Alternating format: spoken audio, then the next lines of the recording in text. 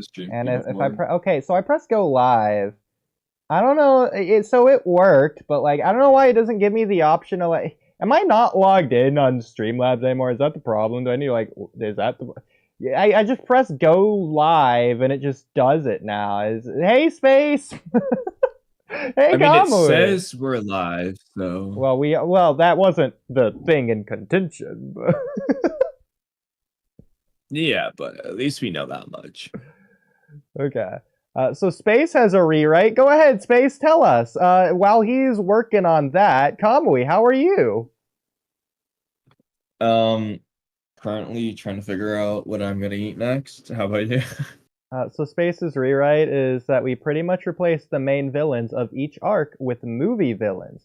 This was inspired by Masako X's Dragon Ball movie swap video.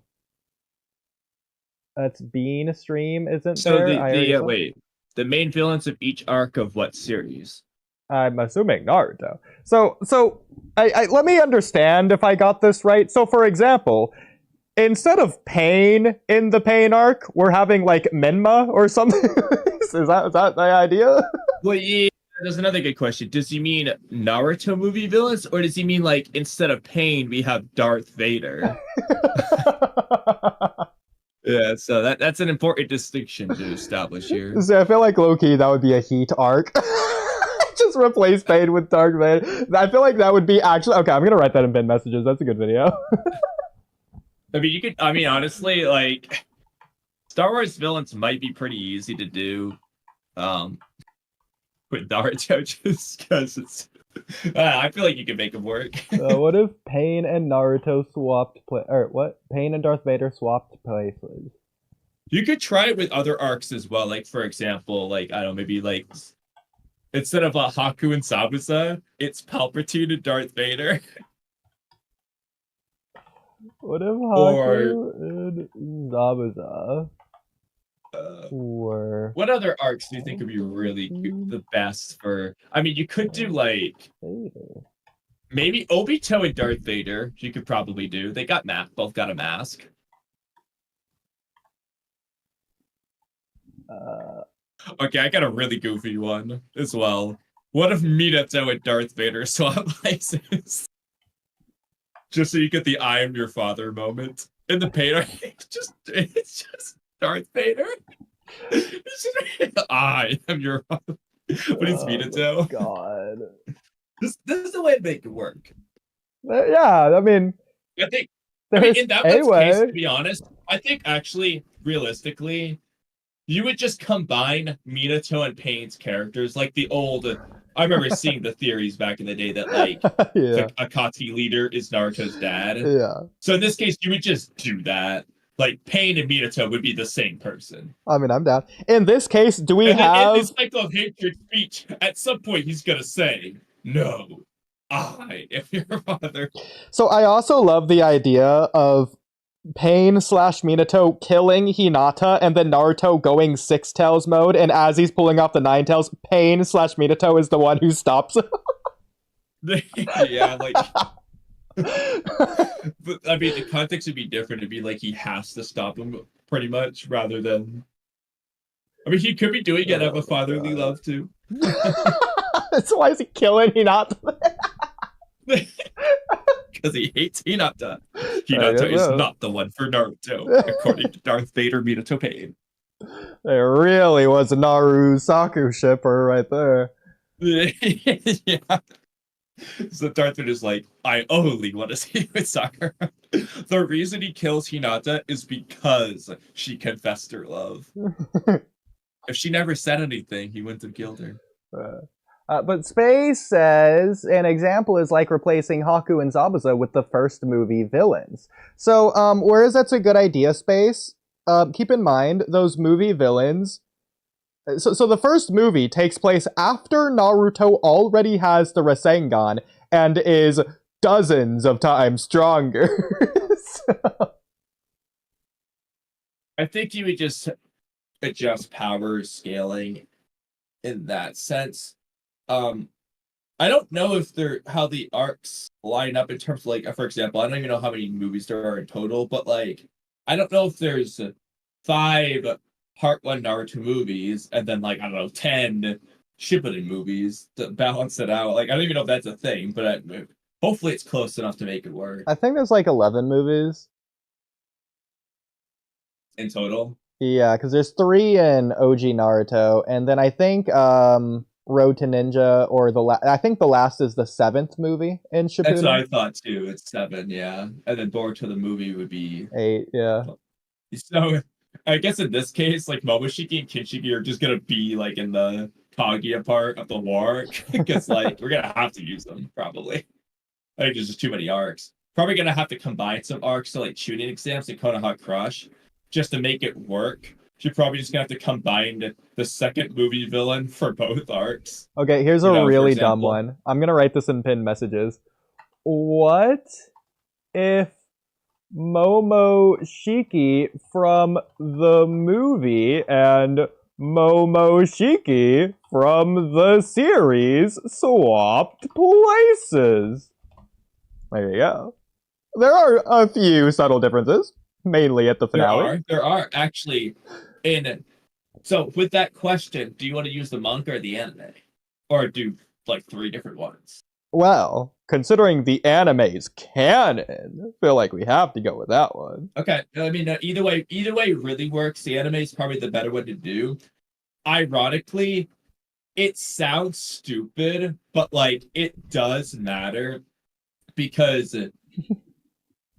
I know they're statement wise, blah blah blah, they would all be equal strength, but in terms of just damage, destruction, feats, and shit, no. The movie characters are stronger, so this swap matters. At Like this point, movie Momoshiki might not be as skilled. Now, granted, he doesn't have the same beautiful looking skill with his red sword thing, but like he is physically bigger and stronger and he's smashing mountains together and all this other crazy shit. So like I mean the outcome could be different. Let's just put it that way. so Kamui, hear me out. Let me cook. So so Momoshiki in this case doesn't know Urashiki exists. Therefore, when he comes around in the series, it's like, who are you? Oh yeah, good point. Like That's really shake it up. And not to mention Boruto's got the Jogan in one version, he doesn't have it in the other version. Like, there's a lot of differences we got to go over. That's a great idea. Oh, Mitsuki has Sage Mode in one version and he doesn't in the other. Well, actually, I guess he does, but he doesn't use it. So, for example, in the movie, does he have it in the we movie? never see Mitsuki about to use his Sage Mode. But do we include that? Because Urashiki's not there to stop him. So how do we approach that? Like, are we just gonna have Sage Mode Mitsuki just attack Momoshiki in that version, or are we just gonna ignore it? Well, what makes you think Mitsuki even has a Sage Mode in the movie timeline? Well, originally I was gonna say he just doesn't have it, but I'm not certain what was written first. But the Mitsuki one shot might have been written first. I could be completely wrong. I don't know when they were written. But if it was written first, then I feel like he does have it. If it was written second, no, he ain't got it. I felt like it was definitely written second, but I could be wrong. To be honest, I could easily just look this up. Yeah. Naruto Gaiden path illuminated by the. Like I think there's like a 95% chance it was written after. Probably by a couple of years of 2016, so I'm pretty sure that's after because Naruto Boruto movie release date 2015. Yeah, the movie came first. Okay. So he doesn't even have it in the movie. We're gonna say. Yeah. That being said, okay. So did you write that in pin messages? The Momoshiki swapping place with Momoshiki. Okay, yeah. So I'm gonna add another one. What if Urashiki was in the movie, but not in the anime? With that in mind. So, for example, one major difference. In the anime, Sage Mode Mitsuki is just gonna fight Momoshiki. Because conversely, you're just gonna have Urashiki joining in on everything in the movie now.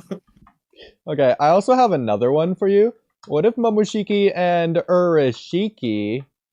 Oh, what am I spelling? What What if Momoshiki and Urashiki Shiki swap places? swapped? I wasn't even gonna say places. I was gonna say arcs. So we put Momoshiki I to like try and that. capture the Nine Tails and the time slip arc, and then Urashiki is just Yes, the tuning okay. exams. So I'm gonna include this one as well. This could easily just be lumped in with the first Momoshiki one, but what if Kinshiki from the movie and anime swap places as well? Okay. That could just be lumped in with the Momoshiki one as like a side note. Because like the same differences apply to both of them. It's the exact same thing, really. So Yeah. we could really just lump them together. But Yeah. Um, I like what if Momoshiki and Urashiki swapped arcs. that's a cool one, honestly.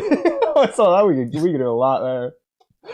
Oh my god, but that's way too Both much of to these do are anything in this movie. hilariously good. Yeah, these are good Like, and ideas. I don't want them to be April Fool's Day videos because they actually just can be good. Yeah, exactly. Well, no, I did separate pinned messages from April Fool's Yeah. ideas, so yeah, that works. Well, I will say, what if Momoshiki from the movie and the anime swap places would work as an April Fool's Day video?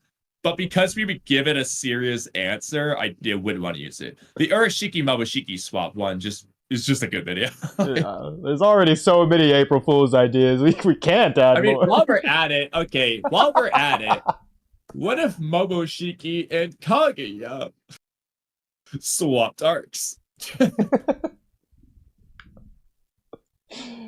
Well, that would definitely be weird to do, but sure. So Momoshiki's just gonna show up when like modern Black Sissy hasn't revived Madara yet. Momoshiki's just gonna show. All right, I should probably write this down so we don't forget what I'm saying here. The message: Momoshiki shows up before Black Zetsu revives Madara. Probably has to kill Black Zetsu or something in this case. Maybe he escapes. I don't know. Kaguya then somehow revives during the Boruto movie. Maybe it's because of Danzo Nube shenanigans. I don't know. There you go. Okay. Those are some ideas. Okay. Can we just say that the time slip arc just is a movie? Even though it wasn't produced like one, it feels similar to the Chikara arc, which was produced as a movie. Well, that could explain the difference in power as well. To a large extent, it wasn't produced as a movie, but it was produced like a movie. Exactly. It has movie feelings. And I thought I don't know, I could just be fake I thought I heard to some capacity. Now there's two different ways you can approach what I'm about to say. But to some capacity, there was like a original movie concept involved with the arc when Kishimoto came out with it. The first way is just incorporating the things he never did with Urashiki in the original Boruto movie plans. The second would be he thought of a secondary movie, never actually did it. Yeah. But it feels like a movie. I mean, either way, it was the 20th anniversary special written by Kishimoto himself. So it's like it basically is. If not a movie, it's special. I mean, I hate to say it, but like the conclusion, a lot of the conclusion stuff is just like picture. I haven't even seen that many Naruto movies, mind you, but it just feels like a picture perfect Naruto movie ending. The way it concludes and stuff. It's more like the movies that I've seen, at least, than it is like a filler arc. Like honestly, it just has it's especially that last episode. It feels cinematic. Yeah. Now, of course, the movie version would just be more condensed. Certain parts would just be cut out, but like there's a lot that would be there. I feel like if they turned into a movie instead of an anime special, they probably would have removed a lot of Boruto talking with the rest of the Konoha 12, but actually had more scenes of Neji. I think Neji would have had a much more prominent role within the movie. Yeah, I think so. I mean, off the top of my head, you definitely got to keep Naruto, Boruto talking at night. That's not going anywhere. Yeah. The funny Jiraiya scenes they're going to keep because they're funny. A lot of the training would just be like a, I don't know, 1 minute montage Yeah. instead of a whole last episode. The Neji and Hinata probably get a few extra moments, and then like Shikamaru Choji and them would either just get one quick moment or not even really be there at all. Yeah. There's a lot of things they would trim down. A lot of the, I hate to say this, but like a lot of the stuff people hated with Urashiki nonsense probably just wouldn't be there. You wouldn't spend 30 seconds of Urashiki holding his hand out, slowly floating in Naruto's direction. He would just, I don't know, be there. I mean, a lot of those things, like they did a lot of shit like that just to pan out the runtime, really. And it makes people annoyed with Urashiki when he's just standing there smiling for 30 seconds straight doing nothing. That's not going to be in the movie. And objectively, it's just going to make this arc better from those perspectives. I hate to say it, I think one of my favorite scenes from this arc would actually be cut, arguably two of them. So I think a lot of the like adult Sasuke kid Naruto interactions would have been cut. I don't think they would have been in the movie. I don't think they would have cut the one when he's like, it's at night and he's like, you know, like I once had a friend who saved me, blah, blah, blah. I think that one's got to stay. Well, I think you're saying that because of how important it is, which is why I'm saying it would be such a shame that I think it would have been cut. Okay, let's consider this not from the if Ikimoto was in charge perspective and from the if we were in charge perspective. Oh yeah, no, if we're in charge, it's the first thing going in. Like that's what I'm saying. Like the two nighttime conversations with Kid Naruto, like we're not removing those from this arc. Okay, I do think it would definitely help if we rewatch this arc like again before. Yeah, that would be okay. So similar to that thing we did with Sauron with the worst movie ever conceived with the Code Arc thing, and Prophecy Arc movie. Yeah, we should do an actual one where we just rewatch the arc before the stream whenever we do this, and we actually just like plan out how we would make this into a movie. Like we just we could unironically make a director's cut, probably be copyright strict and you can never produce it, but like we could make a director's cut movie of this. I like the idea. That's a good idea, actually. So like I said, like I don't know how we could post it in any capacity, but like it would be fun to just put in the editor and turn this into a 90-ish minute movie. I'm down. So okay, here's my question. How do you think they would change the Sasuke Sakura interactions? And I'm not just talking about at the finale. I'm talking about throughout the movie because this is actually a pretty integral part of the arc. Crazy enough. But I feel like it's pretty integral because it's an anime. To an extent. Part of the issue is just looking at like just the time aspects to see what, because realistically you'd have to like put all the episodes. So I mean, the first thing I'd probably do is just put all 10 episodes of whatever they are into the editor, term out opening and endings, see how long that is. Start cutting out like for example, the training episode. You're pretty much just gonna cut that out, and you're just gonna splice together a couple of quick montages over some cool music. Yeah, and you basically remove like 20 minutes right there. The first like stuff like that, just seeing the immediate ones, and then looking. Let's just say it's 2 hours. Now you're like, okay, let's see what's most important and blah blah blah. An issue though is, for example, if we're adding Neji scenes, I guess we're just gonna have to do what you did with the episode. We're just gonna have Neji lip flapping and just like pretend it's happening. Well, but that's the thing, is that if that's the case, we would have to basically redub the entire episode, or just get Neji's voice actor or someone that sounds identical. Or just use like AI voice. Yeah, but even that, it's still a little bit noticeable unless you do it right. But yeah, it's but like it's good. It would be less noticeable than just someone who isn't Neji doing it, unless that person is just very good at mimicking Neji's voice. Exactly. And then the first episode, if not the first 2 episodes, would just be hyper condensed into like a 3-minute cold open. Yes. So I'm not. Like we start in reality. Urashiki invades. Maybe has a cool fight scene with Mirai for like 30 seconds. Then he gets the time travel turtle, goes back in time. Boruto, Sasuke, try and stop him. They go back in time, and then like 3 minutes in, you get like the cold open to the title, and you do the title opening. So, in the ideal sense, you would need original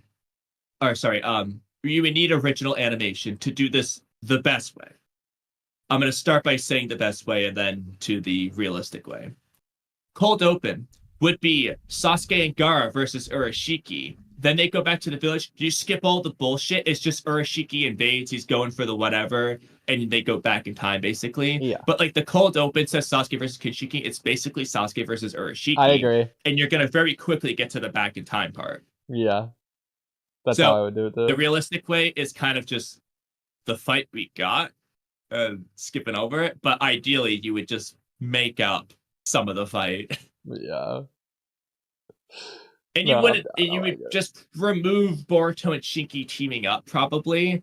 I think you would just have a thing to where, like, Sasuke escapes, like, or Sasuke gets teleported away. I guess, would you keep Sasuke getting teleported away, or would you just remove that? You probably would just remove it, honestly. Okay. In that case, how do we get from I mean, would you just have Gaara and Sasuke fighting Urashiki in the Leaf Village, or just remove Gaara? Like, what do you think there? Like, would they be in the Sand Village? Would he be targeting Shukaku, then just moving on without Shukaku? Or would you just remove that and just have a Sasuke versus Urashiki fight outside the village? Yeah, you couldn't do that, I don't think. Unless you just wanted to like show it, but I don't know, it's a little bit weird. Which would you not do? Sorry. I think I would I think I would just start the movie with Urashiki invading the leaf and just But skip like in that everything case, from I'm before thinking that. just have him fighting Sasuke. Like just have that be like a thing. I don't know. I mean, you could just have him like ominously like flying in the air, smirking, laughing, whatever. You could Yeah. also do a thing actually. This isn't too much different from what they do in the Boruto movie. You could just have the Sasuke Gaara, whatever fight Urashiki thing. It cuts away, and then you see him re-invading, and then we just learn what he's been after in this case. And in this case, I'd probably make it so that he just did capture Shukaku, or hell, that can be in the cold opening. He just does capture Shukaku. Shukaku can live or whatever, kind of like B, but like Urashiki wins that fight. And now he's going after the Nine Tails, and it's like, oh shit, bro, he just got Shukaku. Now he's gonna get Kurama, kind of thing. Just like they did with Momoshiki and Kinshiki capturing B, for the most part. You could do that if you wanted. In that case, that would be the cold open. I feel like Shukaku doesn't really have a place in the movie, but I mean, you could do that absolutely. I would just cut everything of that out. I think it'd be really interesting to have again Sasuke like maybe since we do have a movie that does this, you would maybe copy what Lost Tower does, Shippuden movie 4, since Naruto goes back in time in that movie. So I mean, he doesn't start back in time, just see what happens there for the cold open, because it's pretty similar to an idea that I would be having. Just do that. I haven't seen the movie, but Yeah. maybe. Yeah. I mean, I That personally, I being like the said, idea of basically just doing Sasuke versus Kinshiki 2.0, but it's Urashiki and it looks cool. okay. Um, yeah, Space. I'm gonna copy paste your thing into pinned messages. Is this all that? Okay, yeah. And we will do this at some point. Yeah, I don't know when. Sometime within the next decade, probably.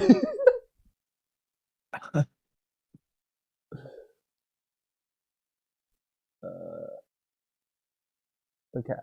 So that being said, Space, just think it is better to be in this stream. Space, it can't be in this stream. I haven't seen the movies. No, I don't. Not only would I not know how to approach it, I don't even know who the movie villains are. it's been a while since I've watched the movies too, as well. To be fair, so Like I said, I can do the Kaguya Momoshiki swap. I can do Toneri and Obito swap. That's it. Toneri Obito I be could such do a the Menma bad and whoever swap. as well. This You doesn't know? make sense. Yeah. What if Toneri was Obito? Like, I got you covered. It would suck. like, what does Madara do? Does he do like Shinrai Tensei towards the moon to crush Toneri instead of Obito? I was just strolling by and I found you here under this rock on the moon. Oh, whoopsie daisy! What a coincidence! We'd figure it out for sure though. Don't worry. Well, I mean, to be fair, as far as manipulating Toneri goes, just write it so that Madara changed the Hamura stone tablet. You know, like, just like Lex said, dude. That's an easy fix. yeah. Okay. That being said, there are movie things we can go over, and I think it's rewrites. But I'm gonna check all the other things first. Oh, yeah, okay. So here's something I wrote down. Speaking of movies. Since we got a whole movie for Naruto and Hinata, and that's in reference to Naruto the Last, so since their development wasn't shown in the anime or anything, we had to have a movie to show their relationship. Should we have also got something similar for Sasuke and Sakura in terms of like a movie as well? A Last 2.0. Where did you write this? Because I thought I replied. In Naruto Topics. Oh, that's why. 116. Not in rewrites. You did the fire emoji at the very least. Oh, okay. I did reply. Never mind. Well, it's technically a reply. It's a direct communicative response to what I had said. Yeah, so like, I mean, you can argue that they quote unquote did this with Sasuke Resident, but yeah, I know. I think the idea would be so like, I'm sure there's some novels that kind of do this anyway, but like, so Sasuke goes on his redemption journey, but at some point, like he says at the end of the series, next time you can come with me, or whatever he says. He does the forehead tap. Okay? So he does his redemption journey, and on the next mission, here's that movie.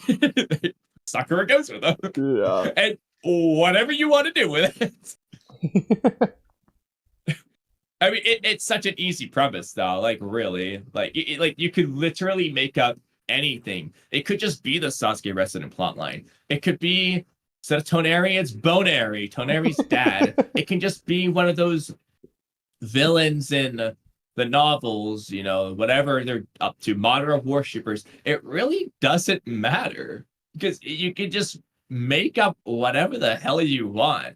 And the real premise here is just this Sasuke Sakura team up movie. And it's fucking easy. The easiest premise ever. Now, whereas yeah, I feel like it'd be easy, but it's almost a cop-out to just have something that's already existing and just slap that on as the Sasuke Sakura movie. Like, you could do that with Sakura's novel where she's fighting the tailed beast. Just throw Sasuke in the background there, and then boom, you got a Sasuke Sakura movie. There you go. Develop their relationship. In this case, I think it should be like Sasuke Resident, where both are playing an integral part. Yeah. No, their I relationship is important. Well, I didn't want to relist something you already said. As like we kind of got it there aspect, because that was the first. Even though it wasn't a movie, obviously. But it's like the idea, like their relationship, just like Naruto and Hinata and Naruto Last, should be like the center of the story, on top of whatever other themes they're doing with the villains and stuff. Yeah, well, that being said, I did want to just almost parallel it to Naruto the Last. So it's going to be a sequel to Naruto the Last, and it's going to be taking place like right after Naruto the Last, or like in that same era, probably like maybe even before Naruto and Hinata's wedding. So it's like before Boruto, it's before Sasuke Retsuden, it's before all the other novels, Blank Period, Era Piece, Boruto, etc., etc. So okay, you look at Naruto the Last and you look at what it did in order to come up with like an original plotline for this movie. Well, what does Naruto the Last do in concept? It takes Toneri, which is the other half of the Kaguya lineage. You got Hagoromo in the series, but you never got much of Hamura. What does the movie do? It expands on Hamura lore. So this movie, I wanted to expand on the other half of something we never got. In that case, what do you think we should have got? Well, are you asking me to guess what you're thinking? No. Or just in if you have something in general. Well, I have more than one option. Okay. I'll say the less good one that a lot of fans would like. Doesn't make sense to have Sasuke the main character for it. Uzumaki clan. Everyone wants it. Doesn't make sense for Sasuke to be the head of it. So I got a better one for you. Okay. The Kaguya clan, which can be Maru's bones. I like where your head's at. So I was personally thinking Indra specifically, the Indra Ashra lineage. We didn't really get much of that anyways. Or maybe Hagoromo could have had a third secret son or something. I don't know, something like that. I think it'd be cool if Indra had a child, maybe, and that led to something or the other. I don't know. So I think just getting Indra backstory could be really cool, depending on what they do with it. Since you already got Hagoromo and Hamura, so now we got enough with Ashura in the series. Didn't get much with Indra, to be fair. We got like the same amount with Indra and Ashura. We got the same amount with Ashura and Indra. I don't know why you're acting like we got more from Ashura than Indra. Well, in this rewrite, we did get more with Ashura. So there you go. Now we're getting more with Indra. I mean, like, if any, arguably you got more with Indra because you got more with Uchiha in general compared to this Indra. Yeah, that's fair. So either way, it would just be expanding on something that we didn't get. I think also in reference to the finale. So maybe like the Izanagi, Izanami stuff. Since, for example, the final villain, Kaguya, we just got like 20 Sharingan villains in a row. Let's go back to the Byakugan, since that's something that was there. So I think they could do something similar with this idea, since the Tenseigan was the upgraded Byakugan. So maybe the Izanagi upgrade could be whatever this villain has. We already had that. What would that be? Well, specifically, creation of all things. Secondarily, the Rinnegan is the upgraded Sharingan. It's the upgraded Sharingan. Did those. But I'm talking about specifically an upgraded Izanagi Izanami. Okay, creation of all things is that. Okay, that's not the Izanagi or Izanami though. Just a different jutsu. Like you can say conceptually it's an upgraded version of what it does in application, but it's entirely separated. I mean, whereas I generally agree, I mean, you're gonna have to rewrite Obito's conversation with Kamen in this case. Okay, listen. I think that's actually fine. I don't think Creation of All Things should have existed in the series. Just have Hagoromo split the tailed beast. I don't care. He has atomic dismantling. That's how he does it. I don't care. He just does it however. And then you just give this villain in this movie Creation of All Things. And you give Kakashi a Sharingan back instead of a new eye. Yeah. And my guy just dies. Sure. Whatever. Creation of All Things. Yeah, I don't care. Whatever. Freaking give Naruto infinite. Have Sakura do it. She has 1,000 healings. Have give her just Hakuro's method of creating the souls can just be something different. Like, even if you want to keep it as Izanagi, you can just write it. So the issue, the issue with this would be like he doesn't have 9 Rinnegan, but like conceptually, I think you could just do a thing because Hagoromo when he's better. Instead of casting a Genjutsu on oneself, he casts a Genjutsu on another entity. So he would use Izanagi, and the way he would do it is he'd use Izanagi on all 9 pieces of the Ten Tails to create a new personality, basically. So it's fundamentally what he's doing, the creation of all things. But the difference is it would still be Izanagi. He would lose his Rinnegan. I don't care, but Rinnegan, but he's going to lose his eyesight in one eye, or alternatively, they're going to give him 9 Tomoe total, and he loses 1 Tomoe per use. Well, I don't care what the way you do it is. Or he's going to lose a Truth Seeker Orb as consequence. The point is he's going to lose whatever he loses. The Truth Seeker Orb is so not noticeable, I'll be honest. Nobody I know, it's so stupid. But like, I do like the idea that this makes him blind in the end. Yeah. However you do it. Like, he's blind. Like, on his deathbed, he creates the tail beast. He is blind, he's bedridden, and he's gonna die. Which is how he is anyway, just minus the blindness. In this case, he would just be blind.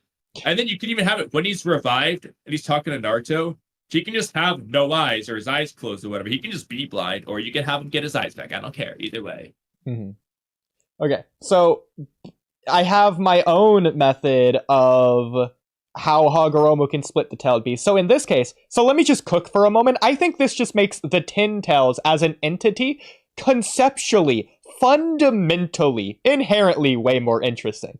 So instead of Hagoromo just willy-nilly poofing into existence personalities or bodies or whatever, I'm just gonna have all of the tailed beast stored within the Ten Tails' tails.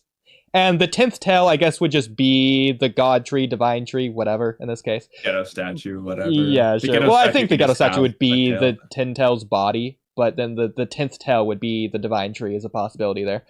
Almost like the seed is the body, but then the actual tree would be the tail. That could be a way to do it. But yeah, so in this case, I think, because I feel like in the 5 Kage Summit arc, the 10 tails' introduction feels like, oh my god, this is the 10 tails because it has one more tail than the highest tailed beast that we know. It's like, that's crazy. Real quick, as a pause moment. Yeah. What I'm thinking in this rewrite idea, if one of the tails is the divine tree, in some capacity at least, then in the work, instead of Obito pooping out the 10 tails and turning into a divine tree or whatever, yeah, this works perfect. It can be a revelation to where Obito's like Kakashi, have you ever considered what the 10th tail might be? As he yes. he knows where it is, obviously, as he summons it, using his powers with the 10 tails, like he can control it now, and he like summons the divine tree from that. And then Madara absorbing it and getting stronger makes more sense now because he's absorbing the 10th and final tail. Yeah, exactly. So I would just make that, if in this rewrite, we're just going to make that a Warwick rewrite too. Yeah. So maybe it could even be that during the fight with the 10 tails, at some point, Hagoromo and Hamura somehow cut off the 10 tails, and to their surprise, they weren't even expecting either. Not only is the 10 tails defeated, but then the tailed beasts crawl out of the tails, and that's something that nobody expected. And they can't do anything about it then, since tailed beasts go across the world. Honestly, whether or not this affects Boruto or not, we just ignore that. As a concept, that is cool. Whether or not it's better or worse, it's cool. And they could still look at Hagoromo as their dad, because you just have it be like they don't know any better. Like, it's like their birth, essentially. So even though they've been inside the 10 tails, in this case, they're not conscious. And yeah. So they just say, oh, hi, Dad. Which also makes sense for why it needs the 9-tailed beasts back into the Ghetto Mazo in order to actually resurrect the 10 tails, as opposed to just the nonsense they already do with, just a partial portion of all of their chocolate. Nah, bro, give them their actual bodies. I feel like that works.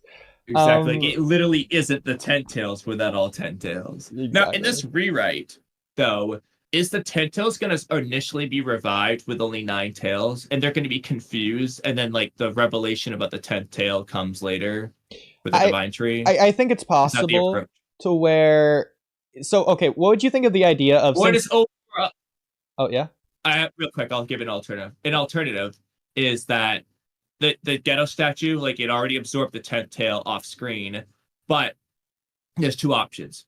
One is that, like, when Obito's Tentos Shinchurki, he either chops off one of his tails, proofs the divine trio, or when Obito absorbs the 10 tails, somebody, I don't care if it's Naruto, Sasuke, Madara, whoever it is, someone right before then or during or whatever, at some point somebody chops off one of the tails, and then Obito still absorbs it, and then later, he reveals what one of the tails is, and that would happen to be the divine tree.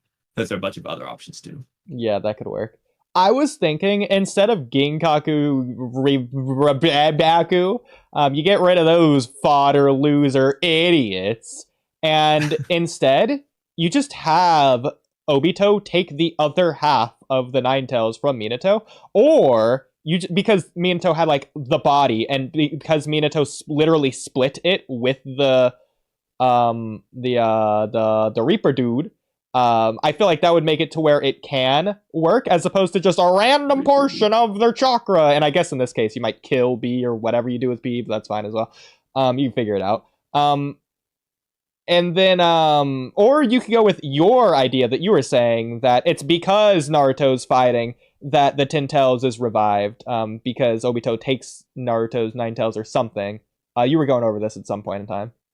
Yeah, so the idea with that is like, it gives Naruto his consequences. An actual reason to be doing this stuff, and like I said, there would be a consequence to reviving it incomplete, which we could still use in this case. So let's just say Obito gets half the 9 tails, however he gets it, or one of the 9 tails, however he does it. It's incomplete, and he revives it, and you can just make it whatever that consequence is, maybe the Ten Tails has a different personality from normal.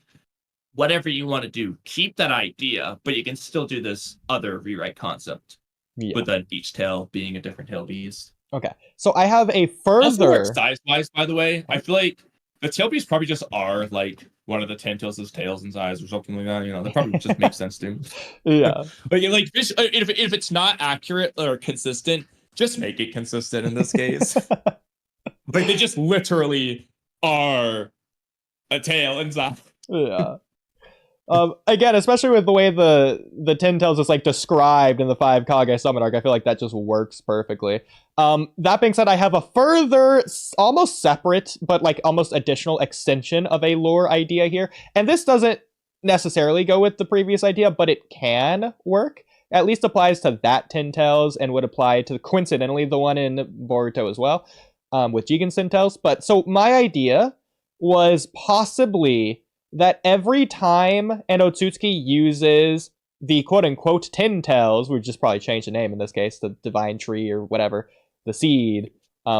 In this case, every time they absorb an entire planet and produce a chakra fruit, it makes another tail.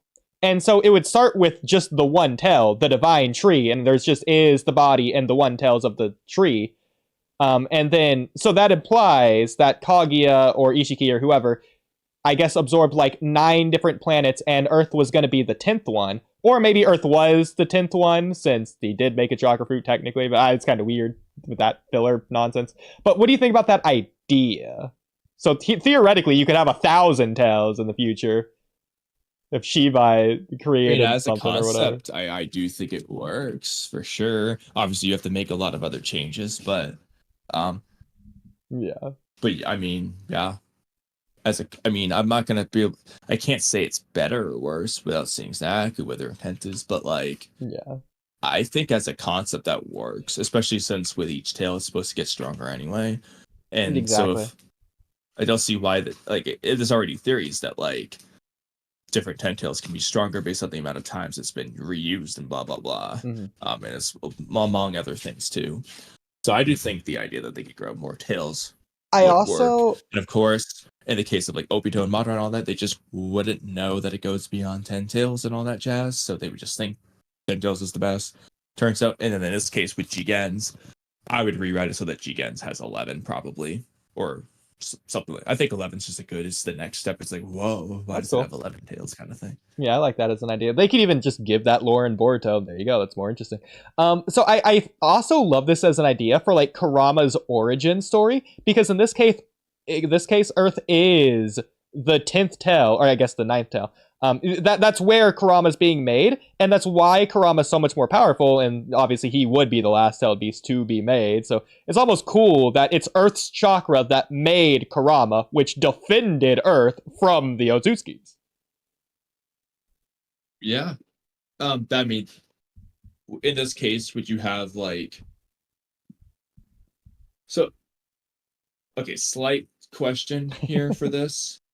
Would you have each of the nine-tailed beasts be, whether it's in accordance with the previous rewrite or not, like subsets of Kaguya's ten tails?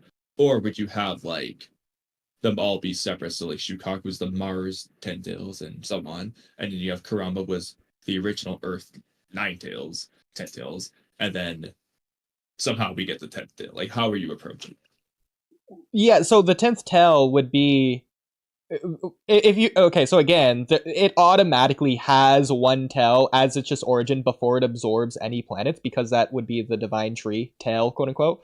And so then like the 2 tails of the 10 tails would technically be Shukaku, the 1 tails, and then going up to the 10th tail, that would be the 9th sprouted tail, which would be Kurama. Yeah.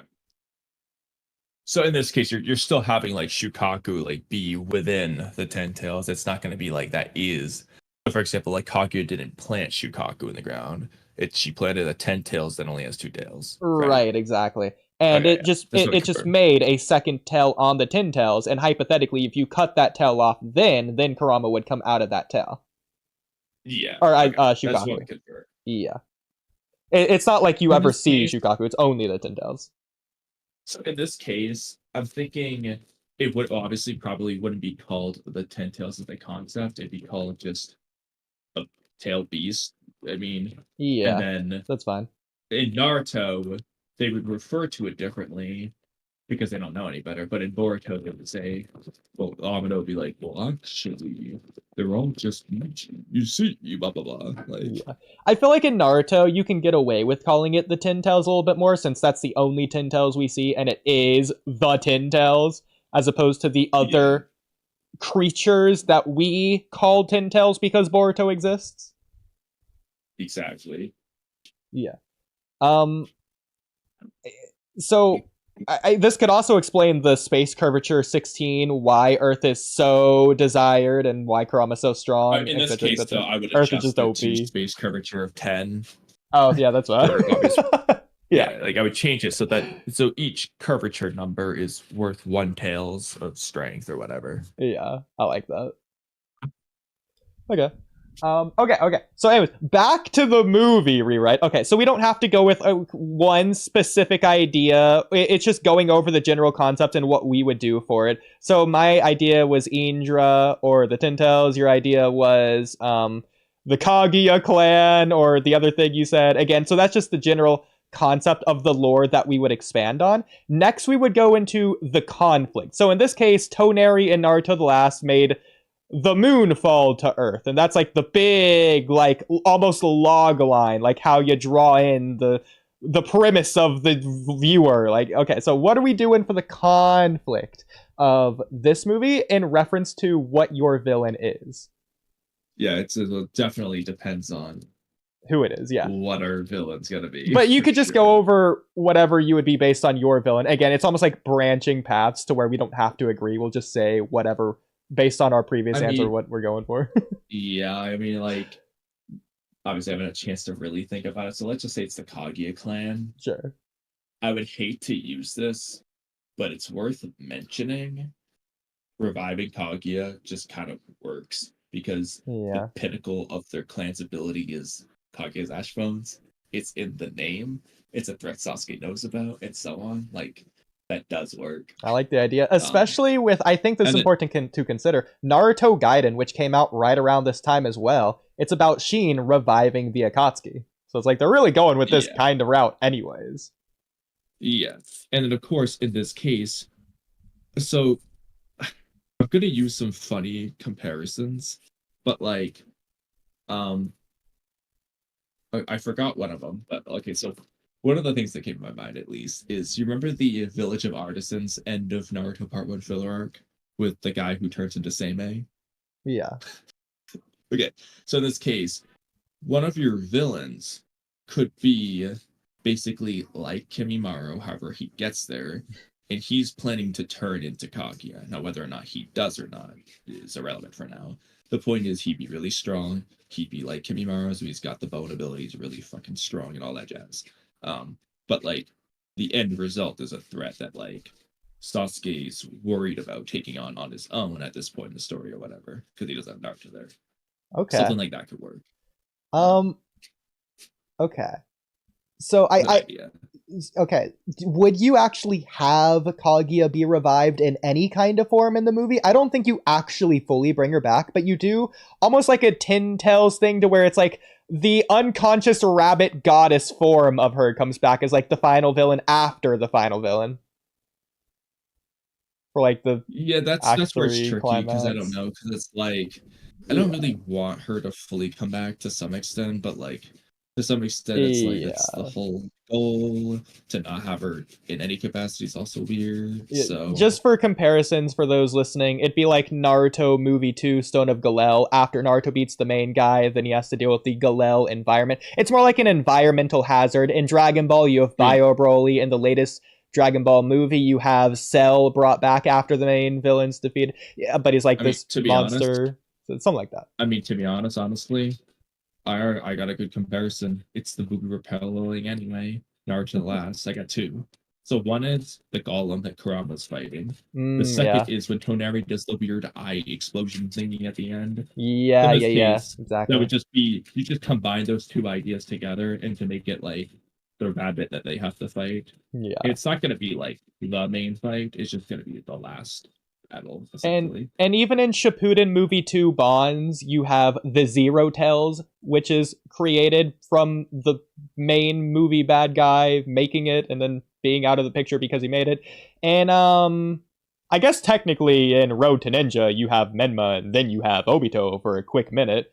Um in Blood Prison you have the Warden who makes the Moo, I think is the villain's name, that weird black creature that like flies Yeah, around. you kind of explained this to me on that one stream.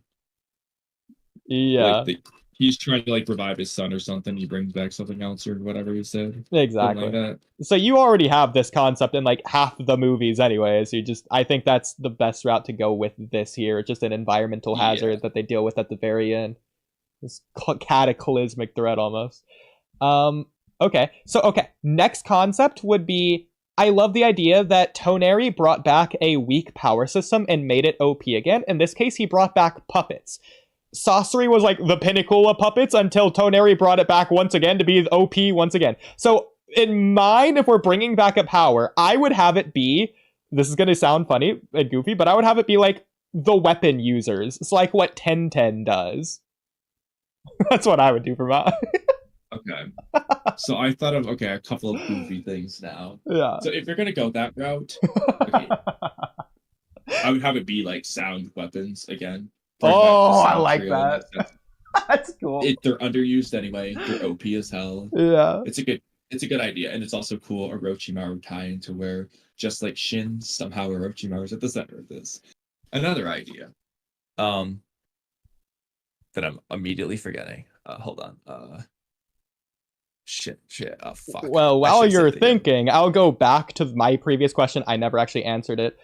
Whatever my. Oh wait, no. Okay, remember. Oh, I yeah. remember. Okay, Okay. okay. Because you mentioned that they brought back puppets for Naruto the Last, and you mentioned Sasori. Yeah. Can you guess what I'm going to say for the Sasuke movie? Okay. Maybe clay, and you bring back Datara. Yes, you're gonna bring back the other form of art, explosions. Let's go. I'm down.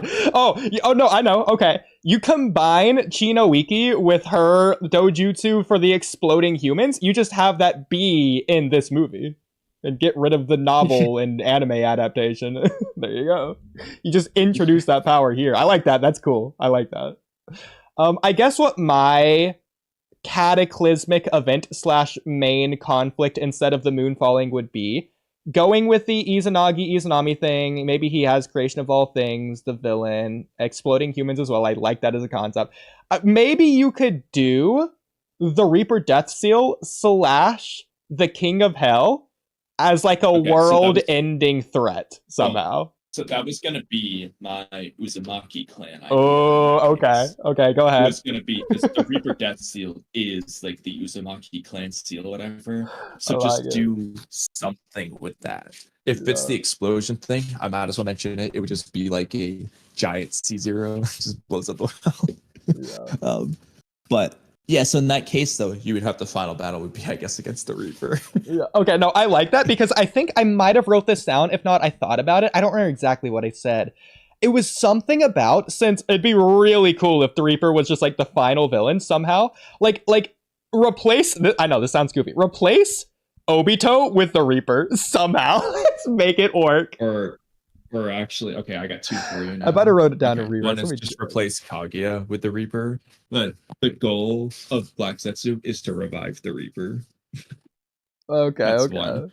Okay. Another thing would be, this is obviously contingent on the fact that the Boruto series has no intention of doing anything with Jashin, and we are completely just going to ignore the Mirai filler, the Mirai novel for this. In this movie, you could have something related to Hidan's cult in Jashin, where at the end they revive Jashin or they summon Jashin or whatever, and they have to take care of him. It's another thing. Okay, I'm down. Okay. So that's those things out of the way. What is the cold open of the movie? In Naruto the Last, we have... I think this should be, to parallel Naruto the Last, it would be a Sasuke Sakura flashback. So, do you have any ideas for what they could do? To be honest, can you remind me of what exactly the opening of Naruto the Last is? Naruto the Last was showing Naruto in the snow protecting Hinata from those bullies. I think they were like Okay, going after her okay. scarf or something. Naruto Yeah, does because I was shadow kind of getting it cleanse, mixed up gets beat between up. different filler arcs and Yeah. episodes where they basically I'll had also no choice. say, then like Hinata's dragged away and she's looking back, but then after that, you get the scene where it's like Naruto standing on top of that like pillar in the village as you get like the 360 shot rotating around him as he's aging upwards to his current age. So I'm also gonna ask this because I don't remember when in the movie this takes place, but I know it's early. There's also that scene of like Hiyashi like falling down as he loses the tonarium and we don't really understand what's happening. That's very early in the movie. Are you sure the Hinata flashback is before that and not after that? The Hinata flashback is first. What you're thinking of does happen afterwards, but it is also like a cold open. But in movies, you do essentially have two different openings, like a cold open and then like the intro opening. False Perfections does this as well. I'm glad I added it in. A lot of movies The only thing is with can Naruto do the this, Last, it's but like I prefer it. 2 cold openings. I mean that's fine. Okay, if you want to have two, then go for it. I have one. If you want me to go first, for at least the Sasuke Sakura flashback. Okay, So I'll let you do your Sasuke Sakura flashback. I was just gonna say, like the Hiyashi thing, you could obviously do something with the villain and whatever okay, set up with that. yeah. That's all I was gonna say. Well, there. you could do both. I'm just gonna at least list this one for now. Yeah. So in Naruto the Last, the Naruto Hinata flashback was the cold open there was showing I think it was showing the scarf. Correct me if I'm wrong. Was it showing a scarf? It might have been. Or were they just bullying her because she looked ugly or something? I don't remember. Her eyes, I don't know. I think they were just bullying her. You know what? Let's just say it was a scarf. I think Hinata has a scarf. Okay, so for me, the main symbol, motif, theme, whatever in this movie, instead of the scarf, it's gonna be hair.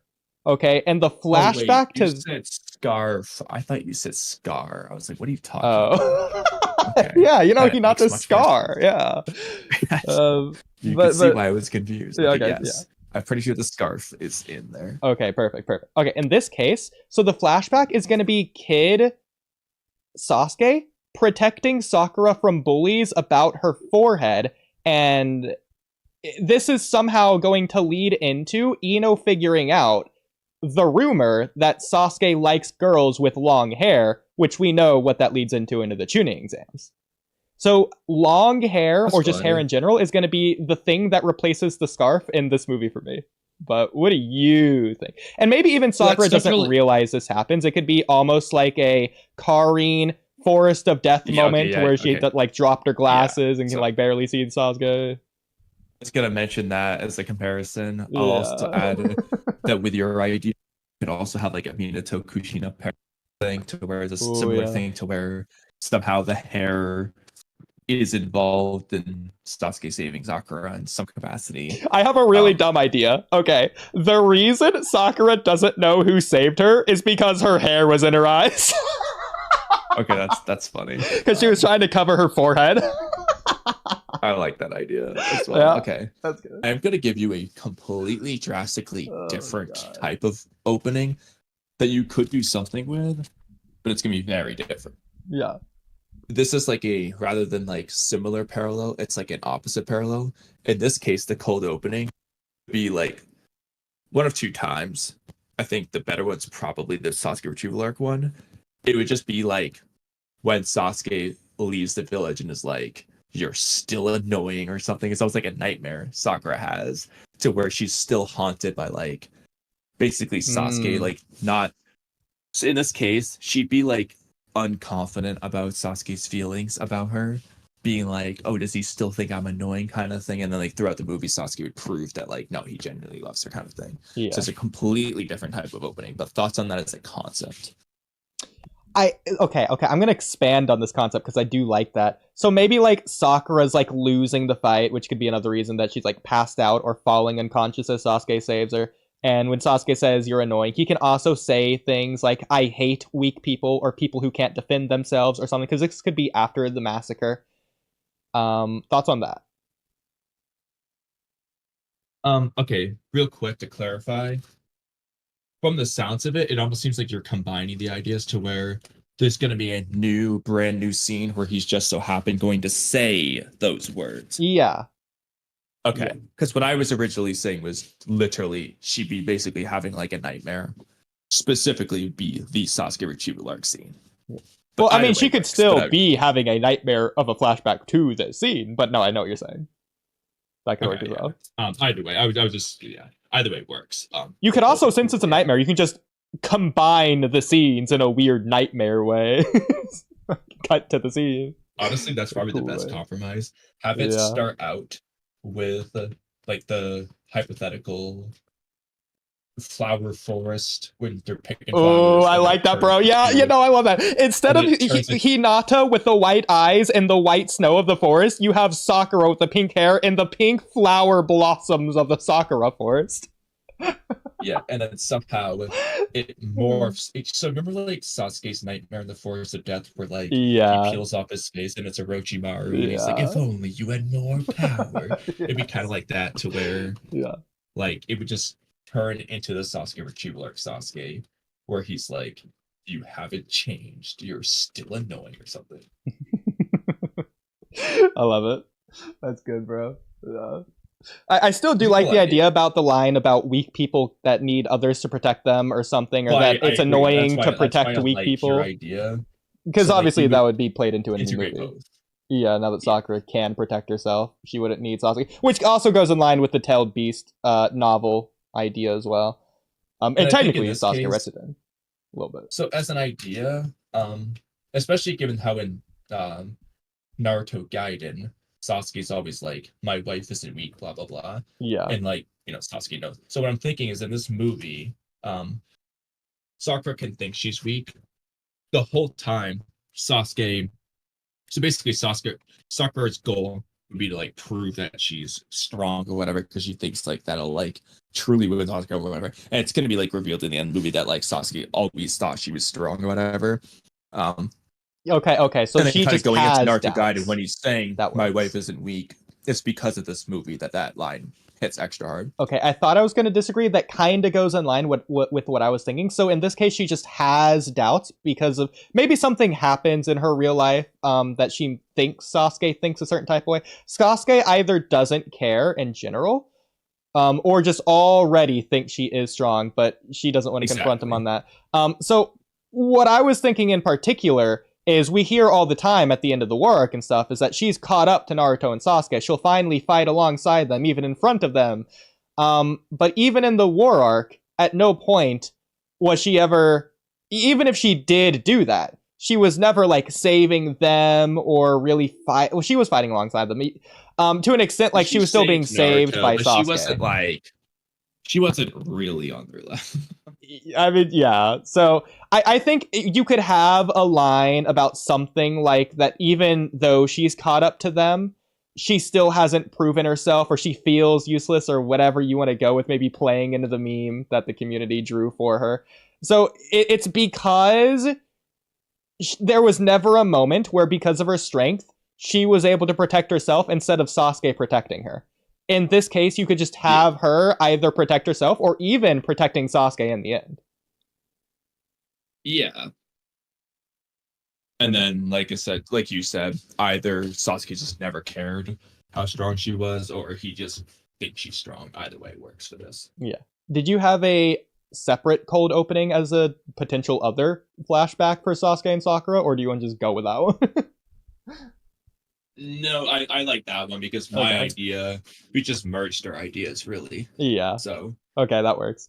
Okay, so for the second cold opening, so I don't know if you had an idea for mine, going with the Reaper Death Seal King of Hell idea. I was going to say, it entirely depends on which villain we're doing, I feel like. Yeah, no, it's fine. I'll just do this one, and then you can do your own separate one that you present after.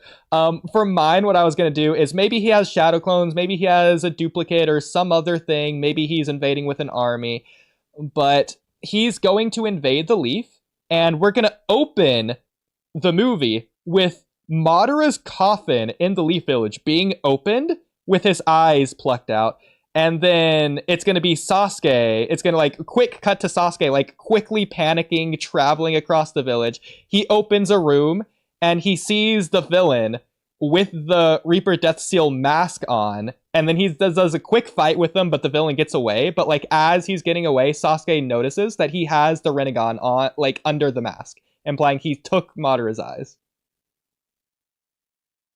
I mean, that's a cool idea regardless. I do think the Rinnegan should be somehow important to reviving the Reaper in some way, even though that kind of doesn't make sense. But like, and maybe I would just even make it he realized that in with that the case. Rinnegan's power, he's immune to death from the Reaper Death Seal. Or maybe he has, like, I don't know, Rene Tensei to where he can revive himself every time he uses the Reaper or something. I don't know. Some idea. Yeah. Combine the powers. I also would have a thing where Sasuke would be like, that mask, it's dot dot dot. Like, yeah.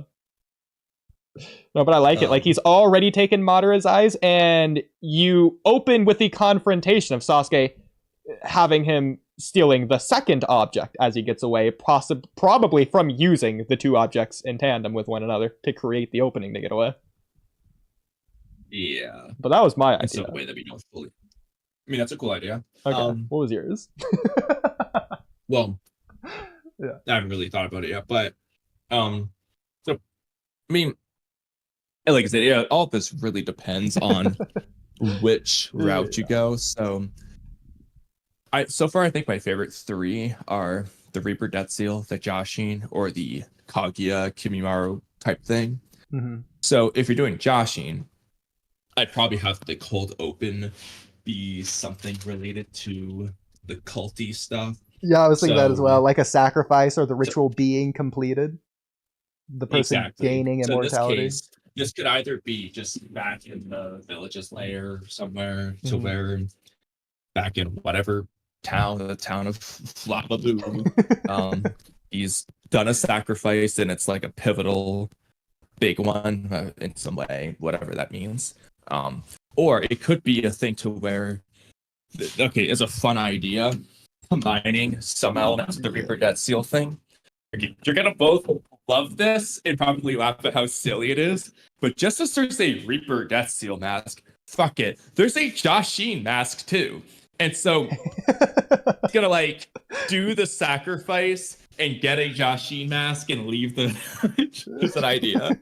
The Jashin mask does whatever it does. It has some effect anyway. That's an idea. The long story short is there'll be some big sacrifice. It gains, I mean, part of this depends on what you're going to do. One option is there's just a huge, massive sacrifice thing going on. It gets the attention of all 5 great nations. Sasuke's going to look into it. Or it just happens in the village, and obviously that gets his attention in that case. Either one works there. Okay. I think the trickiest one would be the Kimimaru Kaguya clan type thing. So let me just give you that one, since I refuse to compromise on it. This is going to be the simplest one in the world. You're going to agree with it wholeheartedly. Just open with the Bracken dance. I don't care who he's fighting. He just fights a original character. He one-shots them with the Bracken dance, and he's fine because he's not sick. Okay. Yeah. Well, obviously I love that. Couple other things I was going to mention. Yeah. You could do a thing where you basically rewrite Nue to where, because of Danzo to Orochimaru's connection, the getting close to Kaguya thing that Nue is would just be different in this case. Some Danzo Orochimaru experiment thing. In this case, you could literally just have a Danzo worshipper is doing the new Nue thing that's actually a Kimimaru thing, so that he gains Kimimaru's power, and he's continuing all the way to Kaguya because of his beliefs and whatnot. So in this case, like, he steals the scroll, whatever it is he does. He can do the Bracken dance to kill everyone coming after him for stealing Danzo's scroll, whatever you do. But like, the point is, he's using that connection to further down this Kaguya path. Thoughts on that as an idea? Because I was trying to figure out what exactly is this progression gonna be in the first place? So that was just the first thing that came to my mind. Thoughts? Yeah, I think keeping the progression in mind would be the most important aspect, but I like that in general for now. I don't know where it's going, but It's good for now. Yeah, well, I'm thinking so the completion, like I says, obviously in this case, New Way doesn't exist. The New Way thing is just going to be Kaguya Clan stuff. But because Yeah. I was thinking you could either just have so that you have to rewrite it, or actually just be a retcon.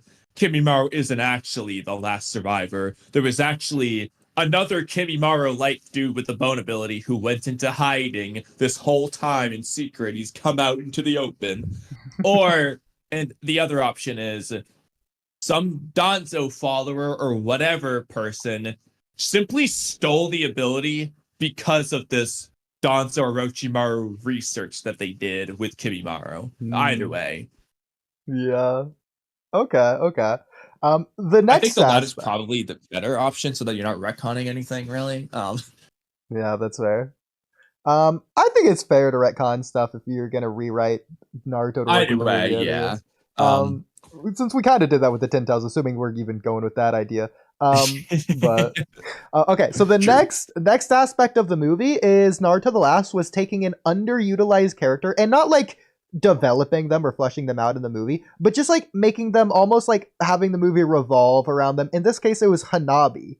Or even Hiyashi had a little bit of fight here. So, is there a specific character that you would love to see take Hanabi's role in this movie as like almost the person to save or the reason all of this is happening or whatever else? I have mine. So in this case, I feel like it's almost too developed of a character to even have this be the character. But I would have Ino, since she's Sakura's friend, and the hair thing and how that would play in with Sasuke. See, Specifically, the problem is yeah. I don't we're gonna have to make up some big ass bullshit for how this is connected to either the Reaper Death Seal, Kaguya clan, or Josh. Yeah, that no, that's case. fair. Because Reaper Death Seal, I can understand why people wouldn't like this as an idea, but as a possibility, Naruto could work because he's part of the Uzumaki clan. So there's your tie-in. Mm-hmm. For Joshin, I guess Mirai. I don't know who else. For Kaguya clan, you could. I don't know. I don't know. Like, who really is the best fit for this? Maybe Kabuto or Orochimaru. They kidnap them to get more info. I don't know. Like Mitsuki. Kabuto would be pretty cool, unironically. I'd like to see more Kabuto since we didn't see much of him anyways. Okay, then I'm down for Kabuto. So Okay. in this case, you could say so the villain could capture Kabuto, or it could be Kabuto or Orochimaru. In this case, you can have capture Kabuto. Orochimaru kind of gets involved to help. The point is, while Orochimaru is obviously the experiment guy, Kabuto would be the one who was like doing Kimimaru's research as his doctor, and so the guy's capturing Kabuto because Kabuto has the secret he needs in some manner, whether he's hidden away the Kimimaru cell or he just mentally knows the answer to a question or something. It's something along those lines. Or because Kabuto, I guess in theory, could be the only person with Kimimaru's DNA. He took it into himself. Yeah, that works. So he could be kidnapping Kabuto so we can get Kimimaru's DNA. I like that. That's really good. Yeah. I like that too, because then it's like, first of all, it's bringing Kimimaru into the front light in a way. It makes sense because, well, Kimimaru had the bone ability. So, like, that could be. So, in this case, there's a progression with the scroll, the new way in this case.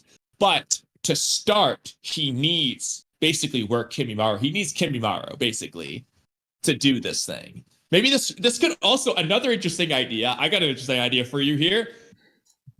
Part of the reason Orochimaru wanted Kimimaru's body so bad could be what he was going to do next. What he was going to do next was basically evolve into Kaguya, not like resurrect Kaguya, but like get Kaguya's power. This is beyond the Hagoromo. Like the Uchiha clan Renegon shit is like the second best choice he had to fall to because Kimimaru was sick. So his plan was Kaguya level, basically. So this makes Orochimaru's plans even cooler, I think. This is I like this. Okay. So So my idea with Ino, I had a couple different ideas. I'm just gonna spitball them. You're not gonna like some of them. You're gonna really hate some of them. I'm just gonna go in order of a worst to best, in my opinion. So the Ino tie-in, it's possible. Okay, listen, this is the worst one. I'm just gonna throw it out there. You could just say that the Reaper Death Seal is a Yamanaka clan technique somehow. That's what I was talking about with the bullshit. Yeah, no, it's bullshit for sure. But you can find a way. You can do it. We can somehow do it. I think as much of a reach as it is, and this is arguably as far, if not farther, of a stretch, there's at least credence for... This is ridiculous. There's credence for the King of Hell to be somehow related to the Yamanaka clan. Why do I say that? Because of, well, two different aspects of the Paths of Pain is the soul ripping out path, which is similar to the mind transfer jutsu in some kind of aspects at the very least, and then the tongue ripping out path, which is also similar in ways. Also, considering the fact of like the weird thing of if Keen died when Ino was inside Keen, then Ino dies because the soul shingans, or the weird, especially weird thing to where if Keen got cut, Ino got cut in the same place, as if it was like weirdly linked, or like Hidon's jutsu or something. That's like literally Hidon's ability. Yeah, so somehow do that with this in this regard, with Ino or the King of Hell or something. Okay, yeah. I got an additional idea. Yeah. So one, I don't. Do you have more? I do have more. Okay. So the one that I thought would be best in this regard for how you include Ino is, so like the Konoha 12 or whatever is trying to like fight the bad guy as he got away. Maybe he already got away from Sasuke, or maybe this is before he gets away from Sasuke or something. Sasuke is the last one he confronts. Either way, so like Shino's like doing the bugs, and the Reaper's like cutting the bugs, and like Kiba's doing the fang over fang, and like the King of Hell's tongue is like tossing him around or something. I don't know, you do something. I know it sounds ridiculous, but either way, so Ino's the only one who can actually do anything here, because the mind transfer jutsu can either go straight through these techniques and hit the user directly, or the user is like the user realizes what Ino's doing and throws the King of Hell or Reaper Death Seal in front of them, so the mind transfer jutsu goes into the King of Hell or Reaper Death Seal. So it's either in one of those two, or in the main villain itself, but in this case, the main villain's going to be so strong that, unlike Obito, who just shook her out immediately, it's going to be like a Borushiki situation, or like an inner Sakura situation if Sakura didn't say, get out of me, but instead is like, I'm going to be the one taking control, and you're going to be trapped, confined within this body forever as I keep you deep down. And so Ino's going to be unconscious throughout the movie if this is the route we're going to go, to where Ino's consciousness is just going to be in the bad guy, which is part of the reason why they can't just kill the bad guy, or Sakura has problems fighting the bad guy, or some sort of internal conflict there. But if that's the case, then Ino's just not in the movie. She's just someone that needs saved, which would go against some of the hair things that you could have Ino be there for, to say to Sakura. To be fair, that is Hanabi in the movie anyway. If you do that, yeah. Yeah, but that's all my ideas. Which of those do you like best? Slash, what is your idea? Yeah, go ahead. So I would say that the best one is the last one. So I got two. So both of them are bouncing off of things you've said. Yeah. Well, one I originally thought of anyway, but I'm going to use it kind of in relation to the last one you said. So the first one is that there's different ways you can do it. But basically, the Yamanaka, so the main guy wants to use the Yamanaka clan jutsu in some way as a way to access or control the Reaper Death Seal in this manner, in whatever way he's going to use it. I like it. He's using the Yamanaka clan as a gateway there. Okay. And so in this case, a couple ideas. One, the dumber idea is just that he's going to try to have it, mind transfer jutsu it, or mind read it to learn information. That's the worst way. The better way, I think, is probably to somehow use her as a sacrifice, to where, because of mind transfer jutsu shenanigans, that's good. I like that. She's like the vessel for the Reaper, or she's basically out of the movie because of whatever he does, but somehow she's sacrificed in some capacity as a way to do the thing with the Reaper that the villain wants to do. Okay. That's that idea as a Okay, concept. so I have some ideas for you here. So I think this happened towards the second half endish of the movie, somewhere around there. So this would replace the moment where like Hinata's like brainwashed or whatever and fighting Naruto. You know, like before they go destroy the Yeah. Tensegon, before So Naruto does the in that hand case, thing. that's when so Yeah, basically Ino's captured at first. The midpoint or going into the third act, probably one or the other, is when you're going to get this revelation or thing that going on with Ino to where she's now been sacrificed or whatever. So she's exactly. controlled by the Reaper, whatever it is you're doing. Yeah, so That's gonna Sasuke is not going to be there. This is going to be a strictly Sakura versus Ino fight, and it's going to be like an evil Ino, to where either the Reaper Death Seal or the main person has taken consciousness of her actual main body, since it's like a link established in the mind transfer jutsu anyways.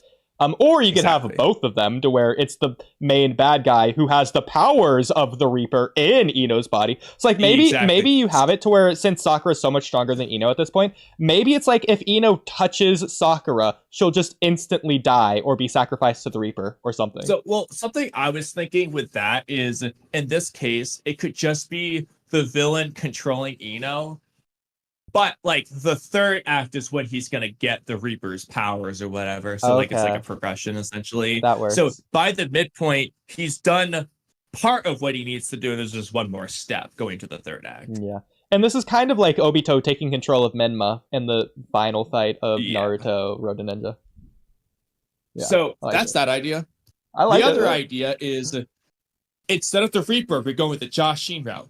You mentioned, and like I mentioned, the cut thing is just like Hidan's ability. In this case, it's gonna be revealed that there's a connection between the Yamanaka clan and Jashin, same as Hidan's cult, that nobody knew about. Like nobody really knew all of this, but there's a connection going on here to where somehow the Yamanaka clan has a Jashin related thing that this villain knows about and is going to exploit, and that leads into basically everything we just said with the Reaper, but now it's Jashin.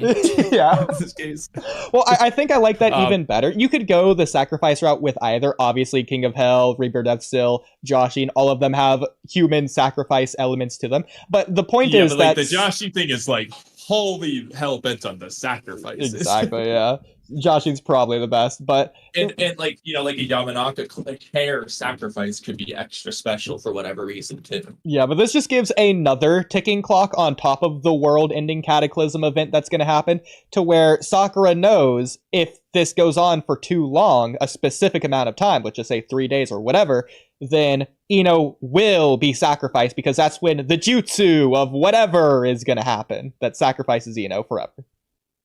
Yeah. Yeah. Okay. So I guess the next aspect would be specific moments between Sasuke and Sakura throughout the movie. So think the Naruto Hinata water that isn't wet genjutsu sequence, to where this is where Naruto first like realizes things about Hinata. Genjutsu sequence. You know what I'm talking about. I know what you're talking about, and I love it. Yeah. So what are we doing for this movie?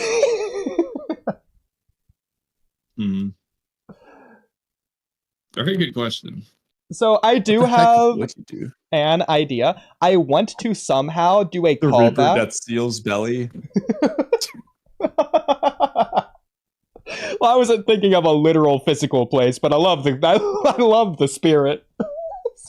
It's a real chutzpah there. Yeah, you know what? Sure, let's do that. Yeah, no, that's kind of, I like that idea, because that would be Sakura and Sasuke binded together for eternity or whatever. Their souls bound together.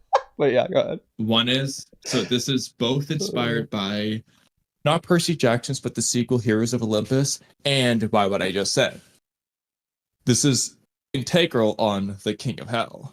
They would be in hell.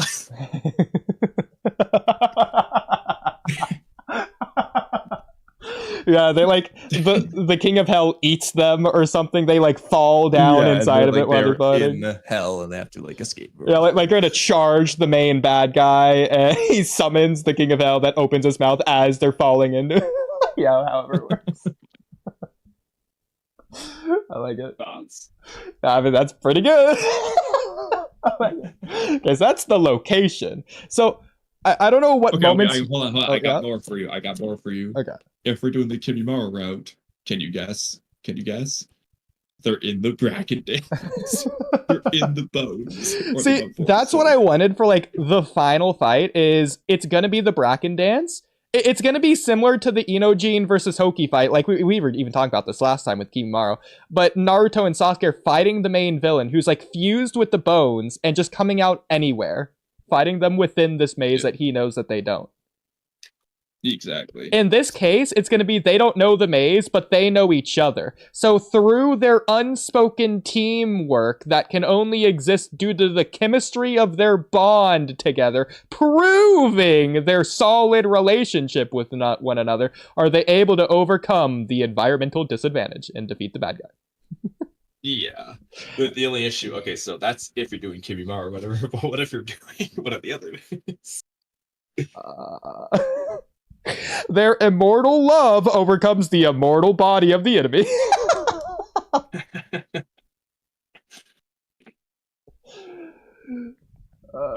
I guess.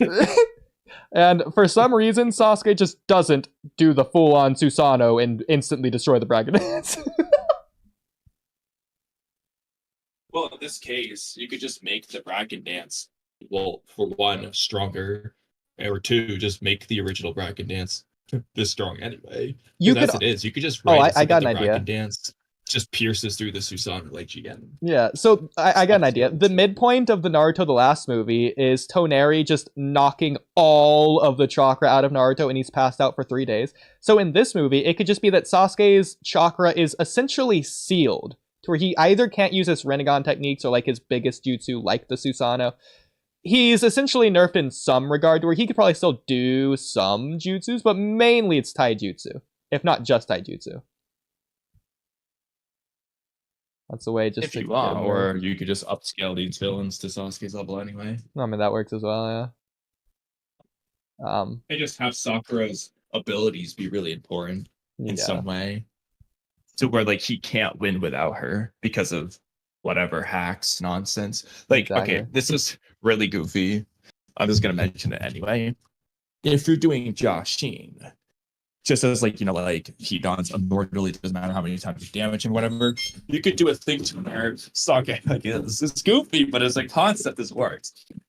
To where Sakura can be like, you might be immortal on your own, but together with my healing powers, I could make Sasuke just as immortal as you.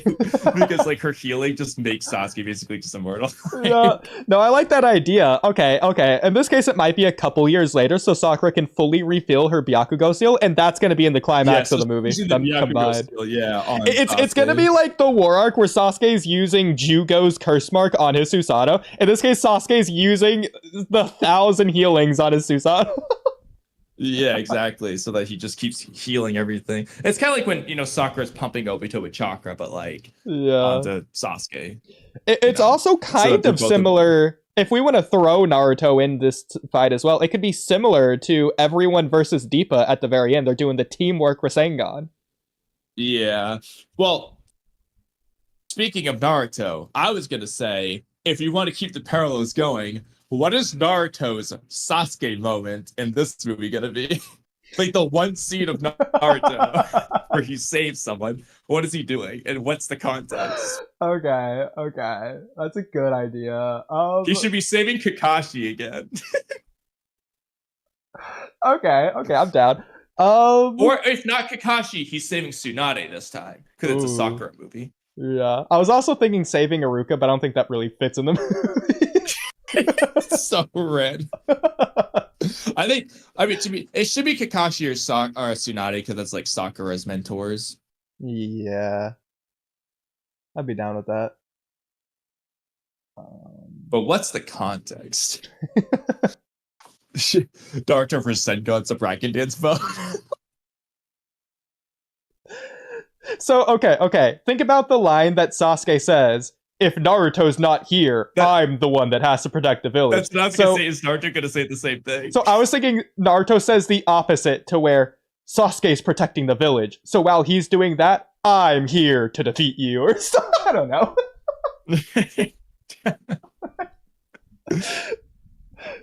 I don't know. Or Naruto's mindset is so like it's as if they're always together. So like he shows up, he's like so what does Sasuke say word for word? It's like if he's not here, then I am, or something, basically something like that. Naruto would be like, so somehow I would say the opposite to where it's like there's never a moment where if he's not there, I'm always with Sasuke. Like, Okay, I got the scene here. I'm gonna share my screen and mute it and do the thing to where stream basically can't see it. So sorry, stream, but there you go. Okay. okay. I feel like there's no easy way to do. Sorry, stream. You're just not gonna see it. You go watch it yourself. If you here, I'll link it. Okay, let me, because it's a movie. This is immediately just gonna get copyright struck. What's up, J-Man and Invincible? And then Margaret Rutsby! And there's Chicago! Everyone's here tonight, freaking Martin Silva. Okay, I will get to that Martin Silva afterwards, because that's a very interesting thing, but yes. Okay, anyways, okay. So the meteor happens, we won't put it 2 times speed until Sasuke says words. There's Kakashi freaking out. Then he destroys the meteor. Okay, if he's not around, the only one who can protect the village is me. So what's the opposite of this? So instead of if he's not around, when you're around, we're the only ones who can protect the village. The only one who can protect the village is us. I love that. Yes. That's perfect. That's the Naruto moment of the movie. Or I can only protect this village when you're around. That's good. That's so good. Oh my god, I'm freaking sweating after that. It's great. Goofy line, but yeah. It's funny. Okay. What was before that? Was it the Sasuke Sakura moments, I guess? I had something. Oh yeah, like the place, like what's their genjutsu water bubble scene. Okay. So I don't know specifically what you had in mind. I had one that I definitely need to be there. I don't know about the genjutsu water bubble scene, but maybe I think just in the second half of the movie is where this is going to be. It's going to be a callback to the Forest of Death when Sakura runs to hug Sasuke to stop him from going curse mark mode and killing Zaku and stuff and being overwhelmed by the darkness. Maybe Sasuke, maybe they either repeat that or they repeat it but under different contexts. Either way, it's obviously under different contexts, but maybe like Sasuke thinks that Sakura died and so he's going bloodlusted evil mode and killing the bad guy, and Sakura's like, no, don't do it. Well, I was thinking of a couple of options. I have one that works for the movie but doesn't work for Sasuke's character, to where you're gonna reverse the roles to where Sasuke is the one that hugs Sakura, is like, stop honey, please. Okay, that'd be really funny. I know. She's like, I told you I could protect you. she's like beating his face and like, I can protect myself. I can prove it. Okay, that's funny. Okay, so I thought of 2. And these can work together. The first, if Sasuke just doesn't lose the curse mark in Naruto, he just has it. Ooh. You could just have a thing to where that happens again. He just is kind of going out of control, and you just do the scene again. No, I got it. We referenced the thing that Sakon says, that if you stay in this mode too long, it'll eventually take you over. In this case, he's been fighting the main bad guy in Curse Mark Stage 2 for so long, because I guess Naruto's already defeated, or he's not there, or he's fighting alone, or he just can't take a break. Naruto's but the bad guy's yet. Like, so Naruto strong. could just be... So, for example, if you're going to split up the entities in some way, Naruto's just fighting some aspect of the antagonistic force. Yeah, either the Kinda King of like, Tell or the Reaper Death Seal on its own, and that's its thing. Yeah, like he's fighting whatever it is away from the main villain in this movie. And so that's one option, which I really like. The other option, which again you can just combine with this as a concept. Sasuke does mention to Naruto, Naruto, like, if I ever lose my way, I need someone to stop me, basically. Naruto's not there to stop him. The one who will stop him will be Sakura with the hug. Yeah. And this can be either just because of the curse mark thing we said or some other reason. The point is, Sasuke is losing himself, and Sakura proves that she can also, just like Naruto, be the one to stop him, Okay. which gives Sasuke comfort. I like that. If we're doing that, then can we have at the very end of the movie, Sakura does the forehead poke to Sasuke to return that favor or whatever? Oh yeah, why not? I guess do that. Yeah, and then Sasuke gets like the flashback to Kitty Itachi. That might make their relationship a little bit weird for Twitter people, but I think it's meaningful. No. They're already doing the forehead pokes all the time anyway. Yeah, in this case, like, Sasuke's only got it from Itachi, but he's giving it to like 20 people at this point. He might as well have it given back. I don't even know why it's so endearing to Sasuke anyway, because like the forehead poke is Itachi saying maybe next time. Like it's literally him saying like no. Why is he like so much? I don't care that Itachi did it. It's literally like the worst of Itachi. Literally. It's Itachi ignoring him. Yeah. Oh my god. Sakura's like, oh, Sasuke gave me something even better than a kiss. He ignored me. Oh, I love him. Yeah, okay, since we're doing the hair thing, at this point in the story, can we also have the forehead tap be something in reference to Sakura's forehead as well? Yeah, like he's poking it because like you can, whether you want to make a goofy line like your forehead's so big, it's so pokeable, and Yeah. it means that in a compliment or whatever. The point is, yeah. Oh my god, no, I have something hilarious. Okay, no, I have the perfect idea. Okay, you know Naruto and Hinata at the very end of the movie, like they go through the Genjutsu place and they like do the Rasengan to go up in the air once they go back to Earth, and in front of the full moon they kiss. So in this case, it's Sakura and Sasuke doing the forehead poke to each other instead of kissing. So Sakura said it's better than it is. So another idea I was thinking is Sasuke could be like begging Sakura to see her forehead, not because he thinks it's cute, but so he can poke it. I love it. Okay. Instead of Naruto just doing the final punch on Toneri, can we have Sakura poking the main bad guy to be like the final poke of death? No, she does the 1,000 years of death on the main bad guy's forehead. Or I was gonna say like Tsunade's forehead flick on Naruto. Oh, okay. I like it. He's using like the Tsunade trick. Okay, another thing. Okay, more funny ideas. Mm-hmm. So you remember in episode 3 when Naruto's pretending to be Sasuke and he's like, "Your forehead's so big and charming, it makes me want to kiss it." Yeah. So Sasuke's gonna start saying, "Your forehead's so big and charming," and Sakura is gonna think back to that moment, but he's instead gonna say, "It makes me want to poke it." I love it. Okay. So I think oh my god, no, that's a perfect.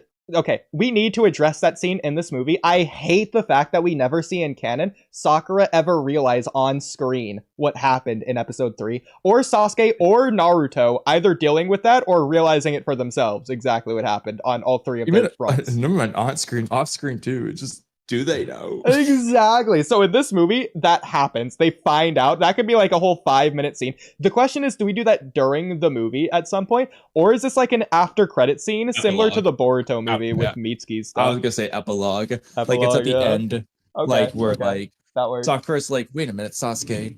Like she like asks about it or whatever, and he's like, what are you talking about? And somehow like it's revealed that Naruto's like, oh, I was just like, it's like a funny scene where like confronting Naruto. Maybe Sakura punches him for the meme. Like, yeah, like, and Sasuke's there as well. He's like, come on guys, I was just joking around. It's like having to run from them both. Or maybe like just to end it, like he's expecting them to punch, like he's flinching and closing his eyes, and the very final thing is both Sakura and Sasuke forehead poking him. Yeah. Sasuke's just like, that's you loser. No, Sasuke forehead pokes him, and then Sakura does the Tsunade forehead flick and sends him flying, just like the villain. Oh, I got one as well. So Sasuke returns the favor for Naruto by like being like, I scratched your forehead, Naruto. That's like the final line of the movie. Or, okay, I got some more stupid funny ones. So, as a prank, Sasuke does a Naruto one to Hinata where he like pretends to be Naruto. I love that. That's like a second epilogue. I love that. Bro, Yeah, like those shippers would go wild on Twitter if that but happened. but in this case the question is, do you have it be like funny to where it works, or do you have it's like embarrassing Naruto, or do you, and Hinata giggles, or do you have it to where Hinata immediately figures it out and Sasuke looks silly? I like it if Hinata either doesn't figure it out at all or figures out until afterwards, and then Sakura's just like giggling in the background. Either way, yeah. Because what I This want, is such a I want we to gotta write this rewrite the movie. Boruto movie to where when Sasuke and Hinata are confronting one another, they talk about that. I Hinata's like, mean, "Oh, Sasuke, I haven't seen you since you pretended to be Naruto and tried to kiss me." It's like, wait, what? For those that don't know. I'm not gonna lie. This is another project we actually like low key should like somewhat do. That's amazing. Oh my I mean, god. if you actually like produce like I mean I know this would be way too expensive, but like hypothetically, if we just like had a Patreon invest in us for this and we just produced this movie, this shit would sell.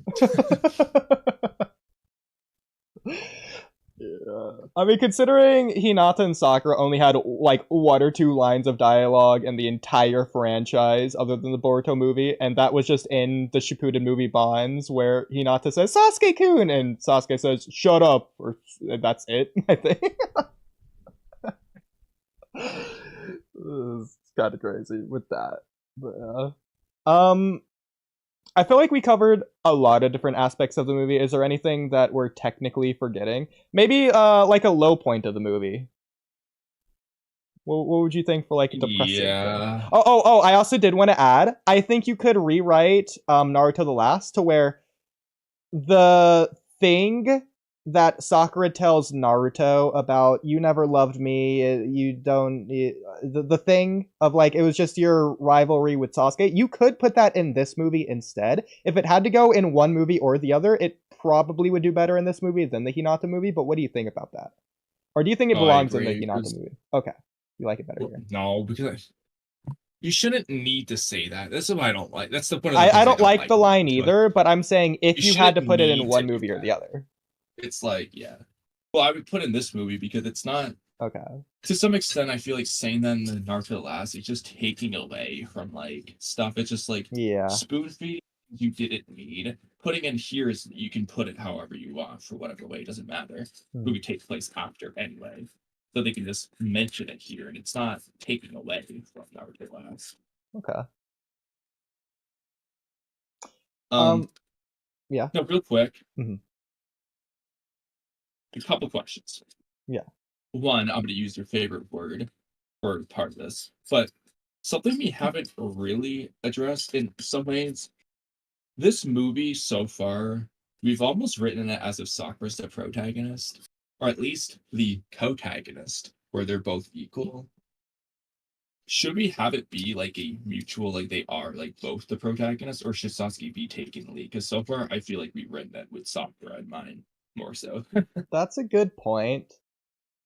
I mean, Or is Sakura just going to be the protagonist of this movie? well, the thing is, that's kind of how it is in Naruto the Last, anyways. Naruto's the main character, but Hinata's almost the protagonist in ways, at least in the first half of the movie. She's the one being proactive.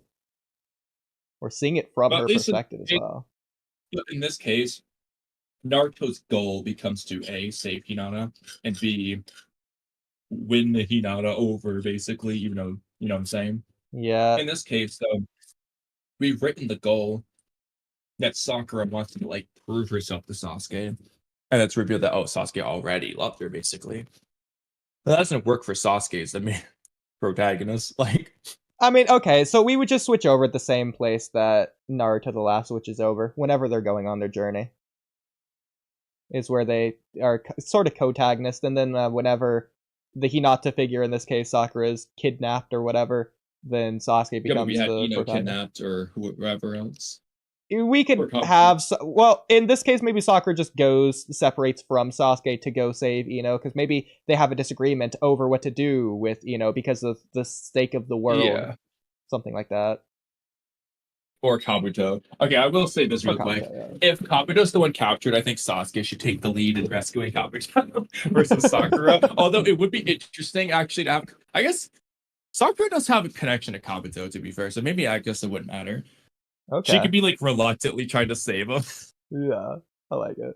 So, okay. So I think Sakura should do the hair thing again. The thing that Ino does in the tuning exams, where she cuts her hair and then runs the chakra threads through it to keep Sakura in place. I think Sakura should do the same thing with her hair on Ino to defeat the evil Ino in this fight to get Ino back. Okay, but what if it's Kabuto because you're doing the Kimimaru stuff? What's she gonna do there? Something, but I think she should do something medically related for Kabuto in that case. Ooh. I would say she does Tsunade's jutsu that mixes up the nerve signals, but we already know Kabuto can beat that jutsu. Yeah. Well, okay, I think Kabuto would be an interesting person to fight because Kabuto has a lot of genjutsu and Sakura is the genjutsu breakout or expert, which is also a lot of abilities for that matter. Exactly. That's part of the reason why I wanted Sakura to be fighting a villain that has an upgraded Sharingan Izanagi thing because she's the genjutsu expert.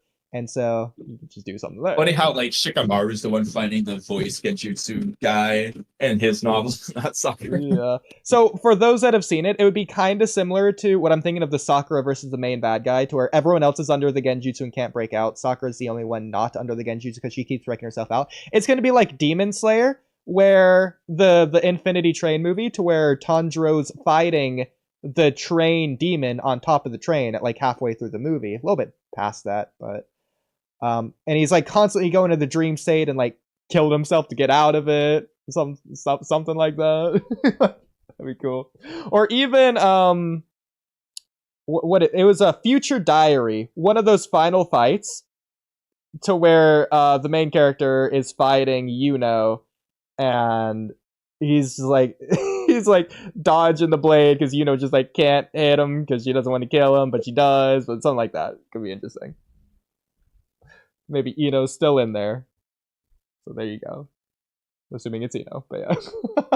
Oh, I also wanted to add, so a way to quote unquote nerf Sasuke to where he can't use his Rinnegan techniques, instead of just making the villain stronger. It is just making the villain stronger in this case, but it's going to be similar to Kakashi and Obito. Like 5 Kage Summit to where Kakashi's trying to Kamui Obito away, and then like Obito like, sorry Kakashi, that jutsu won't work on me. Or when he tries to do it to the Ghetto Mazo in the War Arc, and Obito just un-Kamui's it through his anti-Kamui.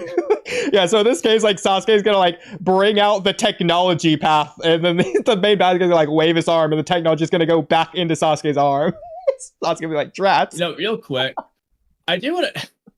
I can understand that jutsu won't work on me, but undoing the Ghetto statue doesn't actually make sense given Obito's abilities, because the only thing he could really do would be spit it back out of his own eye. He can't just stop it from a distance. That's how that works. I'll also add it. So we see what happens when they combine their eyes together for teamwork to make Kakashi teleport. And it was actually teleport Obito quicker, like double the speed, when a Jubi Mater is like throwing the Shutsuko orb at him. Though. Exactly. The other would make sense if Obito was in Kamui shooting it back out at the same rate as Kakashi shooting it in. Or if Kakashi and Obito are trying to suck, let's just say they're trying to suck Sasuke away, and Obito's right next to Sasuke while Kakashi's far away. Yeah. I just, well, going back to what we were talking about before, real quick.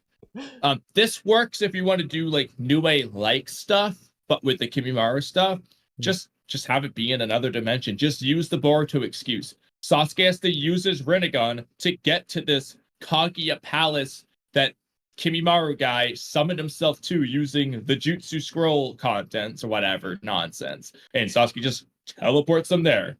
Now he's nerfed. the Boruto excuse. I have another idea as well. Maybe instead of Ino or Kabuto, or maybe in addition to them, Tsunade is also kidnapped to where this would be specifically the Joshin version, to where he's immortal. But the reason that they can't defeat him is because he's also healing at the same time from Tsunade's 1,000 healing. So it's going to be like 1,000 healing versus Okay. 1,000 healing battle between Sakura and the Yeah, unconscious or okay. evil Tsunade.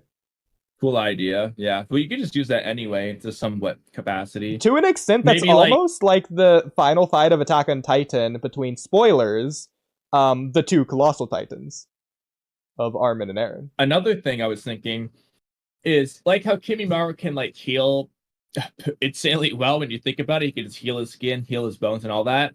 You can have a thing to where this guy, he's not Kimimaro, so he's using Tsunade's regeneration to heal the bones that he creates or whatever, like or in someone. So he like needs the assistance basically. Is another idea. Oh, I have another idea as well. Okay, since the But he can also do that with Kabuto, to be fair. yeah, since the Sharingan is like the copy eye or whatever, freaking Kakashi's whole thing, just have Sasuke use the Susanoo. The bad guy uses his upgraded Sharingan to not only copy it, but he has like, because it's an upgraded Sharingan, he has like the Momoshiki duplication to where it's a stronger Susanoo, which is why you need Sasuke and Sakura to use their combined 1,000 healing Susanoo to defeat that stronger version of Sasuke Susanoo. What if he copies 1,000 healing Susanoo? I'll say that he can't copy it for whatever reason. He can't copy a jutsu more than one. So he has to. Okay. He wants to wait until he sees the strongest form of a jutsu because that's the only time he can copy it. I like it. Yeah, And they just do this after. that was. He doesn't know that can. He didn't know that's a thing, kind of thing. Mhm. Yeah. Okay. Okay. Any other aspects of this movie that we're not considering? The low point, like you said. Oh yeah. What's the misconception that Sasuke and Sakura gotta go through, like in terms of their bond? Why does it happen in the plot? So like Toneri kidnaps Hinata. Hinata says, "Sorry, Naruto, I'm marrying Toneri for reasons." Naruto misunderstands what's going on. Blah blah blah. What's the context here between Sasuke and Sakura? This might be ridiculous, but I have something that might work based on the cold open. Is that at the midpoint of the movie, Sakura is gonna save Ino, and Sasuke's annoying to Sasuke. Sasuke's that's hilarious. Sasuke's still off on his own, fighting the bad guy, chasing him down, whatever. So Sakura's back in the village with Ino, who was healing her or whatever. Okay, Ino's going to reveal to Sakura that reason why Sasuke doesn't like people with short hair. And keep in mind, the reason that Ino was saved is because Sakura cut her hair to save Ino. So Sakura's gonna have short hair for the rest of the movie, I guess. And she's gonna think, based on Ino's conversation, that Sasuke hates her. That might be too goofy. I don't know. That's fair. But it's definitely plausible. But keep in mind, this would be in reference to the nightmare that she has at the beginning of the movie. Because Ino's going to explain what happened during that flashback scene that she wasn't really conscious for. And so Sakura's going to get a misconception about something that she actually thinks is definitely the case based on what Ino described. It would be even funnier if Sasuke actually hated long hair is because of Itachi had long hair.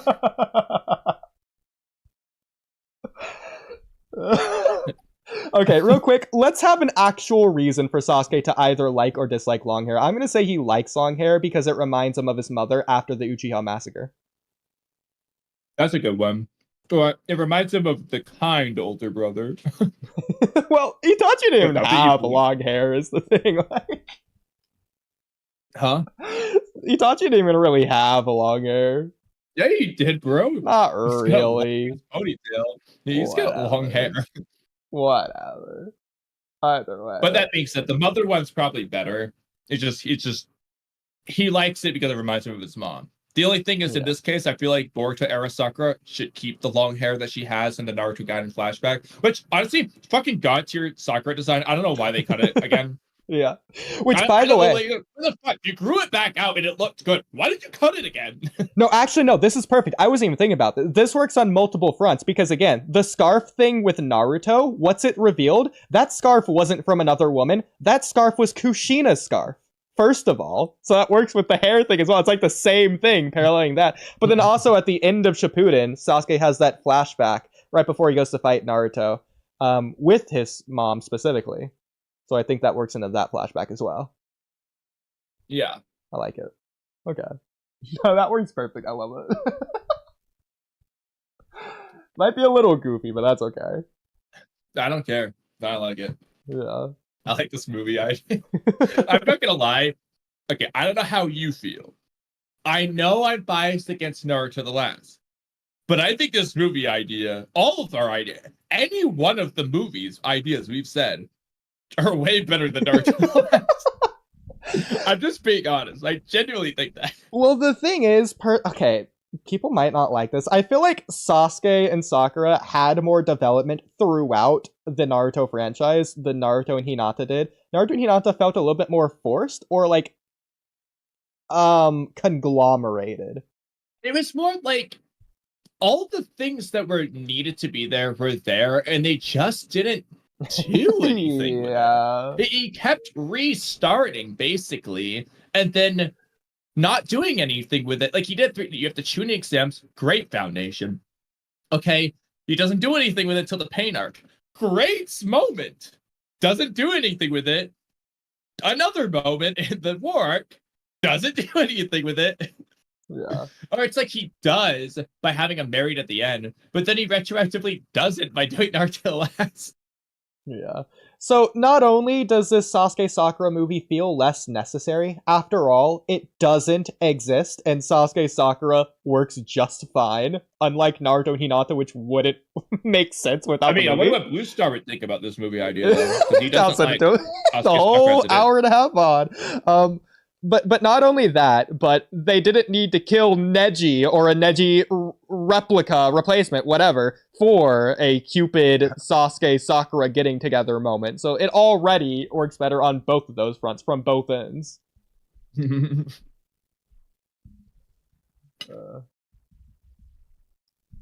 But even still, this movie is better. Yeah. It's not even necessary, and it's better.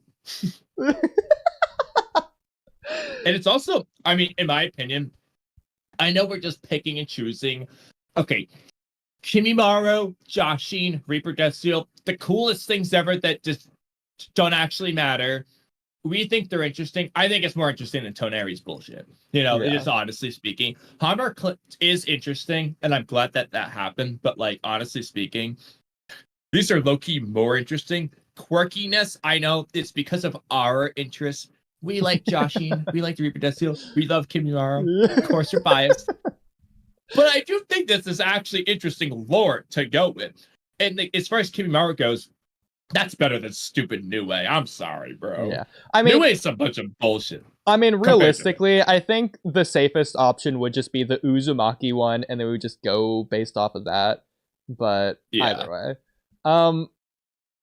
Yeah. Okay. So an idea would also be that maybe like only the true power of the upgraded Sharingan can access the true power of the Reaper, because like the whole time the Reaper was like a bootleg version of the Reaper, or like an unfinished, incomplete version of the Reaper. So maybe like instead of puppets, or what I was saying earlier with or you were saying the sound genjutsu, I was saying, which by the way, that's another thing that Sakura could break out of, which is perfect. The sound of weapons. The sound weapons, yeah.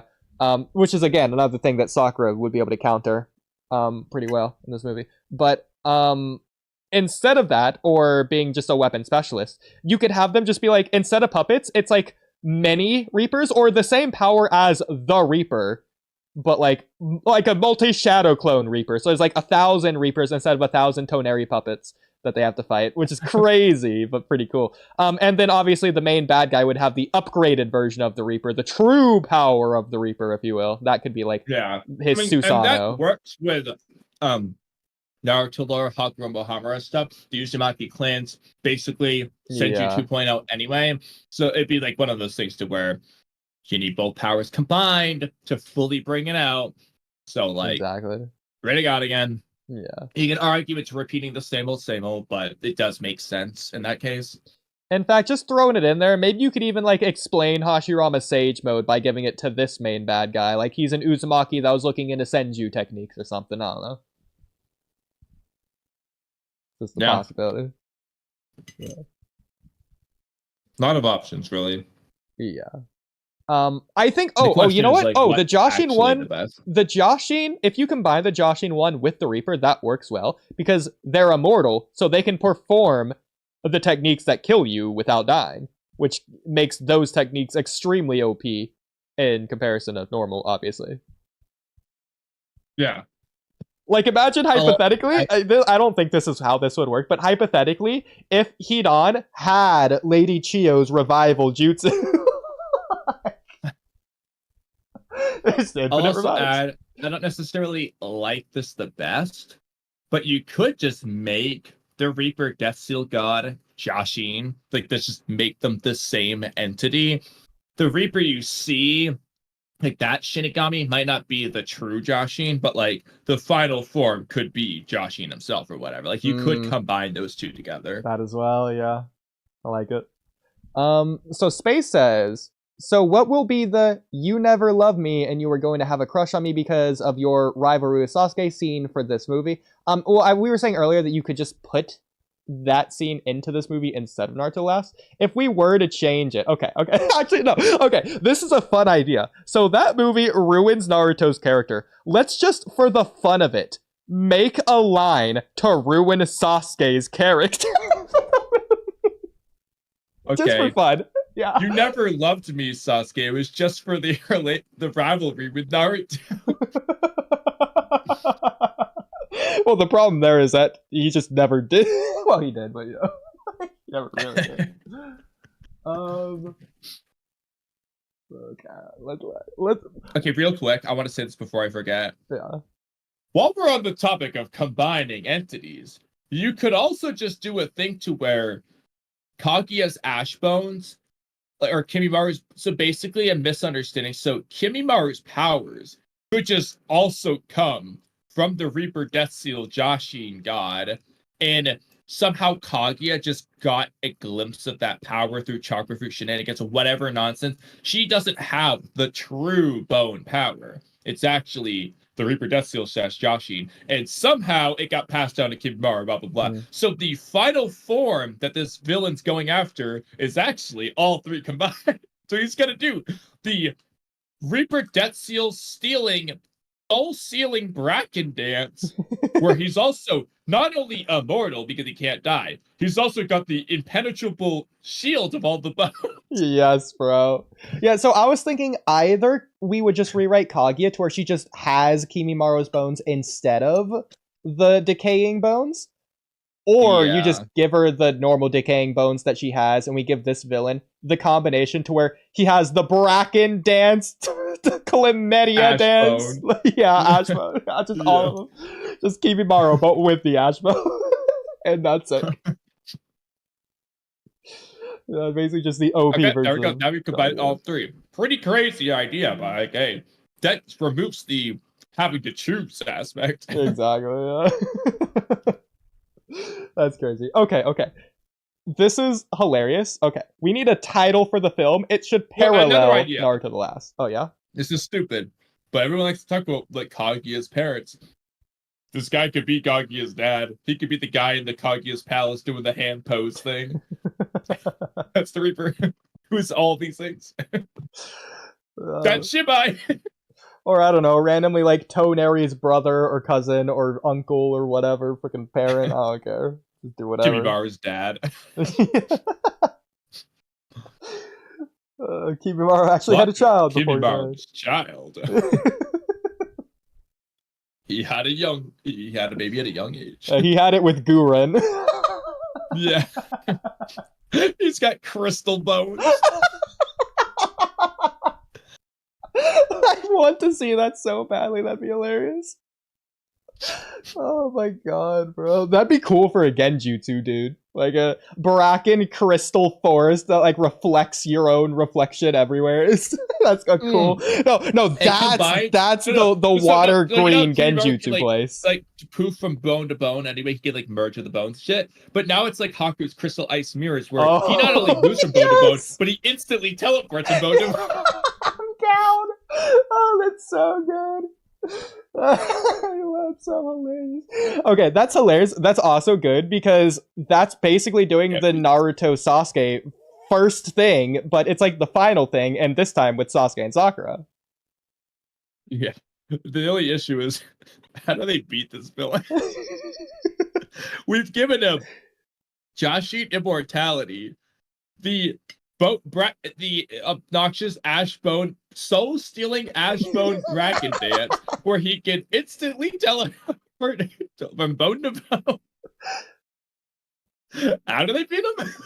Love. Yes, they love him so much he just disintegrates. He's so inspired. Yeah. I mean, they could also, like, thematically, what's the reason that the villain loses in the end? What's the villain even want in this movie? Like, why is he doing this world-ending cataclysm? I haven't got that far yet. Yeah.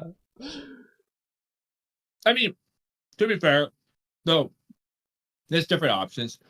If you're just gonna make him Hidan, Joshin worshiper, okay, he's just crazy. You could have a thing to where just like he wants to sacrifice the entire world, everyone on Earth. Yes, to Joshin. Okay, that's an idea. He wants to sacrifice the entire world so that he can become not just immortal, but a god like Joshin. That's one option. If you want to go the Ikimoto style villain, basically. Another option would be if you want to do like the more grounded Kimimaro style thing, using Danzo, the same reason Sumire's parents was her dad was like, oh yeah, let's just do this new way shit. Just the same arc, same guy. It's just instead of Sumire, he's just doing it himself. Basically, that's one option. Oh, I have a good idea for this as well. Seal could be like a vengeful Uzumaki. I don't know. Okay, I have an idea for this as well. So he wants wait, real quick. Yeah. Okay, I want to say this real quick. For the vengeful Uzumaki idea, he could say, the world ganged up on me, or the world ganged up on my clan. Now I'm ganging up on the world. Okay, that's good. Okay, so this one works for both the Yamanaka one and the Joshin one. So what he wants to do, in fact, this is why he needs Ino, and he's going to discard Ino afterwards when he can't do it until he does the Ino thing, is he's going to do like the infinite Tsukiyomi, but like the infinite mind transfer jutsu, where he's going to like do a shroud of Ino's mind transfer jutsu across the world with his own power. And so he's going to like, and it's going to work. Is like halfway or 2/3 of the way through the movie. Maybe this is the point of no return or the low point or something, to where the entire world is under his technique, except for Sakura, because she can break herself out, and I guess she's going to break Sasuke out as well, and maybe Naruto if you want to include him. So he's gonna. It's gonna be similar to Hunter x Hunter, the Chimera Ant arc, to where Poof is like putting everyone under his genjutsu and like marching them to the capital. So he's gonna like march everyone to, I don't know, the Valley of Death or something, or just some for field. The sacrifice. Exactly. Yeah. And he's gonna like, what he's gonna do is he's gonna have everyone all at once have like the Chinowiki clan technique of like the exploding humans. He's gonna like explode everyone all at once. Well, no, here's what I was thinking. Okay, they can do that, but I have a instead of the Valley of the whatever, here's what I'm thinking. He's gonna have everyone walk into a giant Joshin symbol. This is why he really needs the infinite mind transfer jutsu, because well, he can't realistically go and grab everyone and put them in that symbol. So he needs them to all walk there willingly, or in this case, under his control. But they need to die in the symbol for this to work. I like it. Full Metal Alchemist Brotherhood does a very similar thing with its almost finale, like right before the final fight, where the main bad guy becomes God because of all the symbols to spread throughout the country. So I like the idea that it takes a very long time to complete the symbol, and that he's having like like a dozen or like 1,000 or 100 or whatever of the Reaper Death Seal Shinigami gods painting the symbol. Like, Or throughout he the could have movie. been doing this for the last 10 years. Like, all like, why has he been quiet all Yeah. this time? He's been busy making the giant symbol. Now he can either have one giant symbol they all collect into, or he can have like five, one for each great nation or something, where he Mhm. just marches them into the nearest one of the five. However you want to do that. But Yeah. Correct me if I'm wrong. I think the reason Toneri struck when he did is because of the Infinite Tsukiyomi, that he saw the world was still at war or whatever. yeah, it was And like that the goes straw that broke against, the camel's back, where he said, yeah, "Okay, that's it. I'm done with and it." that was going against Hamura's decree. So in this case, maybe this main bad guy, the reason he's doing this now, or the reason he started doing it when he did, is because he came out of the Infinite Tsukiyomi and realized what he wanted because of the Infinite Tsukiyomi. So he saw this like in his dream, and he's trying to make his Yeah, like dream in into his reality. dream, this worked. Exactly. Yeah. And then it could also be an inspiration for how he came up with the idea of how he's going to do this, because Obito was like, "Oh, we're going to cast the Genjutsu upon the world." He's like, "Oh, what if I cast the mind transfer jutsu across the world," kind of thing. Exactly. In fact, this almost like thematically works to go against Sakura's nightmare from the beginning of the movie. He's having this perfect dream. Yes, She's having a nightmare. yeah, he's like trying to recreate the nightmare. Sakura wants to like end the nightmare. Yes, let's go. Okay, that's the Because theme that's we're playing actually with pretty here. hard. Yeah, That's that's wicked good. I like too many of our ideas. The only issue is, can you fit every idea into this movie? Well, that's why we're having so many that some would go on the cutting room floor, but that's a discussion for another time. So editing and marketing resume say the villain could be Code's dad and Karin's cousin. He uses an ultra mind control technique on Naruto, and we get evil Naruto versus Sasuke. That's also another thing that they could do to separate Sakura and Sasuke. Is that Sasuke's on his own trying to chase after or fight Naruto, and that he's the only one that can do it.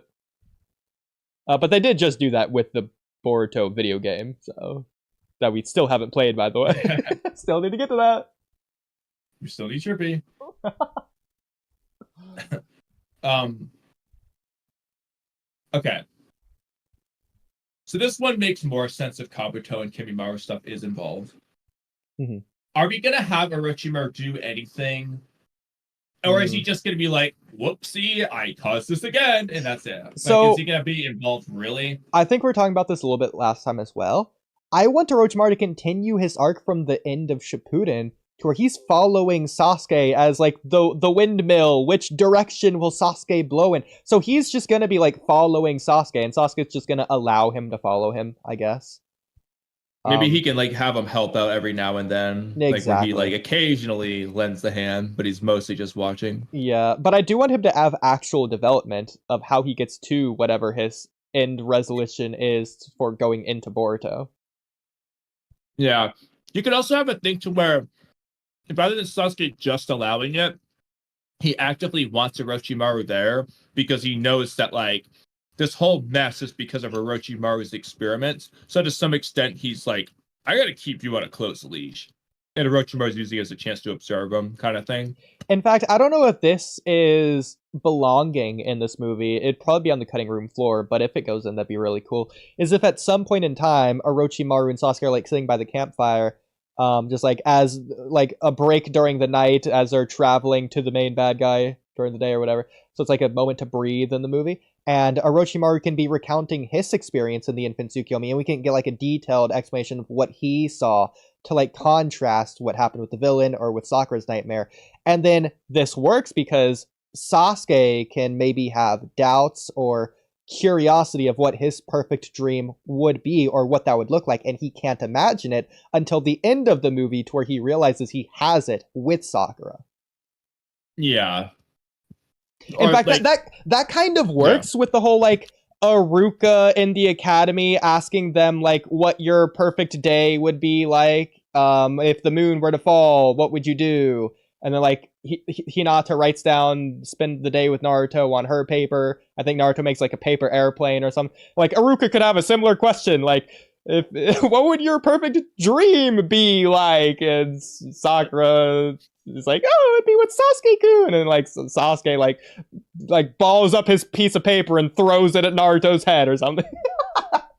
I don't know.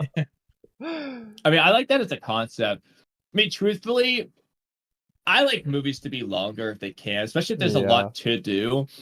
Now, I know every anime movie seems like they got to do 90 minutes or whatever, but like, if it's allowed, I'm down to make this 2 hours. Like, add that in. Like, yeah. Okay. This is a hilarious one. So I want a title for the movie that isn't Naruto the Last, but parallels Naruto the Last. So I have one that I think works. The Last, or Sasuke the First, because it's the first Sasuke movie. That's funny. So I was thinking, well, I think you gotta include just Naruto in the title, just because it's the same franchise, even if it's following Sasuke. But I think Sasuke the Last could work. Realistically, that's the one they would go for. But what about, for mine, I was gonna say Naruto the Long.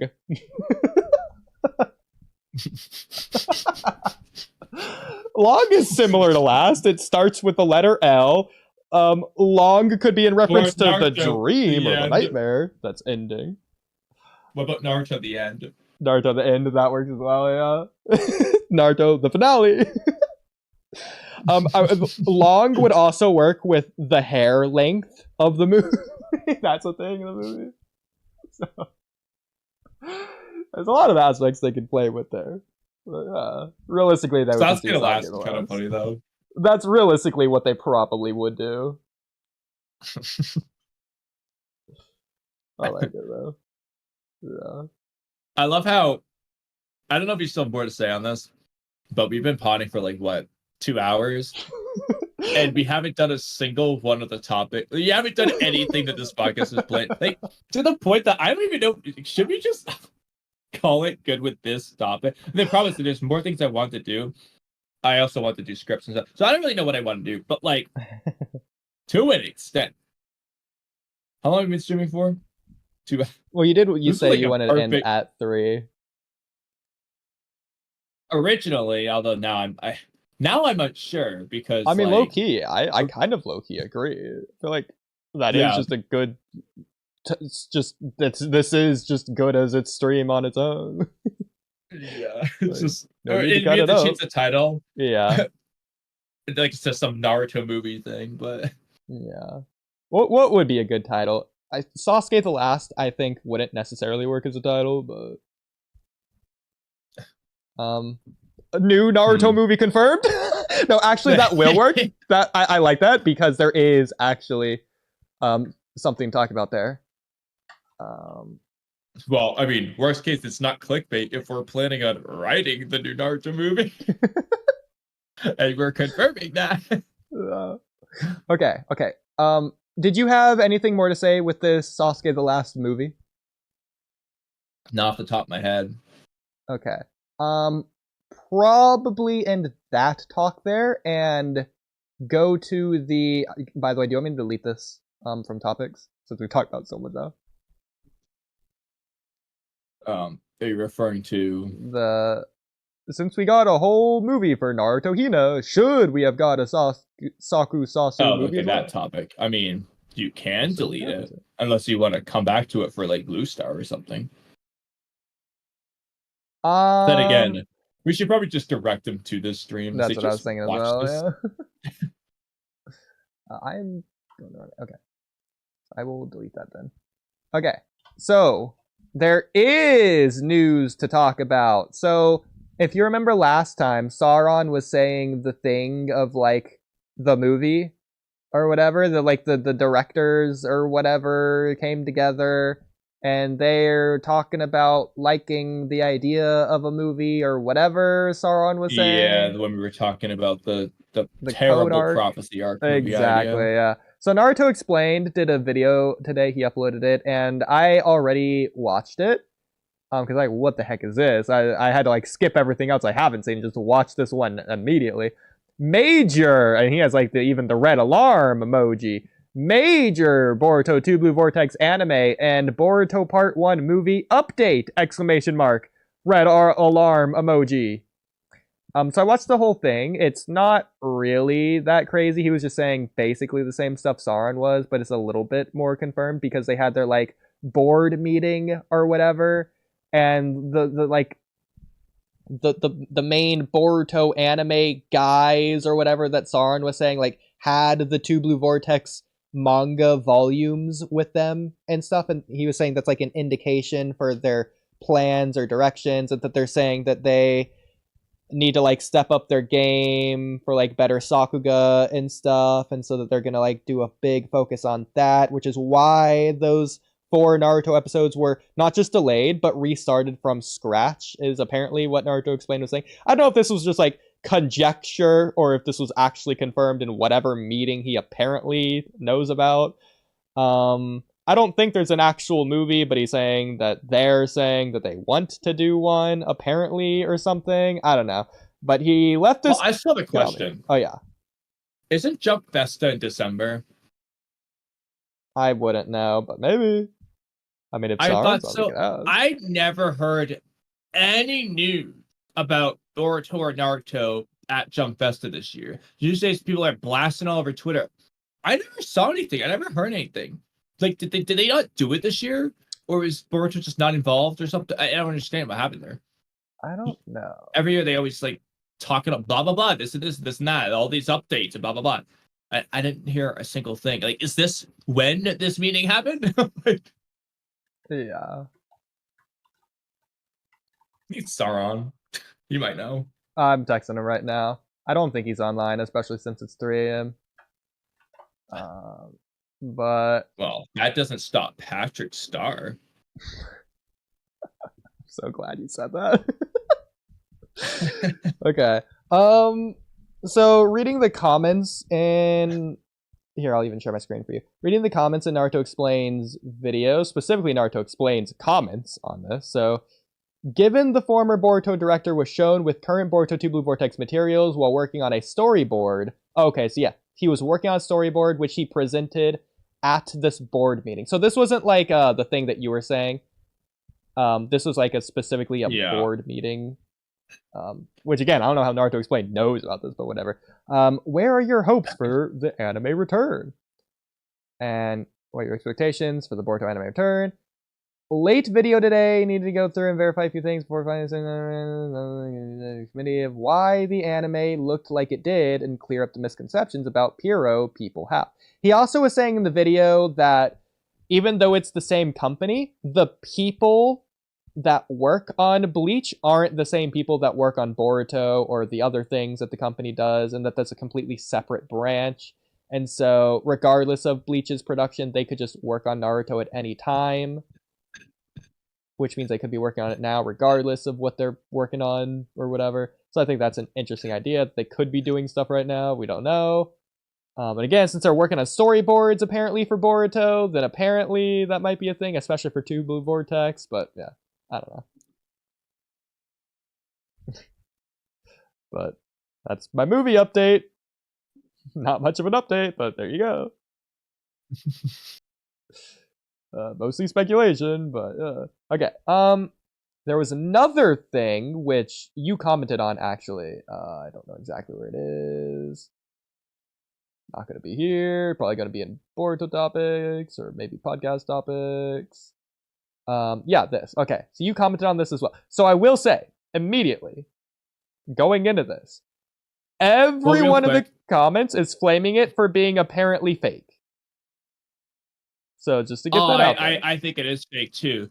But I did have one counter to my argument. Yeah.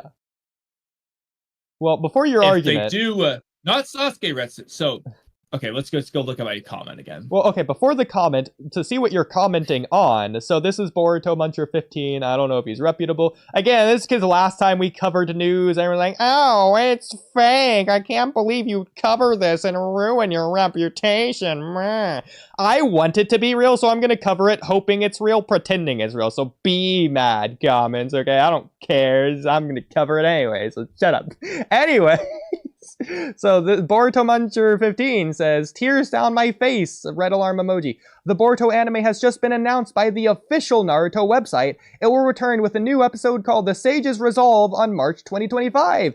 Red exclamation mark emoji, and then he has this whole thing. Before we get to this, so Kamui's comment on this was...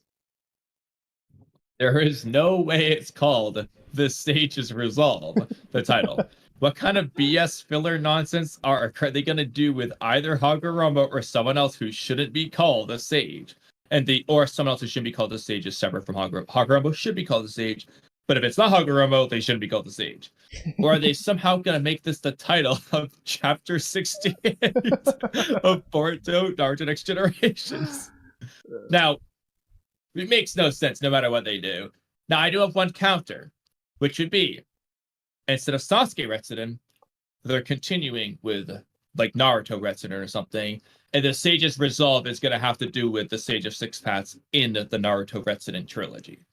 That could work as a title. I like it. Has nothing to do with Boruto, Naruto Next Generations, or Two Blue Vortex. Yeah. It is a random-ass filler arc that just does not continue the story. So no matter what, it's not solving all the problems, but they could do that. I have another one for you. What if we get the anime-only explanation filler arc movie, whatever it is, for what happens between the events of Kashi and Koji teleporting away from Ishiki and Two Blue Vortex? I guess. I think that could work. Sage. He's kind of a sage. He comes from a sage. Yeah. This the Toad Sage's Resolve. Okay. Yeah. So there you go. I like it. Okay, that could work. Yeah. Definitely not what they're gonna do, but I want to see it. Just again, his resolve to live. Yeah, even though he already had it, you don't need the episode to do it. Just another thing that the anime should cover that Sauron and us were arguing, but there you go. But I don't know if I can open this in a way that is bigger. Okay, yeah, I can. Only unfortunate thing is it's still difficult to read, but okay, maybe one more zoom in. And scroll over slightly. Okay, well, the best we're gonna get. Okay. So this is a lot to read. Did you want to read it? No. Yeah, wow. How do you know? Wow. Okay. What if I read the first half and you read the second half? Let me just alternate sentences. That's a lot of active work on both of our parts. Yeah, but it gives us break in between. You know what? Fine. A hiatus that began in April 2023, the highly anticipated return of the Boruto the Shinobi After Chronicles anime is officially set for spring 2025. Fans around the world have eagerly awaited this announcement, and with it comes a promise of elevated storytelling. Promise of elevated storytelling. Hold on a second. What? So it comes with the promise of a complete rewrite of the prophecy arc and animation quality. So it's coming with the promise of anime-only arcs that aren't the manga?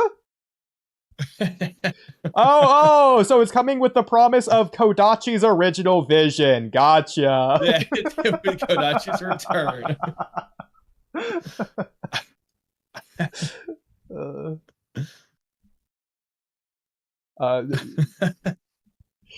Episode 294, titled The Sage's Resolve, will mark the beginning of a new chapter in the series, signaling a fresh era for Boruto and the Shinobi world. So real quick right there, episode 294. So it's not like Naruto Shippuden episode 1 or Boruto 2 Blue Vortex. It's just going to continue. Yeah, so I guess Sauron was wrong when they said that they officially announced that it's over. So part one. What's up with the Boruto the Shinobi Chronicles at the bottom, or if you scroll back up, Boruto the Shinobi After Chronicles. So first of all, which is it? Is it After Chronicles or just Chronicles? It's. I mean, it's without after it makes way more sense. It's Boruto the Shinobi Chronicles, but after is like the subtitle that they're including in the title. There you After go. what? The time skip? Oh, wait. No, because the time skip hasn't happened yet. After chapter 67. Come on, Kamui. They're obviously just going to do a flashback to the arc and a half that they didn't adapt. Oh, yeah, Boruto's just gonna tell the story to some filler character. Let me tell you about the time that I finished the counter. Oh my god. Yes. The extended break in the sorry. He's like sitting with Koji at the fire. Koji, let me tell you what happened after the first half of Code's invasion. Because in case you didn't see it with the directions. No, actually, no, I got a better one. Koji tells Boruto what happened from his 10 directions point of view.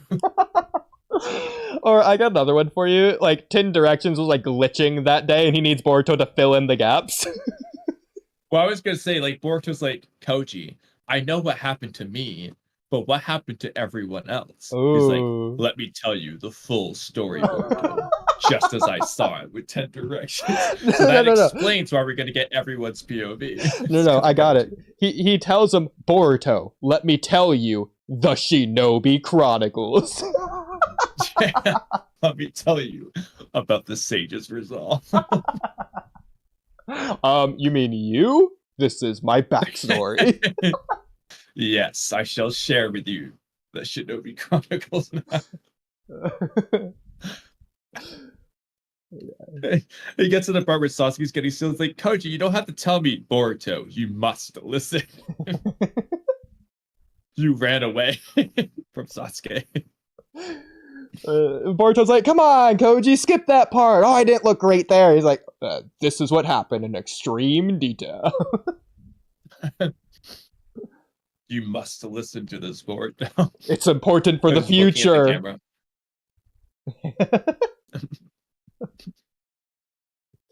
I've already foreseen it. If you don't listen to this, the future will be bad. This will help Jura stop from resurrecting. Who's Jura? By you listening to this, Jura won't get angry.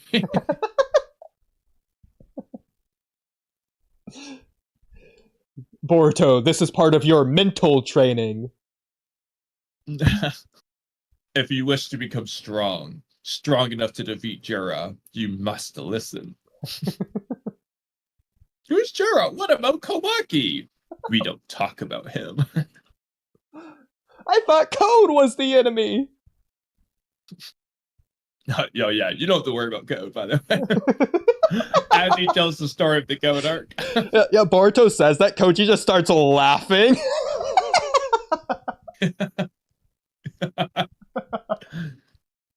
He's like, you're actually worried about that guy?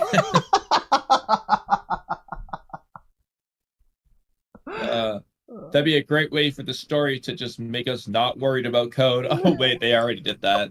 Oh, God. I'm hoping for the best, though. Yeah. The extended break in the anime's production was a decision made by the studio to ensure the series could meet the high expectations of its dedicated fan base. Ooh. During the hiatus, the production team focused on refining the show's animation and production quality, acknowledging... I like how they say animation and production quality as if the production quality doesn't include the quality of the animation. Yeah, as if they're two separate things. But acknowledging the growing demand for visually stunning and emotional impactful storytelling. So by the way, Kamui, what is visually stunning what is visually stunning storytelling? Yeah, I guess that does make sense. Never mind. You could do visual storytelling. Yeah, I think it's fine. Yeah, okay. Additionally, the studio allocated resource to other projects, balancing its commitments to different franchises while preparing to elevate the Boruto anime to new heights.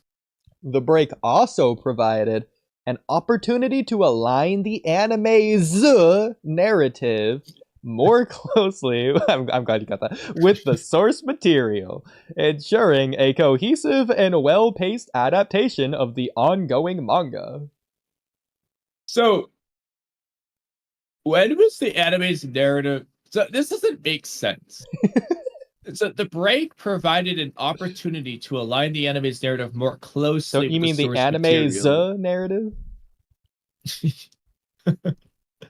But they weren't having trouble staying close to the source material because of time.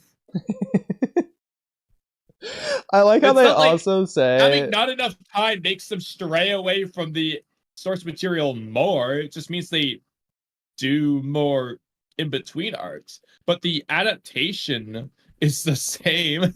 yeah. Also, saying well-paced implies it's going to be even more rushed than it already was, in my opinion. Yeah, they're implying that they're acting like the code arc was slow and just like narratively not aligned with the source material. Like, keep in mind, imagine just assuming that it is well-paced, aka rushed. Imagine how quickly they're going to faithfully adapt all of the material. Like, we're gonna get like 6 episodes at best. Okay, so like Really boring. hypothetically, okay, yeah. You know what? I don't want the anime's narrative to be aligned more closely with the source material when what we're working with are these like 2-page fights of Boruto versus Kawaki, Boruto versus Mitsuki, Boruto versus Ko. Everything's freaking like 3 pages long, half a Yeah. chapter at best. I don't want them to have a well-paced, close alignment adaptation to the ongoing manga right now. Yeah. Now, what I assume their meaning is they won't do filler I anymore. know, yeah. Bro, at this point, it's getting worse. They need the filler, whether it's like in anime can't like for example, like adding the Boro stuff to the Ishiki arc, or just a whole new arc. This stupid manga needs the extra shit. Like I'm begging for Himawari's pancakes flashback at this point because the manga didn't give me anything. I don't want them to be well paced I can like based on this. I can understand why people complain about filler in OG Naruto or Shippuden. It doesn't even make sense in Boruto. I'll be honest. When the fillers are just better overall in quality, in my opinion, to the point to where you're having freaking Deepa better than half of the manga itself, if not most of the manga. Literally, like, no, I won't say that. Like, on average, you got there's probably more better manga arcs than anime, but like in Boruto, you've got a lot of close contenders, man. Yeah. The car actuation arc is literally one of the best arcs in Boruto. And it's got still arguably the best villain. I won't say definitively, but arguably, which is deep. But then you've got the New arc, actually pretty darn good. The Mitsuki desertion arc, pretty darn good. There's quite a few of these arcs that are pretty darn good, Yeah, and Funato they can Clan. just fit right in. Yep, Mitsuki Like, Retrieval. The Byakuga Bang arc.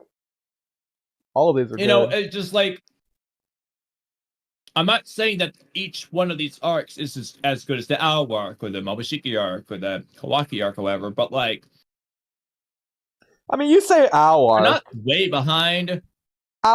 Keep in mind, nobody cared about the Boruto manga until Kawaki was in it.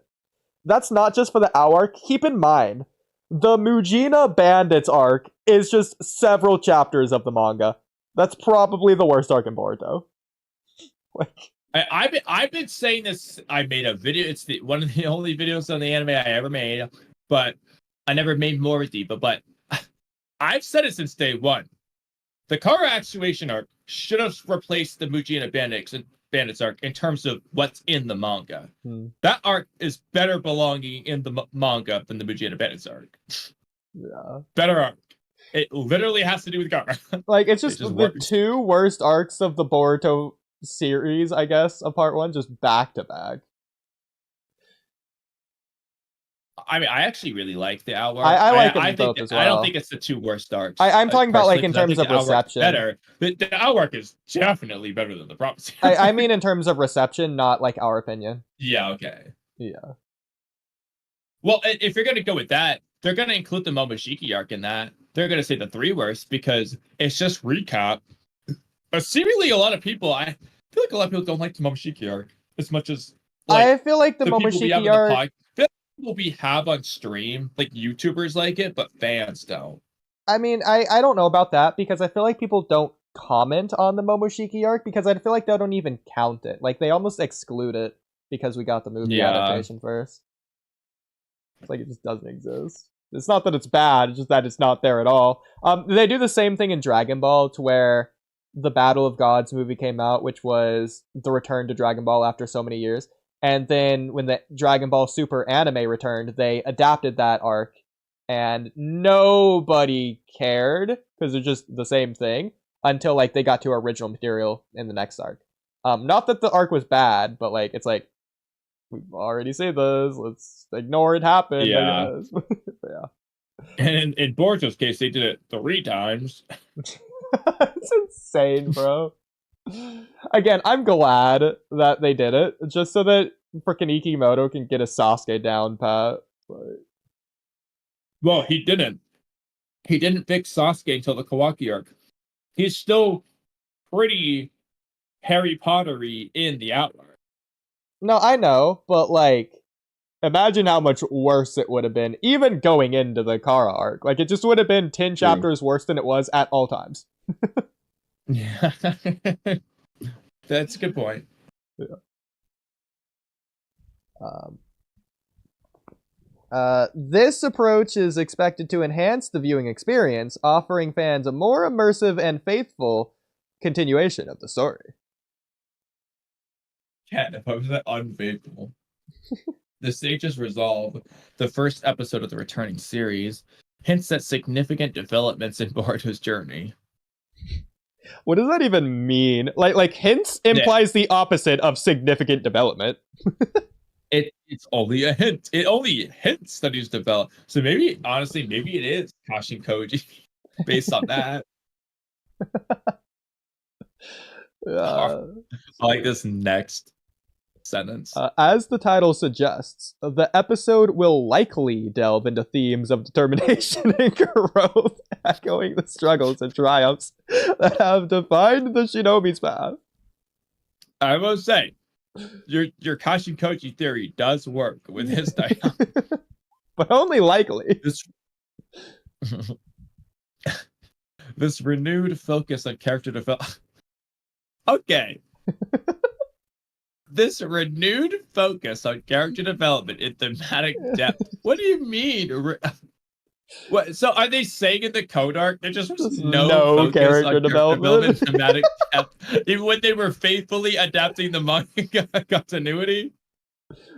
Or the filler arcs, which are solely focused on character development that we didn't get? What do you mean? There was 0 themes in the code arc, Kamui. Did you even watch the show? So wait a minute. If this is the focus, why are they going for a more close alignment with the source material that doesn't have this? I can see why people were saying this is fake. Yeah, but the people saying this were Ikimoto fans. This renewed focus on character development and thematic depth is a testament to the studio's commitment to delivering a series that resonates with both longtime fans and new viewers. Doesn't that sound like exactly the same thing that we're going for in the first place? Like, delivering a series that resonates with both longtime fans and new viewers. That's exactly what they've been doing since episode 1. Concept.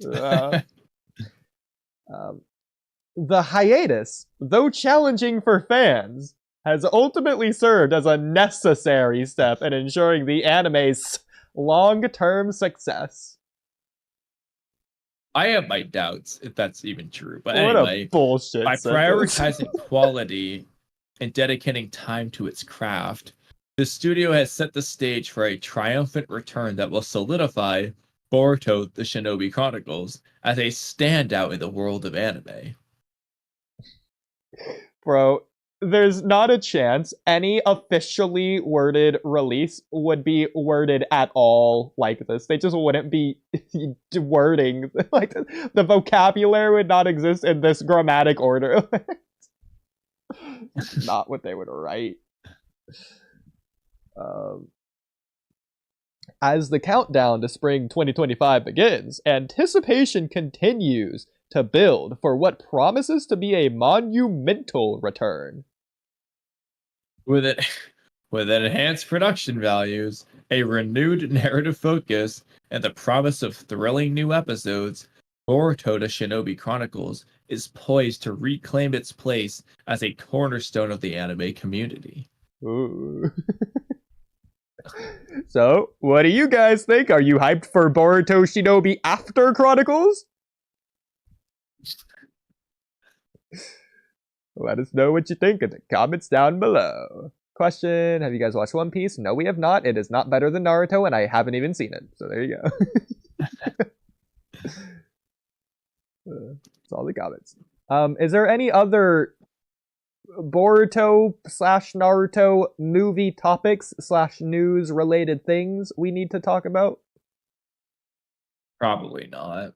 Not that I know of anyway. Yeah. I guess just a real quick Control F search of the word movie will tell us if there's any topics that are actually pertaining to the topic of movie. Not important topics. There's the JJK movie we never got to, but...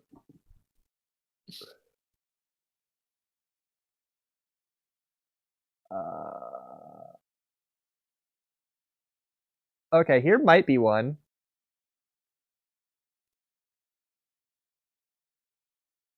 Okay, yeah, It's okay. like a movie topic, but not like I think this one update. will be pretty quick, to be fair. It kind of goes along with these other topics, but we'll just do this one its own.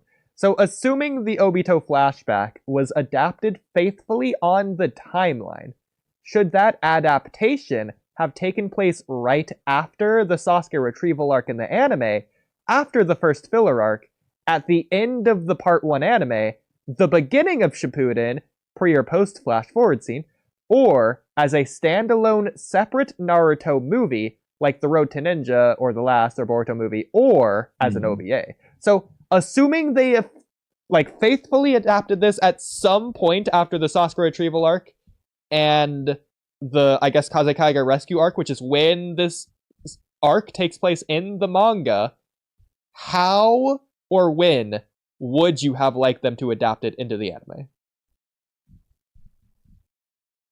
That's a tough one. Because there's arguments for all. I know. Truthfully. So, yeah. I might say the movie is kind of the best because that's a fun movie. I think it's pretty good. And it keeps you just end part 1 of Naruto, you start Shippuden. It just kind of puts it in the middle of the releases separately. That might be the best, but there's arguments for all of them. It could work as an interesting ending. In this case, I'd probably say you would do it before the filler arc, because if you do it after the filler arc, that might just be a weird way to leave off the anime compared to the departure episode. It's a pretty good end. Yeah. So you could just do it obviously they delay that scene until the end of the anime anyway. So you just have it take place, Well, then again, that's sort of what they do with Shippuden. They do the final Naruto versus Sasuke fight and do the resolution there, and then they go into those novel adaptations. It's kind of similar to that idea. Yeah. Another option, I know that the anime does the flash forward scene thing and whatever, but you could do it as a Shippuden start, because that's when Obito's introduced anyway. So you could start Shippuden with this flashback, basically, this flashback arc, before cutting into the way they start Shippuden. Or alternatively, you could do a mixed thing to where you do the flash forward scene they do, you cut back to Naruto Homecoming, then at some point when after the homecoming episode, I don't know, Tsunade or Jiraiya or someone Kakashi's reading, he thinks about his past, whatever. The point is, it fades into his flashback because of whatever someone says. That's another option to just kind of get it out there early as well. Yeah. My problem, and it's not a big problem, this is really nitpicky. My only concern with putting it at the very beginning of the Shippuden anime would be two things. First of all, you would just lose the Shippuden flash forward scene that we already get, unless you just want to have that be like episode 4 or whatever, where we get the flash forward scene. Well, no, because what I was thinking, honestly, is to have a normal homecoming, you can just basically have the homecoming episode. It's going to have that flash forward scene. And then just episode 2, whatever episode it is, Kakashi has his flashback based off whatever reason. He just thinks about it. Okay. My only problem with that is it's right before the Kazekage rescue arc, which is where they introduce the Masked Man. Which exactly. It just makes it too obvious. Yeah, because again, you're starting the anime with it, as opposed to like chapter 246 in a 700 chapter manga in between the time skips. Yeah. Not to mention that, well, in this case, you started the Kazekage rescue arc, then transitioned into it, whereas in the manga, you haven't started the Kazekage rescue arc until after. So it's a slight difference there. Because this is kind of like in that arc in this case. So it's not as glaring as the anime the way it currently is, to where when it is shown is like in the middle of Obito, the Masked Man, like doing the whack-a-mole jutsu on Naruto and stuff. It's like shown there. It's like a lot of reactors like, huh, I guess the Masked Man is Obito. Why else would be showing that there? So it's not as blatant as that, but it's still slightly there, I think. Yeah. And again, like you're saying, in the movie case, weird. You're just taking that out. It feels like it's the most unsuspecting. It's like, oh wow, we got a Kakashi flashback, and it's just like you wouldn't suspect anything because of it. Yeah. And that's the most subtle one. I think an OVA would work the way it currently is. That set of arcs. I don't want it to be an OVA. I it's agree. Gotta be a movie. Yeah, the thing with the movie, and I already have the counter for this, the thing with the movie is that I think currently it's too short to be a movie. They would have to, like, double it in length. The way to get around that is, first of all, good. That's what I want. So, not a problem for me, but then the second thing would be, you would just include everything. So every flashback from the war arc included, not just that set of episodes where they adapted it, but, like, every unique scene would go here. I think maybe that would probably everyone, but some every unique scene. Yeah, because like, for example, I know that they do like Obito's tuning exams flashback and whatnot, but like you can weave that into the movies somehow before his Jonin Kurama. I don't know. Then again, that's kind of because the Kakashi got to just start with Kakashi as a Jonin. Actually, anyway, no, that's perfect. Get that as like not like an extended sequence, but like an extended montage instead of the quick montage they do as it is. Maybe like it's like the Boruto movie. Where would you do it though? Would that be like the beginning of the movie, or just at some point in the middle of the movie they flash back to it as part of like Kakashi Obito dynamic stuff? Maybe have it like the Boruto movie, but slightly less of a focus than what it was in the Boruto movie. So it's like in the first half, but like there's other things going on as well, not just the tuning exam. The problem though is like then it transitions to something completely unrelated. I mean, so does the Boruto movie. Yeah, but like it's not even like Kakashi's not even promoted to Jonin because of these exams to then get you to the next part. Yeah. That's him passing the tuning exams. Then he's just Jonin. Like, you almost need to like rewrite it to where he's only a tuning and then the Kanabi Bridge arc. I mean, if Neji can be promoted to Jonin based off the tuning exam, so can Kakashi. I guess that's fair. You could just have him get promoted to Jonin. Yeah. Rewrite it. We never did we see the conclusion to the final fight of the prelims of that Kakashi tuning exams? It was him fighting Guy in those prelims, right? Yeah, he wins. Yeah. Also, that's not how the prelims works. I just want to point out that just makes no sense. That is just a retcon randomly that they were fighting there anyways. I don't think that was the prelims. Yeah, no, it was the finals. They were doing the final rounds in that prelim room. Yeah, but that's not how that should work. Yeah, because the only reason they did the fight there is because They were doing the prelims. Yeah, exactly. And the only reason they did the prelims is because so many people passed that they needed to cut the numbers down for the final round. Well, to be fair though, you could just argue that back then it's in Kakashi's tuning exams, it looks like it's only Leaf Ninja there. So the all the reasoning Hiruzen gives for the tuning exams just in Naruto doesn't apply to this. Yeah. I think it's literally just to pick out tuning. So they don't need like a big audience or anything. Nobody cares. It's just kind of like we're just picking out tuning. Yeah. So their logic could just be different back then. Realistically, I think there's also just like it's just not known. It would be equal interpretation of whether or not it just wasn't drawn that the other villages were there because Kishimoto didn't care to add those details of the anime studio. And they just are in the background, not in the background, but like shown off screen. Not shown, but like off screen.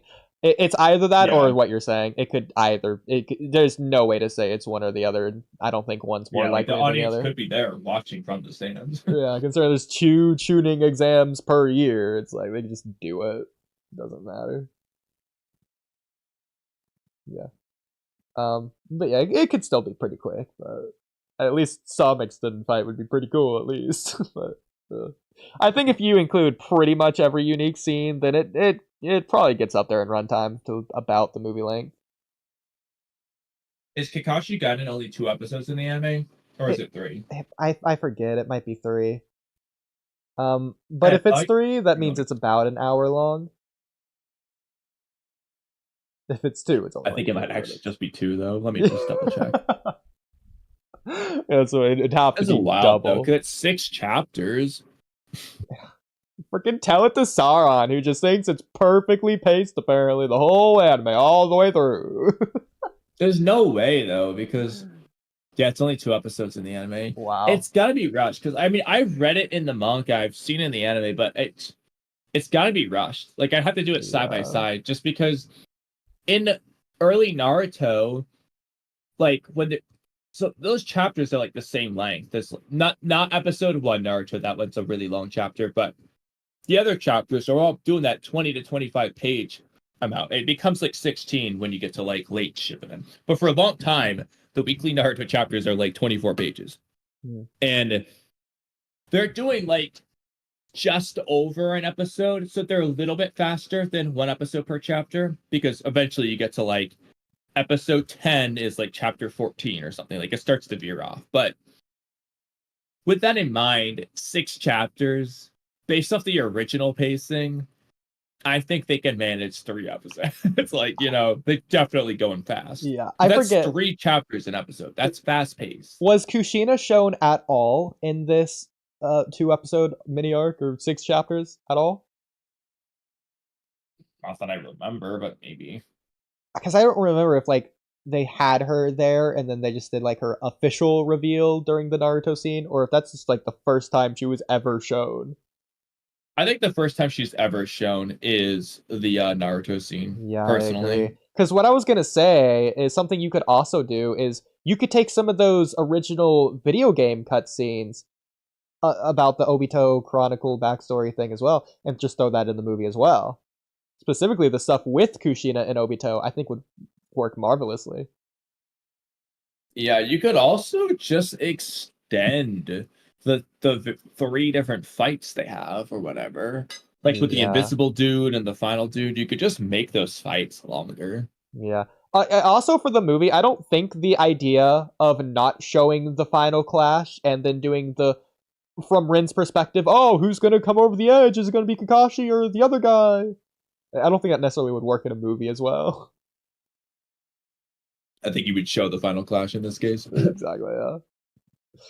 And it'd be very impactful. Yeah. I think it could work as a movie for sure. I agree.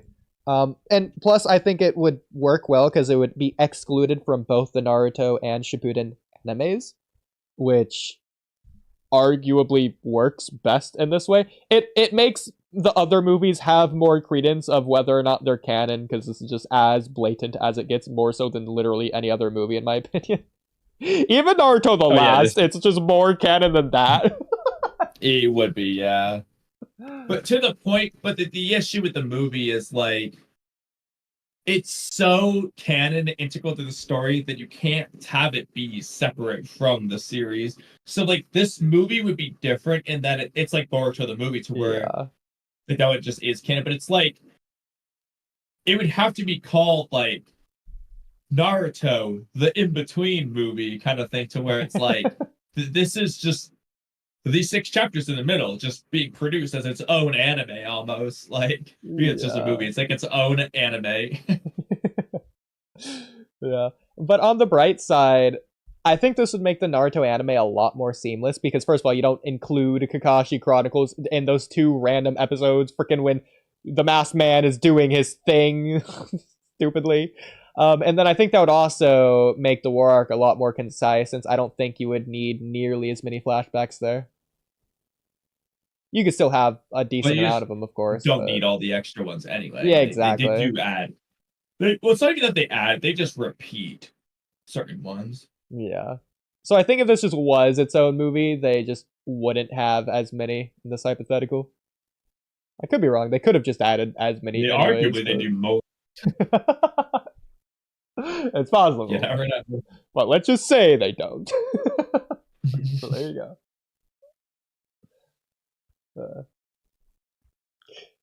Okay, Yeah. completely random.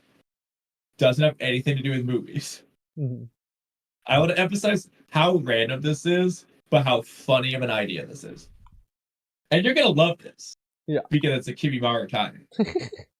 So, you know, like your whole like 10 tails idea, you know, that each tail's a different thing. Yeah. Now, one of the things you said was that the 10th tail would be the divine tree or whatever. And for those that aren't following along, we talked about this towards the beginning of the stream.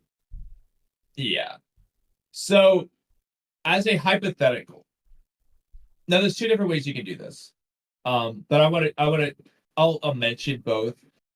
Somehow, so obviously like, the tail beast become the tail beast, but somehow you could do a thing to where I don't know. I'm gonna mention the more realistic thing to do before I mention the hilariously goofy but cool idea.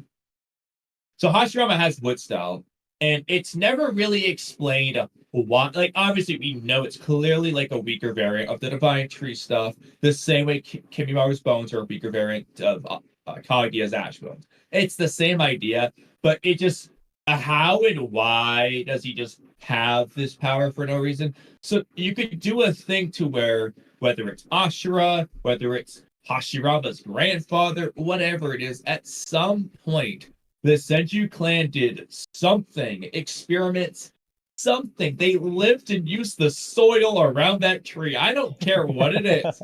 Somehow you address that the Senju's wood style is coming from that tail that was left behind. And so, to explain why Hashirama has the power. Alternatively, never mind the divine tree. It's going to have to do with the bones. And you can do this for Kaguya clan stuff. So that's how Kimura's getting his bone abilities, because it's like going to have to do with the 10 tails. It's the 10th tail is the bone tail, whatever you want to call it. Yeah. And so, screw Kinkaku and Ginkaku, like we said in the past. Kimimaro is actually going to be the solution, one of the tails that Obi don't use. Basically, he's going to have to like use Kimimaro. That's really, really cool because of obvious Kaguya connections there. In fact, I almost want to say screw Madara, just have Kimimaro be Kaguya's vessel. Yes. It Honestly, makes more sense. Okay. Let's actually entertain that rewrite. So Madara needs to be like obviously important. He like he's gonna get betrayed, and we're gonna keep as much the same as we can. But Kimimaro is the vessel. How are we approaching? Okay, in this case, so Kabuto never Edo Tensei's Kimimaro. He either just doesn't have his DNA, can't control him, doesn't know how, whatever explanation. Madara does Edo Tensei him because he knows about the Kaguya clan, and because of the perfected Edo Tensei, he can bring back Kimimaro now at his full power, and he knows how that's going to work out, and then there you go.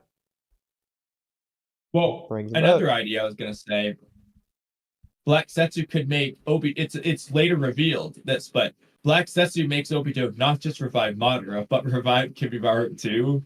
So Kimimaro gets a Rene rebirth by Obito. Okay. I got another one. So maybe Kabuto can't do it because the only way to Edo Tensei. Oh, I like this. Okay. The only way to drag back the soul of a Kaguya clan member is by being partially Otsutsuki yourself, which means you have to be the Ten-Tailed Jinchuriki. Yeah, there's some sort of like barrier to entry or something. Yeah, like they he could try could. it and it doesn't work. So or They explain okay, it along with the this could karma play. Okay, I have stopgap. an idea.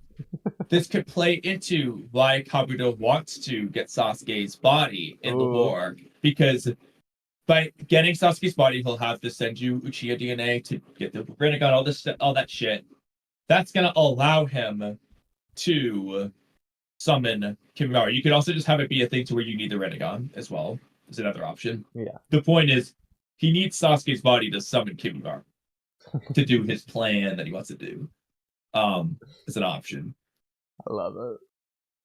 And of course, yeah, then so then in the end, I guess like Madara would have to backstab. Oh, sorry, Black Setsu would backstab Madara, but instead of absorbing the chakra into Madara, he would absorb the chakra into Kimimaro. So I have something instead of Black Zetsu. Hear me out. What if Orochimaru does something at the last moment to try and take Kimimaro's body, and that somehow corrupts it or converts it or transmigrates it or something into Kaguya? Or another funny idea: screw Black Setsu and Orochimaru just is the bad guy because he's trying to do his and Kabuto's plan from the beginning of the series, like their master plan. It's gonna go wrong and it's gonna bring back Kaguya, but like he's just trying to do his evil plan, and it involves backstabbing Madara. I think that just shows a testament to Kimimaro's power. It's not just that he prefers Kimimaro over Sasuke. He prefers Kimimaro over War Arc Renegade Sasuke. And Madara, it tells you jerky Madara. Yeah. I love it. That's his perfect vessel. Like he's trying to make Kimimaro into the best vessel possible. Yes. So basically, he's trying to turn Kimimaro into Kaguya so he can take over it. Bro, I would literally be shooting off. Right? Actually, should we just say screw Kaguya and like Orochimaru? They are just fighting Orochimaru. He just is the final villain, but he has Kaguya's powers. So because guess what? Kaguya says like, "You cannot defeat me. I am immortal." Okay, the one character who should be saying that is Orochimaru. Yeah. Just like he said to Sasuke, he's like, "Sasuke, I told you once before. I am immortal. You cannot defeat me." I'm down. Screw Shinobi history. You know what else is Shinobi history? The beginning of the Naruto franchise with the first actual villain. And then again, Hakuremo can say all the same shit.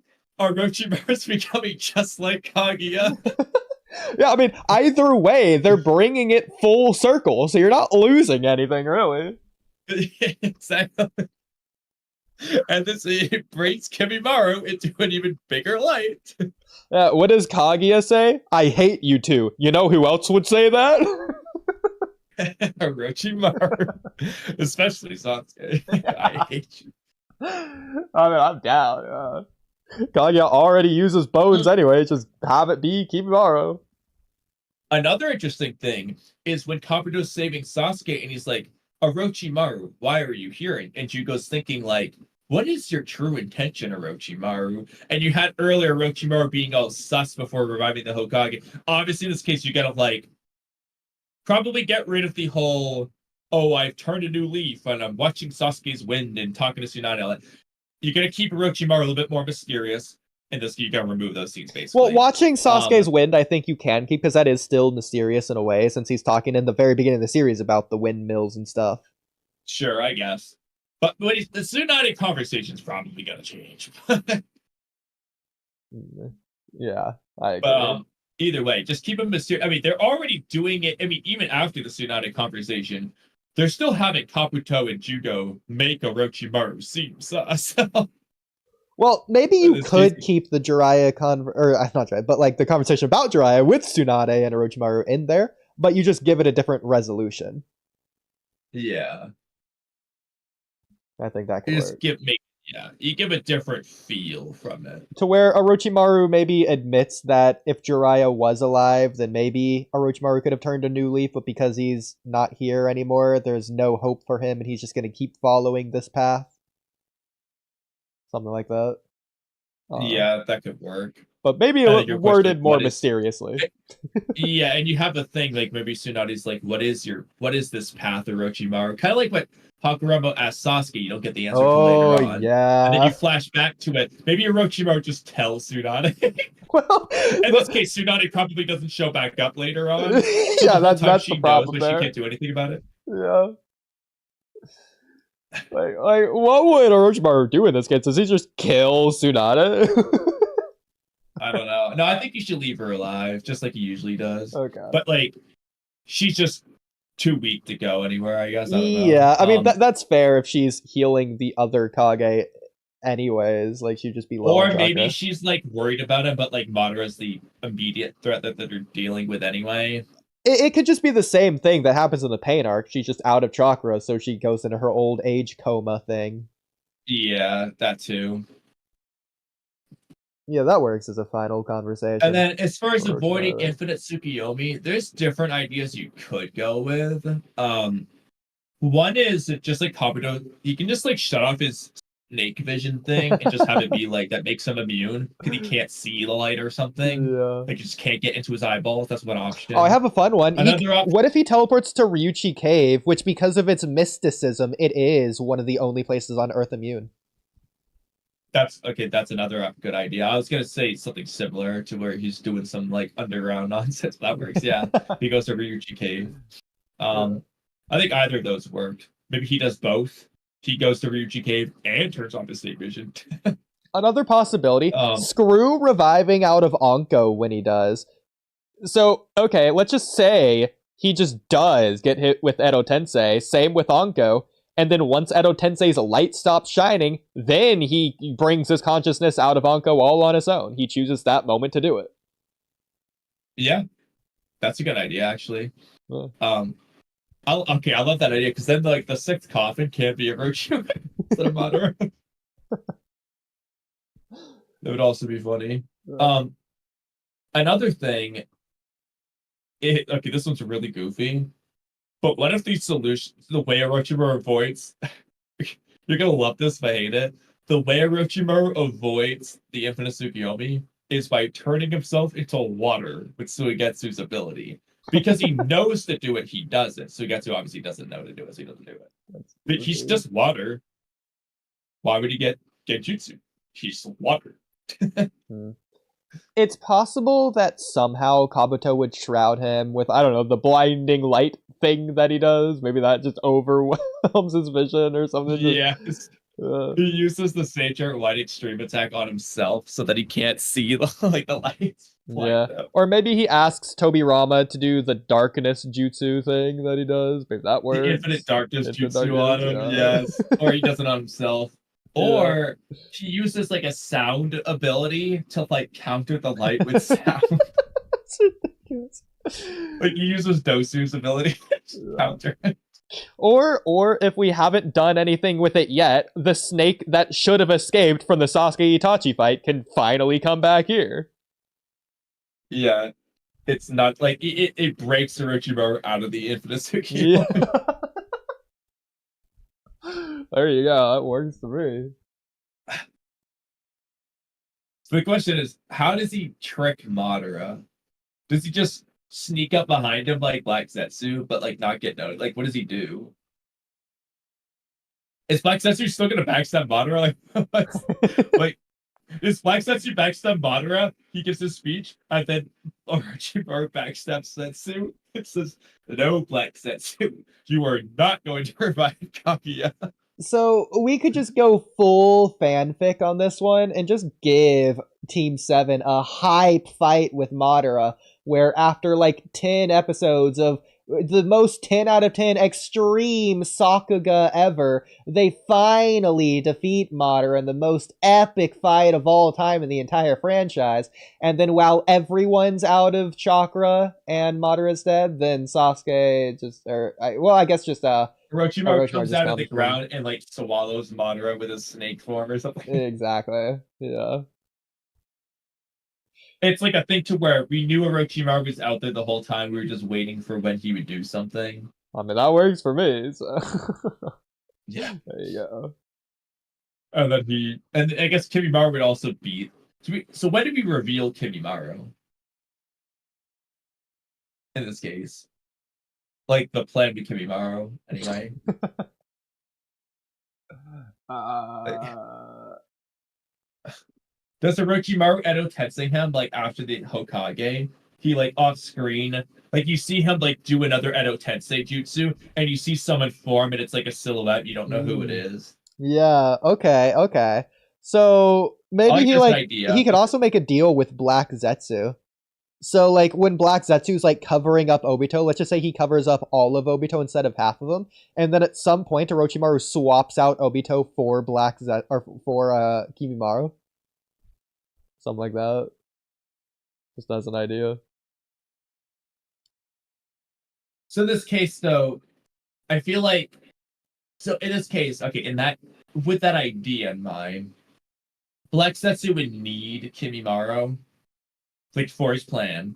They both need Kimimaro for his plan. They have their own plans with it. And it's like Black Zetsu's like, what are you plotting? Kind of thing. And Yeah. how do you know that I need him to? Kind of thing. So like they're both like he's gonna be suspicious of Orochimaru, but it's like, okay, but this does work in my favor at the same time. So he goes along with it kind of thing. Okay, so yeah, so Black Zetsu uses Kimimaro to backstab Madara because he needs Kimimaro as the vessel for Kaguya, and then as he's transforming into Kaguya, Orochimaru just takes over. So it basically is Kaguya, but like not Kaguya since it's Orochimaru's consciousness with Kimimaro's body, I guess. Yeah, with Kaguya's body now. Yeah, but realistically, would you want it to be Kaguya's body, or would you rather just No, visually still keep you want it to Kimimaro? be Kimimaru's body. Like I want it to look Exactly. like Kimimaro while he's doing it, Yeah. but with like Orochimaru eyes and shit. You know what? Let's just have Kaguya just be Kimimaro's twin. There you Well, go. I was gonna just say Kimimaro could just be the reincarnation of Kaguya, who would just be Hakuroma's Oh, dad instead of mother in this case, that's and he cool. just looks identical to him. Okay, I'm down. Yeah. You know, that could be why everyone in the clan is so scared of Kimimaro too. It's like they know the lore of who Kaguya, who would now probably have a different name, but they know who Kaguya is, and it's just like you are literally him. You look like the drawings of him and all that shit. Yeah. It's kind of similar. Oh, you know what? Yeah, I think that thematically works with the Indra Ashra stuff as well, in a way. Yeah, exactly with the reincarnation. I mean, also out of curiosity, so I mean, they also had like Jiraiya be like, Nagato, you're the reincarnation of the Sage of Six Facets as well. Would you just have that be true though in this case? Like, would Nagato just actually just like Kimimaro and Kaguya here? Would Nagato just be that for Hagoromo? Like in both cases, they're weaker. Indra, like Naruto and Sasuke were weaker than Indra and Ashura before the power-ups. Kinro's weaker than the Kaguya here until obviously Black Zetsu or Orochimaru shenanigans is him getting full power. Nagato would be weaker than Hagoromo, but would you just have all these actually be reincarnations? I like the reincarnations here because instead of Kaguya fighting the Kaguya herself, it is the same fight but with the reincarnation showing the cycle of history actually repeating instead of Kaguya writing her own history in the current present moment. It's kind of weird if that's what they're going for. But it's like you had Hagoromo and Hamura versus Kaguya. Now you're having like I don't know, Indra and Ashura. Like I guess just Indra and the They're reincarnates doing versus the that anyway, reincarnates. though. Like, The Kaguya even though reincarnates. that is weird, like they're already doing Hagoromo and Hamura versus Kaguya, then Indra and Ashura versus Kaguya. Yeah. No, actually, that doesn't make. Wait, no, wait. Wait, why is she going after Naruto and Sasuke again? Wait, no, that confused me. Hang on, what? Because Indra and Ashura wasn't Kaguya's children. It was her grandchildren, but she's She treating didn't her. know them. She's treating them like it's her children. Wait, I'm gonna. Wait, what? I just She literally 13 holds them, years says, later, I'm She's realizing, crying and says, Hagura Hamura, I hate you. but After it's already mentioning earlier on, she goes, they're Hagura and Hamura. No, they're Indra and Ashura's dot dot dot, which reincarnation. She's already addressed that it's Indra and Ashura. Yet later on, it's like Hagura Hamura, I hate you. I don't understand, bro. Like, how is she even sensing Hagoromo and Hamura in the Well, I can understand sensing Hagoromo in a when way? she's sensing Hamura. Exactly. Like the mood seal, I I guess. guess, but like Hagoromo had that on his own anyway, at least as an adult. I don't understand. Yeah, no, 13 years later or whatever, I'm finding out the most glaring plot hole in all of Naruto. It's just ruined the whole And series. that Naruto is like the sage Hagoromo when it comes to the tailed beast. Honestly speaking, should we just remove Indra and Asha? Should the conflict just be Hagoromo versus Hamura? And then like, whatever from Honestly, there. yeah, which I think works even better going into Naruto the Last with Like Hamura's Sasuke just decree. is Hamura's reincarnate. Exactly, yeah. It just works for Toneri's plan And as they hate well. each other. Yeah. I'm glad, yeah, Now, no, of I'm course, down. That works for me. this does like remove the whole Hagoromo choice successor thing.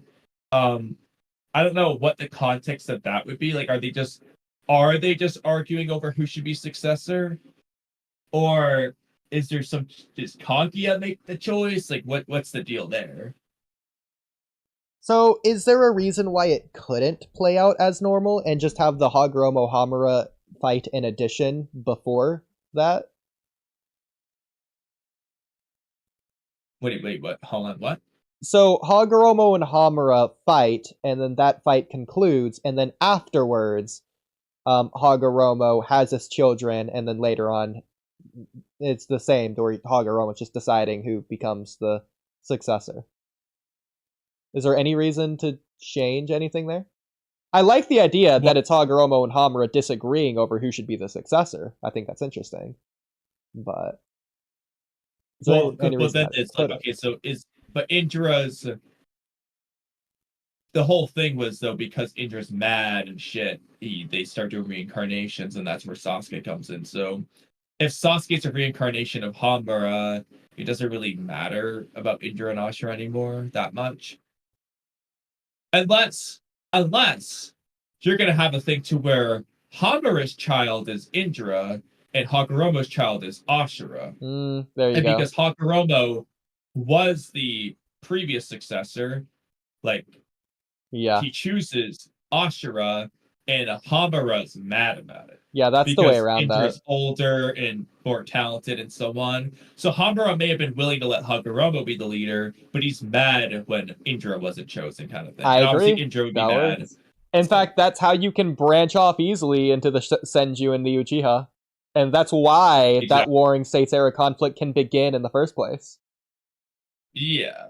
I mean, it's effectively like a similar thing, but in this case, the now where it gets weird is with the reincarnations. So like it wouldn't be Indra and Ashura reincarnating, I guess, unless you want to say that they are the reincarnations of their parents.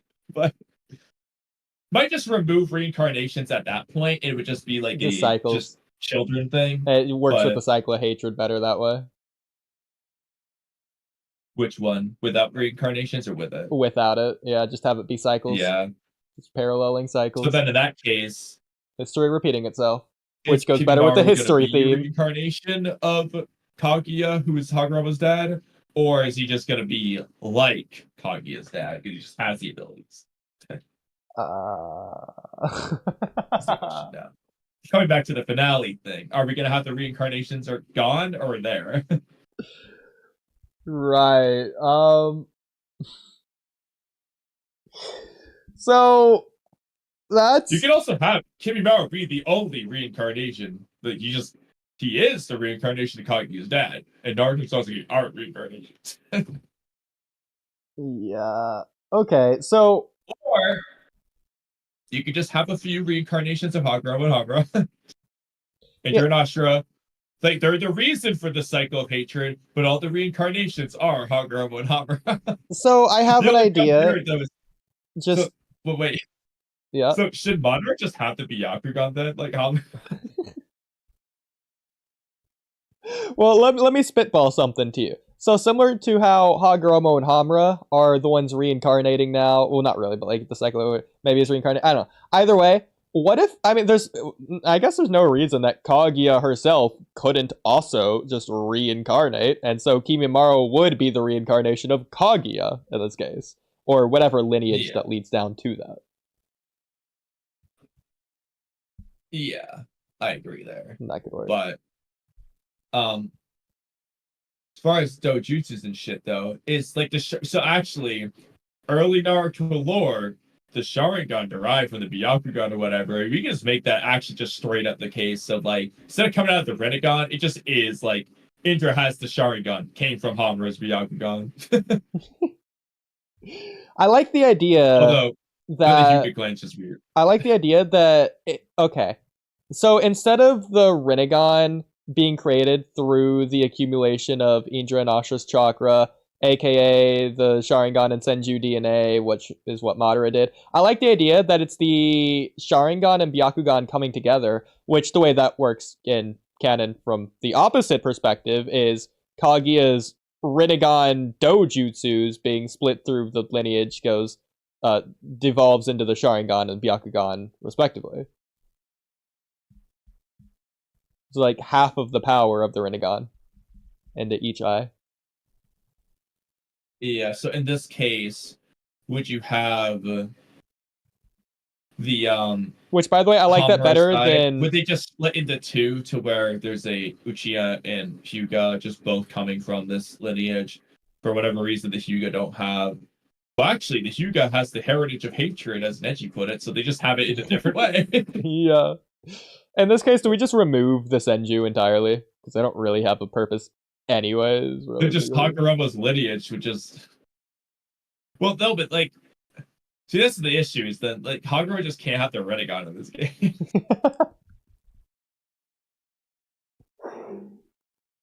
I mean, I don't know.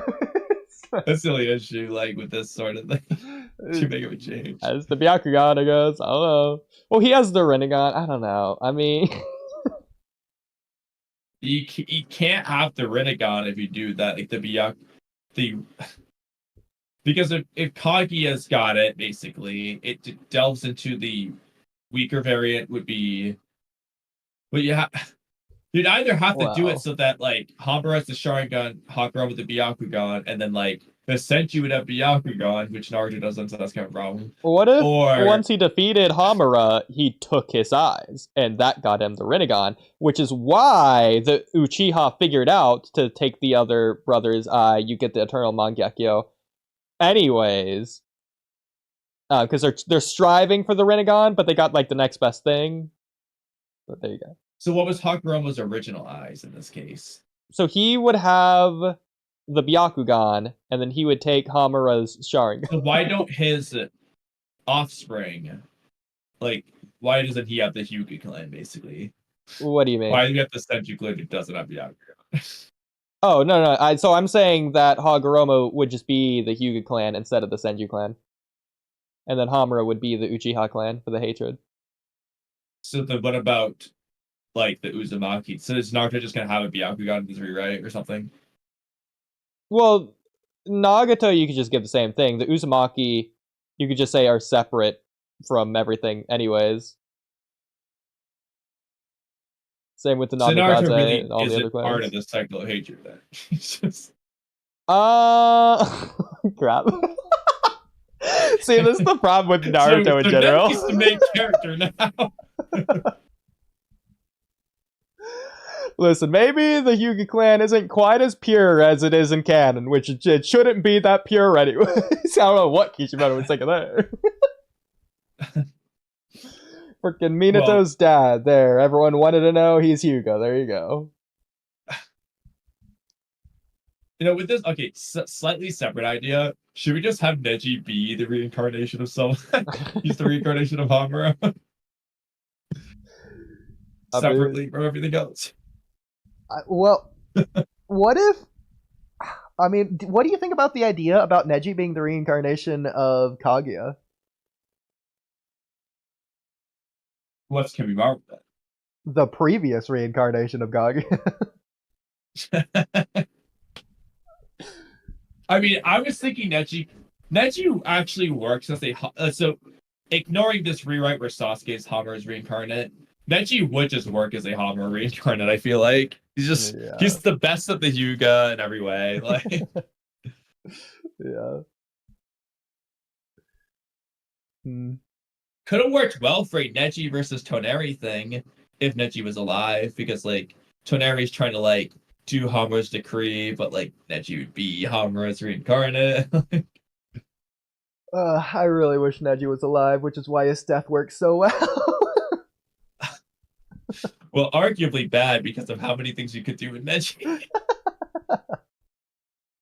Neji was goaded. We love Neji. That's the problem. It's both good and bad at the same time. Because his death is good, but there's so much that could have been done. I love how bad it is. And I hate how good it is. Exactly. I don't know. I feel like we've exhausted that one now. Without actually figuring anything out. We just realized some of the problems. Yeah. Well, I feel like we ran into paradoxes on every dead end, so I don't know where to go from there. I know the only thing we know for sure is Kimimaro can be the reincarnation of Kaguya. Yeah. That one can just be the case, no matter what else. If all else fails, Kimimaro's cool.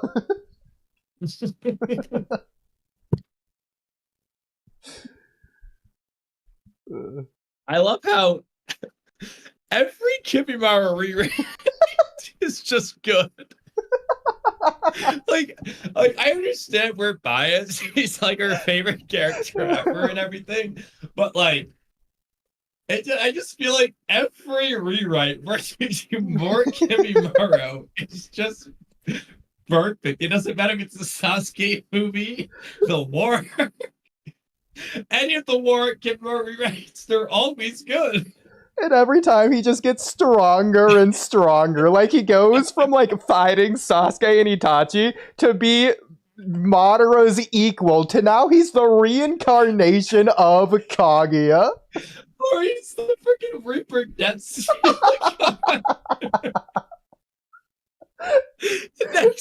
next he's gonna be fighting Shibai, or Shibai is becoming Kimimaro, whatever it is. The reincarnation of Shibai. Shibai is reincarnate next. No, even better. Shibai is Kimimaro's reincarnate. Bro, if Shibai does the Bracken dance, I'm gonna be so happy. He's like, Shinjutsu, Bracken dance. Dude, I have to say, okay, real talk. I have mixed feelings about Kabuto using the Bracken dance in the Itachi Sasuke fight, because on one hand, I love that he's using Kimimaru's abilities, but on the other hand, it was the most biggest disservice to the Bracken dance ever. All he did was just spit up a few spikes in a straight line. It was easily dodgeable, and it's just sick. Kimimaro did something like 100 trillion times the scale of what Kabuto did, even though Kabuto should be like infinitely stronger than that Kimimaro at this point. Well, if anything, it's like a good thing and a bad thing, because that just shows how adept and skilled Kimimaro was at it. It's very similar to Haku in that regard. Yeah. And also, but just at the same Kimimaro's time, conviction. you could argue it would have been cool if it was only used once, and it just is Kimimaro's version. Yeah. But there's good and bad. I mean, I like it because just the fact that it's so underplayed just shows how impressive the first time it was used was, which is, again, that just shows how cool Kimimaro was in comparison. That Kabuto, so even at his strongest, pales in comparison. So, more ideas. So, Kaguya's going to use the Bracken dance in this rewrite. When and how are we doing this? So the first thing I was thinking was she would use it, and it's how Obito dies. The only issue is, okay, how does not everyone else die? So how do we use this so that Kaguya can use the Bracken Well, dance too? I have an And it's idea. impactful, so I think I should kill Obito. But So like, yeah, so what if you just have one of the dimensions instead of like the cotton candy dimension or the ice dimension, it's just a bone just the dimension. Bracken dance dimension. Or yeah, so it would go along with the desert dimension. Instead of a desert, you just have like a Badlands. I feel like that'd be a perfect place for a bone area. So instead of her like doing the Bracken dance of the spikes coming out, she would basically just do the merging thing, I guess. She comes up behind them and Kakashi, oh, so she's like behind Naruto and Sasuke. She's got a bone in each hand. They're right next to each other. And Kakashi and Obito just do the run as fast as they can thing, Well, she already to does the get there in merging with front. the environment thing in the ice dimension. So I want specifically for a dimension for her bones to be the best use. Yeah. I Yeah. mean, it could be a gravity bone dimension. Both of them come up. That's too OP. She can't do it there. So then I guess instead of the gravity, just she's just in the bone dimension. If Because what she's doing anything, with the bones anyway. if anything, it would need to be an anti-gravity dimension. You need to amp Naruto and Sasuke to survive this one. Well, that's where Kakashi and Obito come in. Works for me.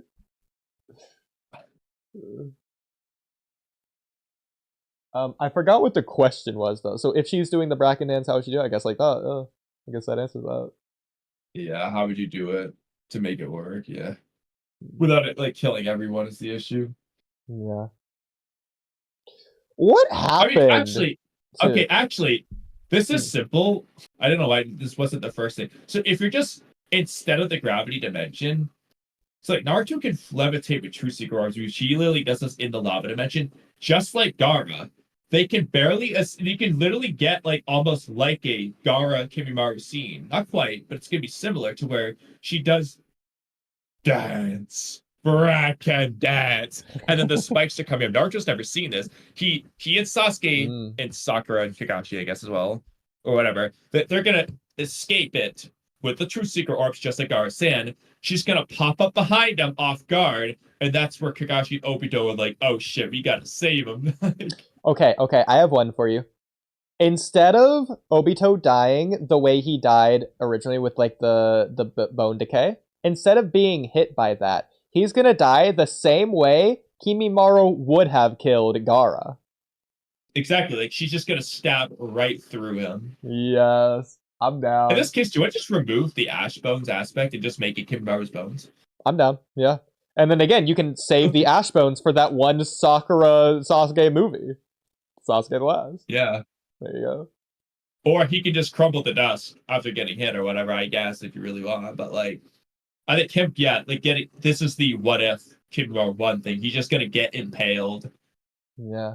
You just have It's Ash Bones also be Uzumaki or kind of Joshi technique. a weird way of saying this, but it's kind of like Kakashi stabbing Rin. Kakashi gets PTSD. uh, or even better yet, Kaguya's aiming for Kakashi, and Obito does what he couldn't do for Rin, jumping in front of the way. Oh yeah, he jumps in front. Uh, Well, actually, yeah, it's just like when Kakashi's aiming for the Mist Ninja, Rin jumps in front. Obito just does the same thing when Kaguya's aiming for Kakashi. man, that would really mess Kakashi. Bro can't catch him for I don't know right. if Kakashi heals from that one.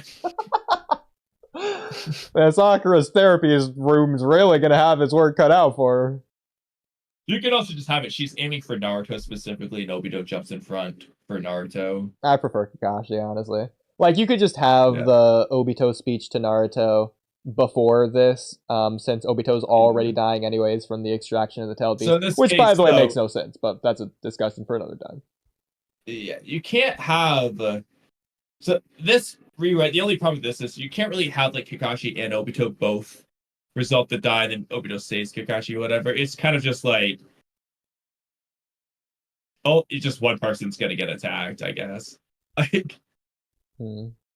Like, unless Yeah. she does a double bone, she's got one in each hand. She's going for Naruto and Sasuke. Like it's the only way to do that. Yeah. But then how's Obito saving? Is you Kamuing away the whole clematis dance bone? Well, no, I think it works because in Dragon Ball, in the Frieza arc, Frieza realizes that the main characters keep coming back because of a healer, and so Frieza takes out that character, which is a really big and bad, devastating moment for all the fighters, main characters, because now they can't do that anymore. So Okay, so similarly, she can realize that Obito brought back Sasuke, so she needs to discard of Obito in order to win. well, and I guess okay, that's one way. The other thing I was gonna option would be just either Kakashi could bring back Obito in this case, or just have Kakashi do something else that's been a pain in her ass this whole fight with Kamui, Yeah, to where she's like, I like that. kind of like she gave, like, you're the dangerous one. Like, you gotta go because I can't win this if you keep doing what you're doing, type of thing. Exactly. He's being kind of like slimy and snaky, just keeps assisting So, them to where they just can't lose. Not that he's making a big so you're impact, either but gonna, he's assisting. yeah, it's either gonna be a thing to where, or it could be like just both of them, both Obito and Kakashi. She's just gonna go for either one. Hmm. Is a third option because your options are either she's trying to take out Kakashi because he's annoying. Obito gets in the way and saves it. Option two, it's a trick. She's really going for Obito, but she targets Kakashi to make Obito jump in front. Is her That's plan. ridiculous. Or either one, she's just, and Kakashi's the closer one, so she goes to him first and ends up getting rid of Obito instead. I mean, they One would of the have to make three. it clear that that's what she's doing, and it'd be very similar to what Delta does to Naruto with Himawari in that case. Yeah. Well, But yeah, she would think like, yeah, and one of it's a the three little bit options she weird. would think what she thinks. The question is, which would be best for this? I I mean, think it's weird for her to just assume Obito's going to jump in front based on what she's seen. So I think she should either be going for Kakashi or she wants either of them dead, and she goes yeah. for Kakashi So either first. she's going One for or the other. Kakashi, or because she knows Obito would just slip through it with Kamui, that's why she's targeting Kakashi, because Uh, she knows that Obito can't yeah, just like slip it through. It'd just be yeah. That no Obito can purpose. just evade it anyway. Yeah. That works too. Yeah. Or and it could also be a thing to where together they're doing something that's really a pain in the ass. So it doesn't matter. It's similar to Naruto and Sasuke. It doesn't matter which Uh, one she kills. She just needs one of them gone. So she chooses Kakashi because Kakashi can't just phase through it like Obito. that works. Yeah. I like that. Might be my favorite And I actually. think that sets it up because now we're having an impending Kakashi expectation death, and instead we're getting Obito, who Yeah. And the ironically Kakashi, chooses not to face and ironically, it makes Kakashi stronger than ever before. it. Okay, I like that. That's ridiculous. Why is this low key better? You know why it's better? It's because it's got Jimmy Because Maru's it's involvement. I mean, it is also making Kakashi cooler pre Perfect Susan. It's making it so he's not just useless earlier in the fight. Like, he's actually going to be helpful here. What do you think happened to that battleground? Do you think the Bracken dance is still there in the Boruto era, or do you think the bones like crumbled away, or because they lost their chakra, they immediately went down in the earth, or is it just still I'm there? thinking. I'm thinking they crumbled away because, like, Kimura's dead. His bone cells are dying. The bone cells are gonna eventually disintegrate. But I would prefer that they're still there. I mean, Would be a cool historical site where, like, either Rock Lee or Gara, like maybe Gara's talking to Shinki's, like they stumble across it and he's like, "Son, let me tell you a story of the strongest enemy I've ever fought." the strongest enemy that's ever been. No, but it didn't matter how many times I crushed him in sand coffin. He kept getting out. Shinky, even you wouldn't be able to stop him. Yeah.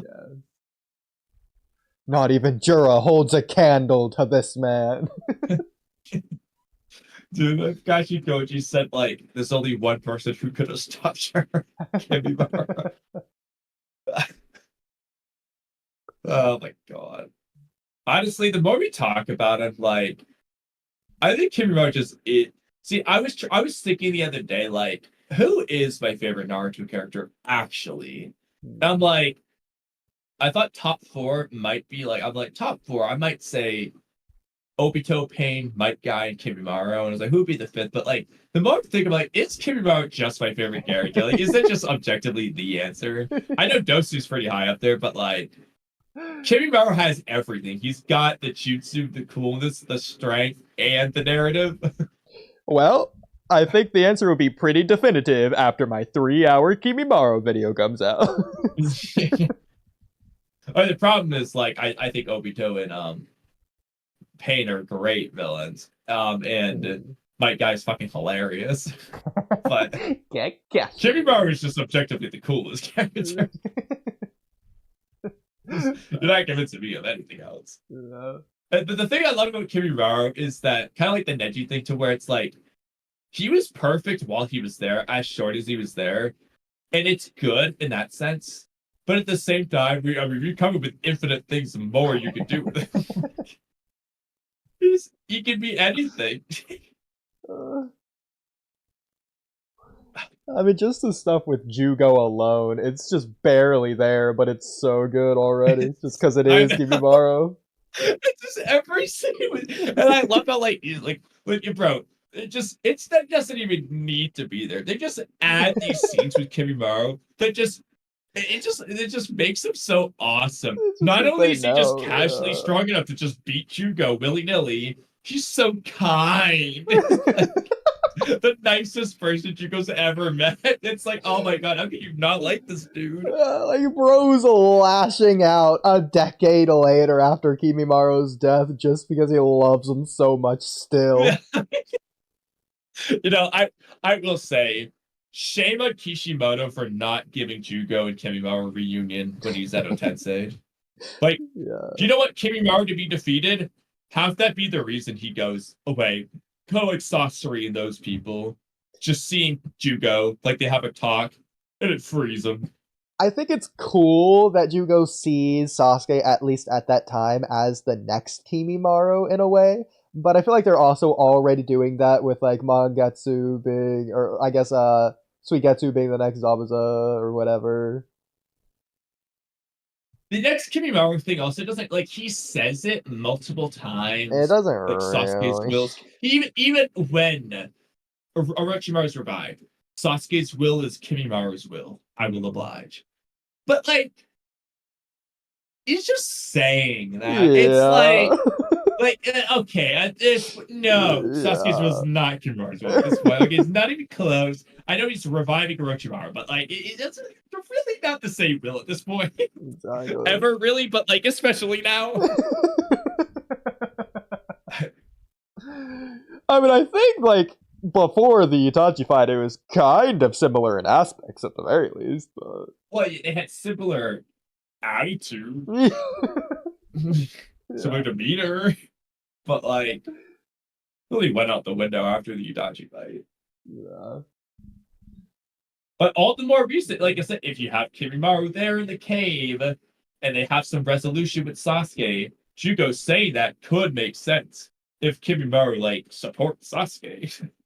Oh my god, freaking Kimimaro should have freaking been there. He should have been everywhere. I still can't believe. Oh yeah, as a side note, I wanted to double check this because I was thinking about it, and I'm gonna double check it right now. You were thinking about it. There's the scene of Kimimaru's like fighting like the Naruto KCM clone and whatnot, and we know Kimimaru never gets defeated. Yeah. Oh, could this just load? And you were saying the clone isn't there, implying that Kimimaru just defeated it? Yeah, so that's what I want to double check. Okay. Is the clone just... I want to make sure that this is true. Like, is the clone just not there when he goes away? Because as far as I'm aware, it's not there. So, like, did he just defeat it? I mean, I'm pretty sure because Naruto, like, I mean, you see the Edo Tensei just disappearing, and it's like, there is no Naruto clone there. Naruto's just not there anymore.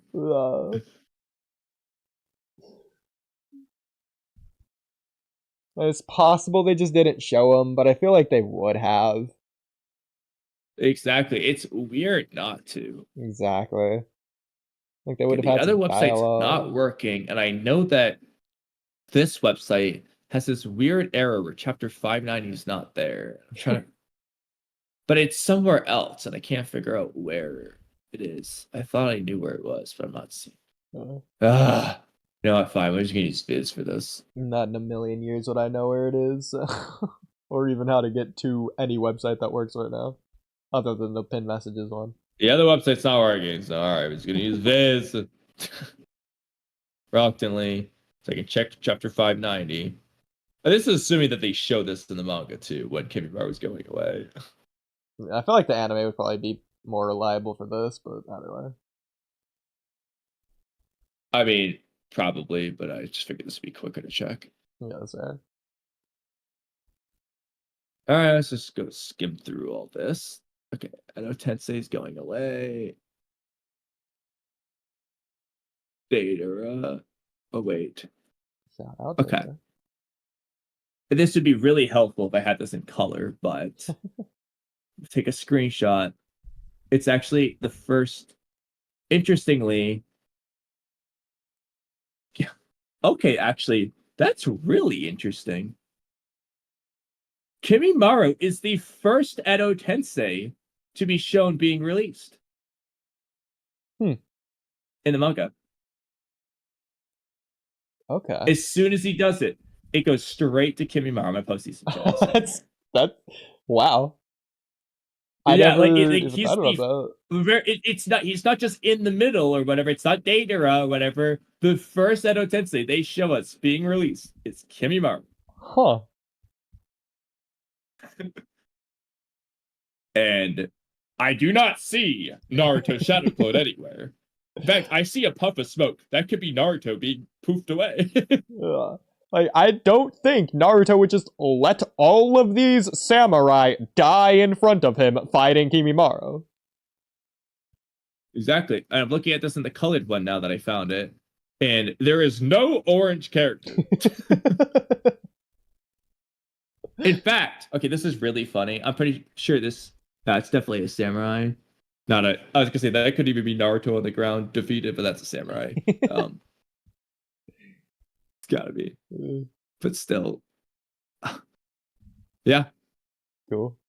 All So, right. like, and like Konkuro's still there. Yeah. So I mean, I think, yeah, like, and so like you haters out there can say what you want. Edo Kimimaro beat a KCM Shadow Clone, something the third Raikage couldn't do. Yeah. And before anyone's like, oh, well, how do you know he did it? Yeah, okay. So you're saying Edo Chiyo did it? Yeah, okay. No, Kimimaro did it. Okay. Yeah, guys. First of all, Granny Chiyo wasn't fighting the KCM clone. Kimimaro was, first off.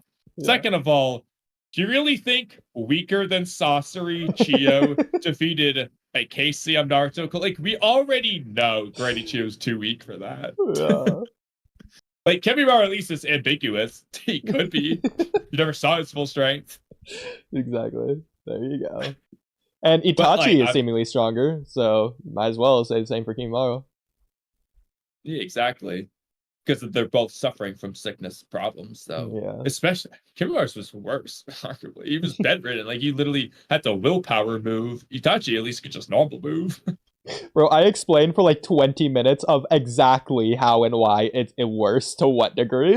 In Itachi, it's so bad. Yeah, well, I mean, so it is, worse. though. Like, Kimimaro literally has a bigger, worse symptom, a sickness.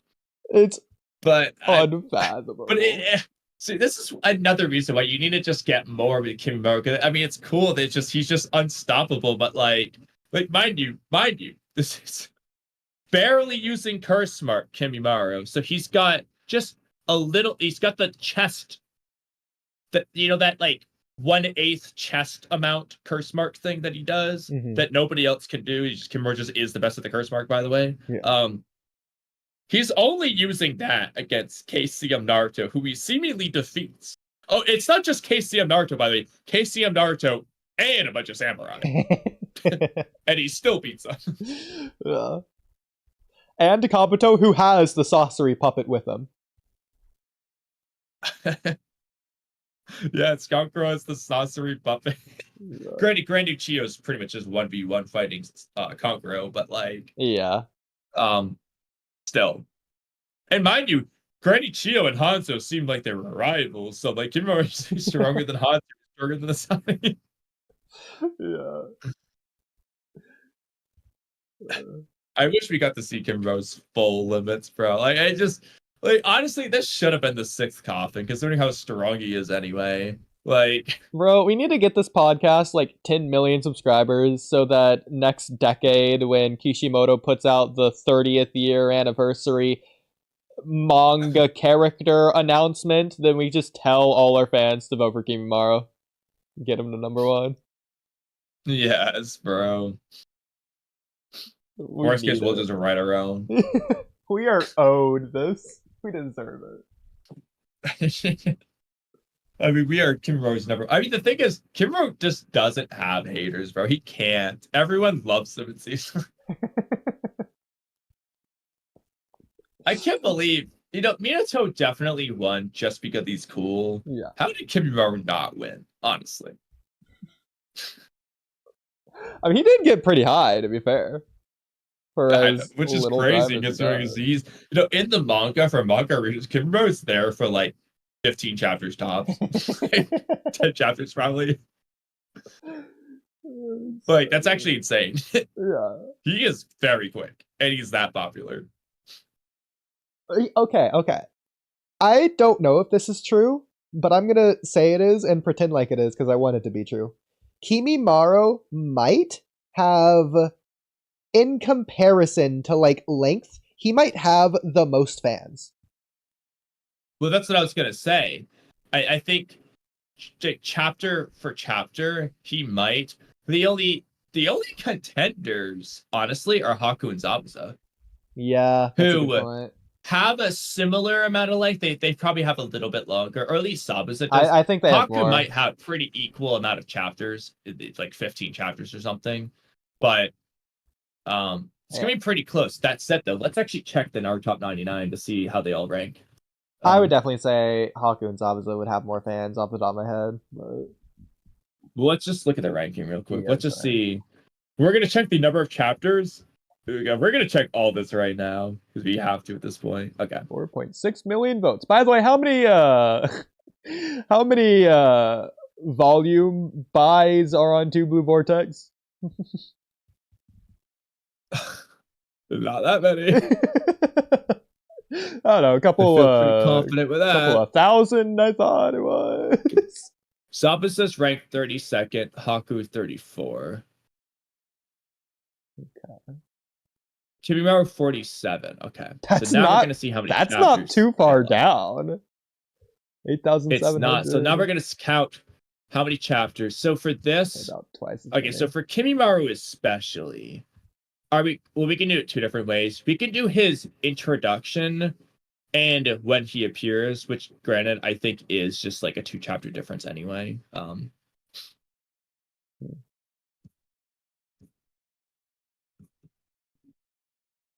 Yeah, he's name dropped in 198 by Kidomaru, not counting that. He's introduced in 199. You see him in the bed. Yeah. Then I think he appears in 200 or 201.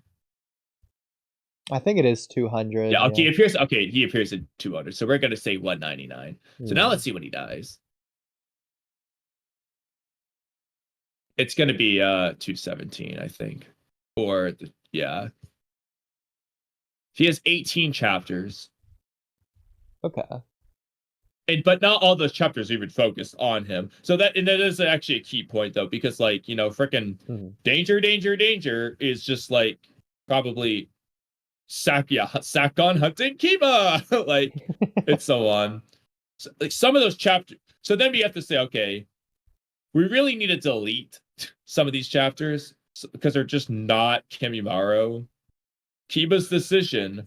Oh yeah, sorry, it's probably not one page of Kimimaro at best. Yeah. So, okay, that's literally a bunch of these chapters. Yeah. Like, until Rock Lee shows up, chapter 209, Kimro's just there for like a page in each of these chapters. So, like, what did we count for this? For like 6 of these chapters at least. Like, half a chapter. uh, We'll count 3 chapters there. Um, that's being generous as well. I mean, 1, 2, 3, 4, 5, 6, 7, 8, 9, 10, 11, 12. We can say 15 tops. I mean, it's probably between 12 and 15 of actually like being there.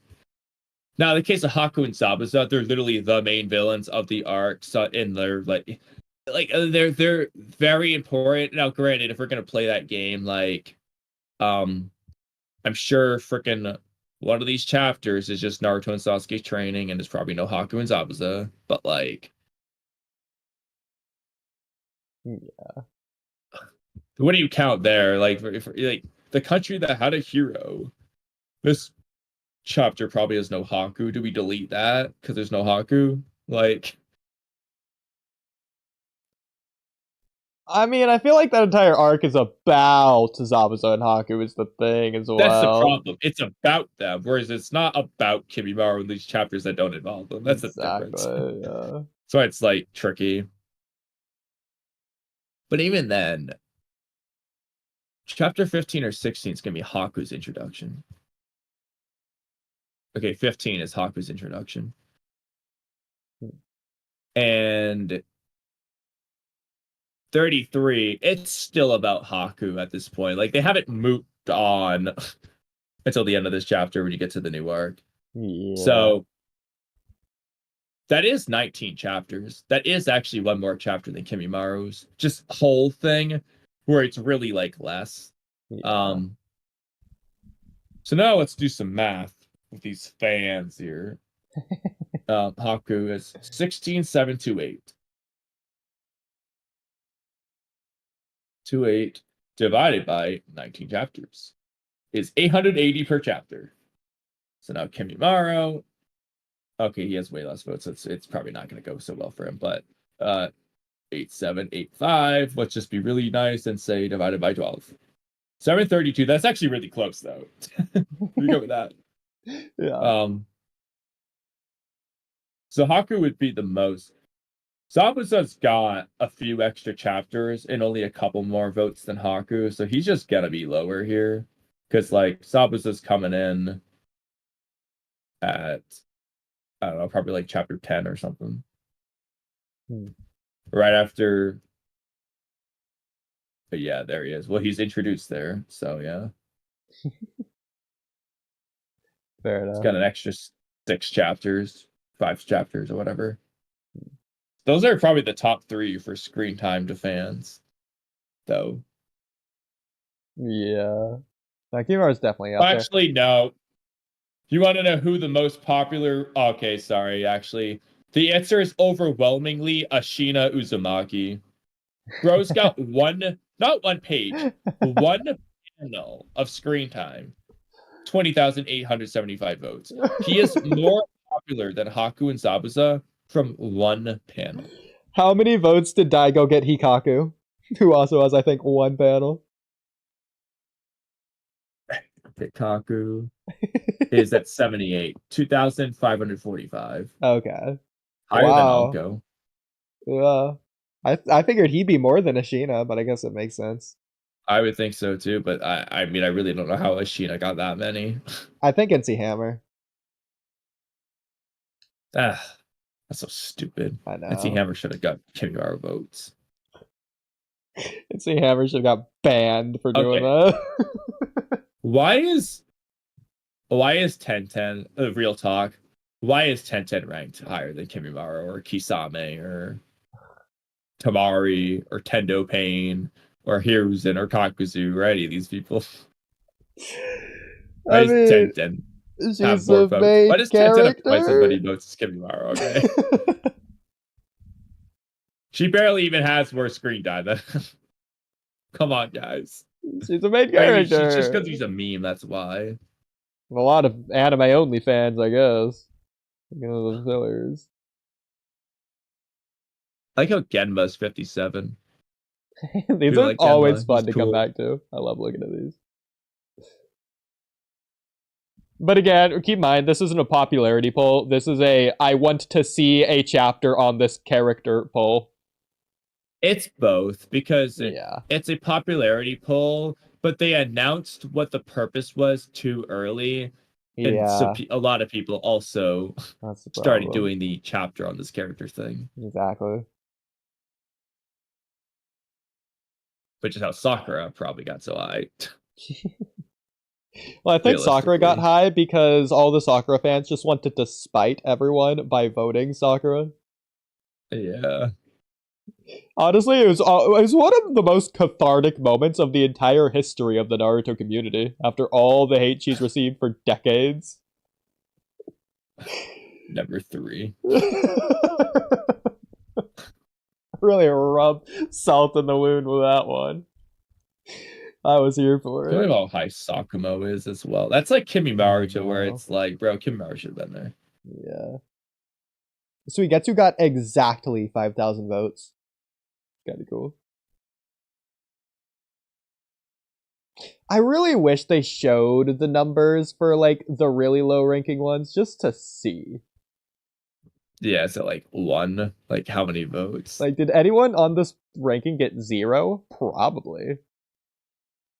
I want to see who though. Good Or point. if they did, just to know. Well, I mean, if they're doing their ranking and they're not ties, I feel like they have to get at least 1 vote. Like maybe there's actually more characters that just didn't get votes and they're just not on the list because of it. That's possible as well. Alternatively, Sekka is the only character to not get a vote. The last place guy. Yeah.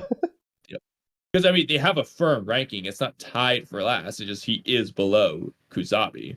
So speaking of which, I recognize Kusabi, which means I know the community recognizes he's Kusabi. the dude after Gato dies, and he's like, "Well, who's gonna pay our bills or whatever?" Keep in mind, from the very first arc, like you'd expect there'd be like a drop off. Like I can imagine people not knowing who someone from the 17th arc is. Literally, if you're a Naruto fan, there's no way you don't know who Kusabi is. How is he? Especially considering how much higher the other 2 main Gato guys are. Yeah. The one who looks like Mizuki is way higher. Exactly.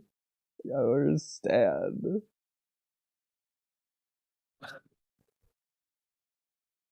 Like, there's nobody. Feudal Lord of the Land of Earth was ranked higher than Kusabi. Doesn't make sense, bro. Oh my god. Like, I don't think half these characters are actually named anyways. No, they're named in the poll. Like, that's where they got their name. Exactly. Like, ridiculous.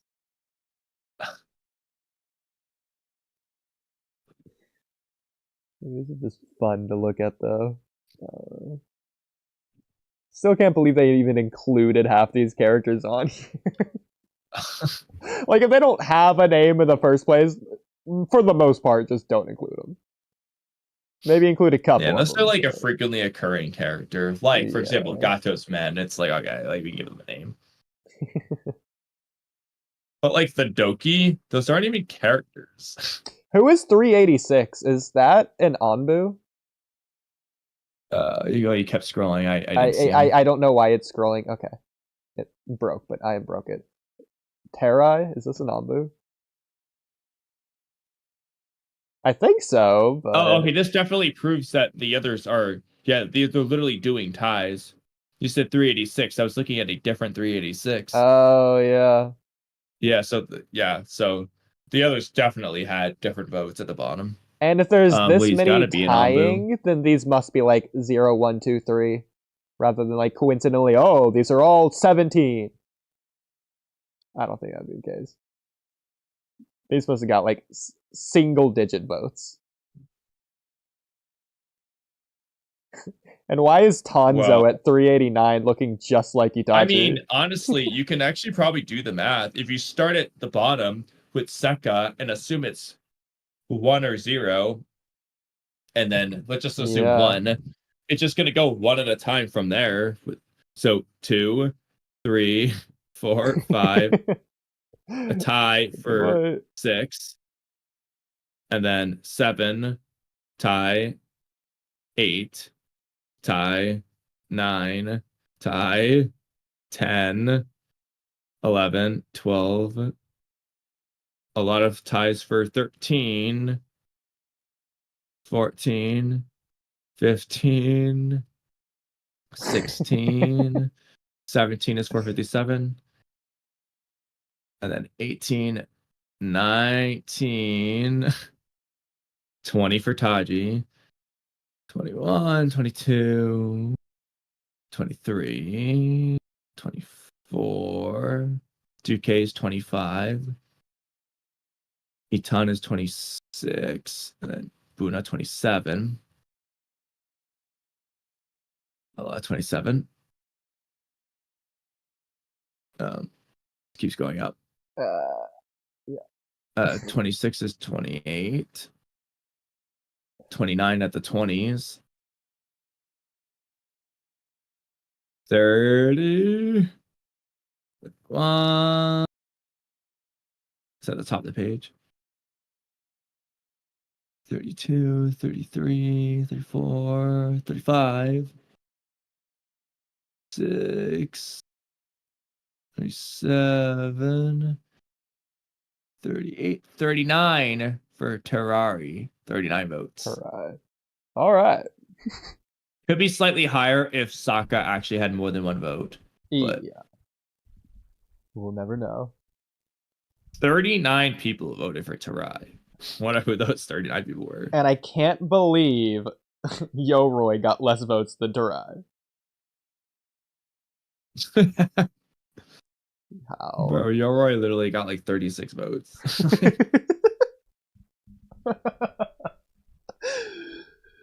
It doesn't make sense. And I think Mizumi was even less. Nara got as many votes. Like, what? It's crazy.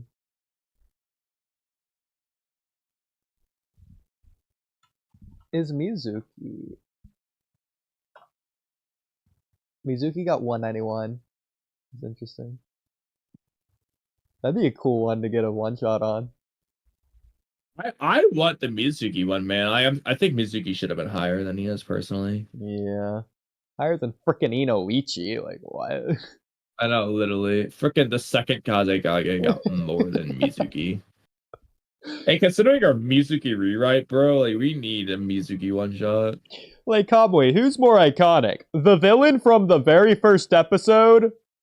Or that one Path of Pain?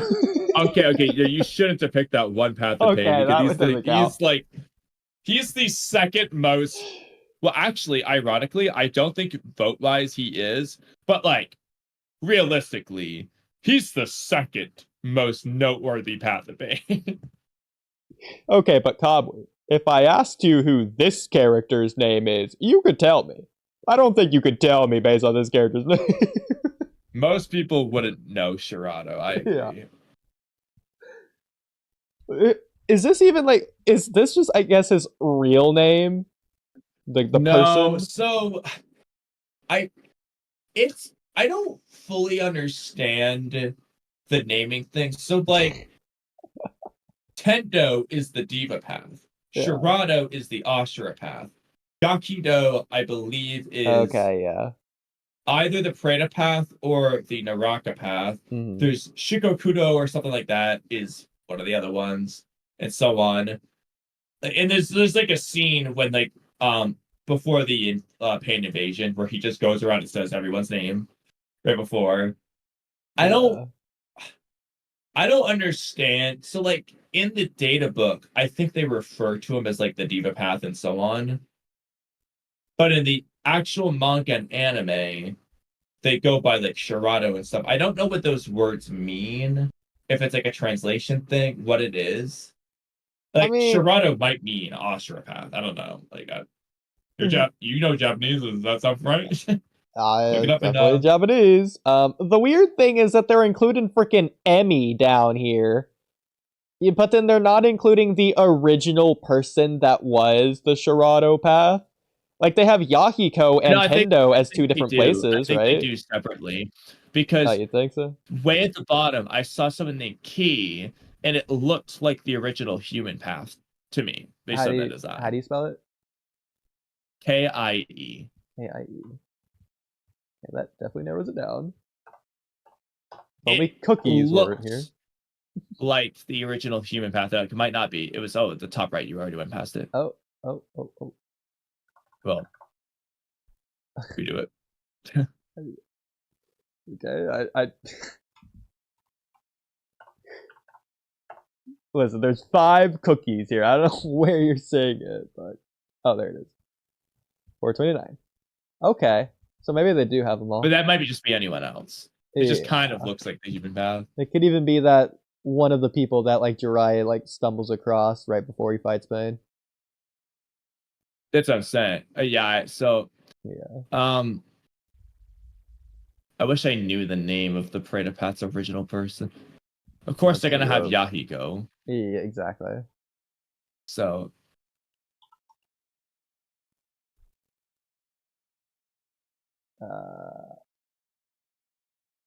Say his name. We got his voice actor's name. So Kamui, he's listed as deceased. Do you think he originally was listed as deceased, or only after he was defeated? No. I mean, Oh. for the Parade of Path, I think after he was defeated. Okay, did they say his name here? It doesn't look like it. I mean, the only way to do this is to just skim through and see if you can find any of these characters. So the Parade of Path or the Asura Path are our best bets because they're pretty noteworthy in appearance. We just got to see if we can find them. But do you actually want to do that? Kind of. Oh my gosh.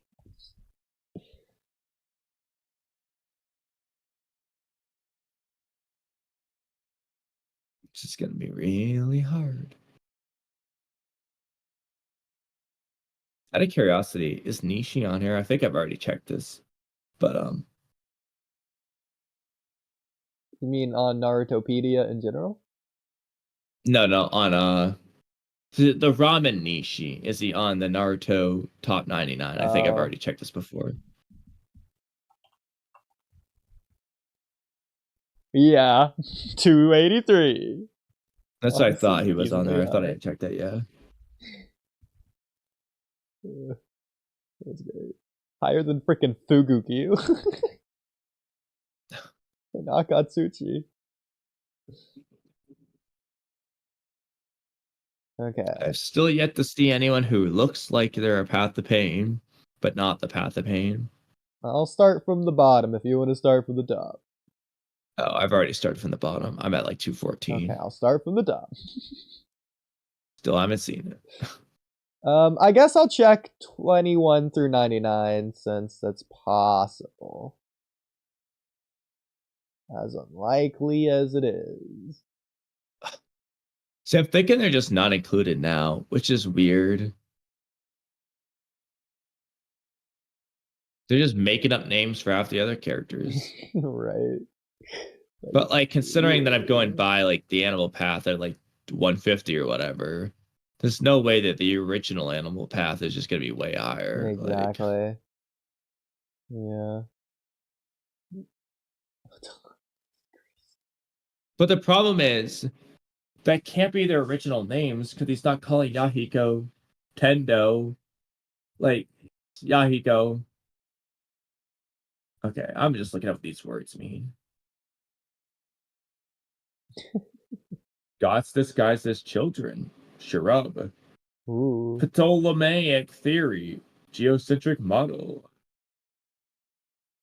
That's Tendo, the sun, god of heaven and the earth. Celestial path. Diva realm. Okay, that might. Okay, so that's probably the reference. And now let's try Shirado. Ashura Realm, Scene of Carnage. Okay, yeah. Yeah. It's just a Japanese word for Predator Realm. Okay, yeah. Makes a lot more Mhm. sense now. That's just the Japanese words for the Patsipane, Yeah. That's as I thought exactly. originally. But the giant spider is ranked 140. Like, okay. I understand the meme of including random characters and even just giving them names. This isn't a character. In no universe can you say this is a character. Like, why? Like, Shino's bugs aren't on here and they're more of a character than this thing. I mean, it seems like they counted like every summoning animal. No, actually, is the Turtle Island turtle on this list? Does it? Well, the problem is they're gonna do its name probably. Well, then again, they aren't naming the giant spider, so I don't understand. Search turtle. I did. It didn't pop up. Uh, You know what? Let's look up if it has a name.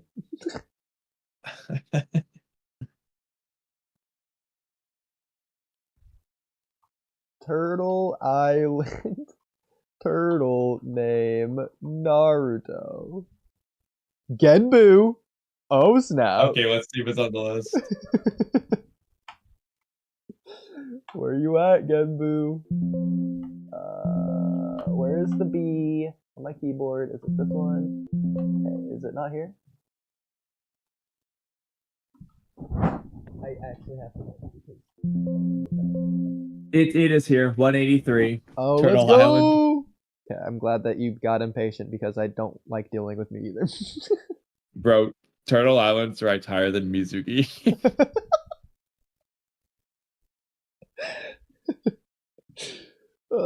Why is it so much fun to constantly looking at this? And it's ranked as high as Chome. That's great.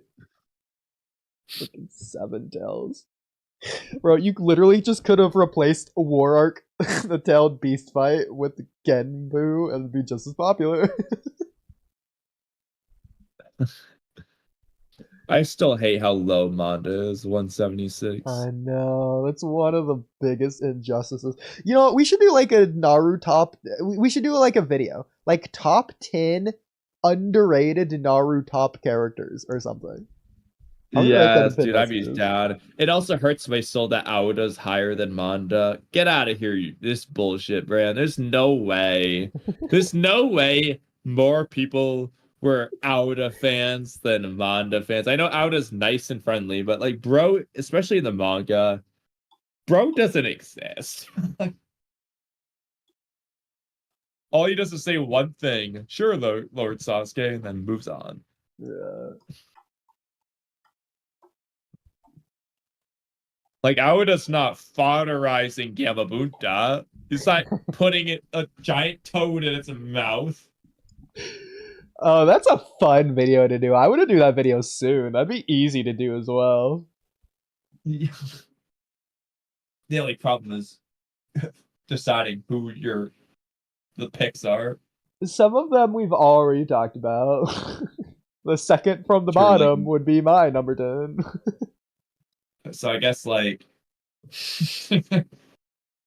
well, let's just write down some of the people you mentioned then. Like Mizuki, Manda, Kusabi. Yeah.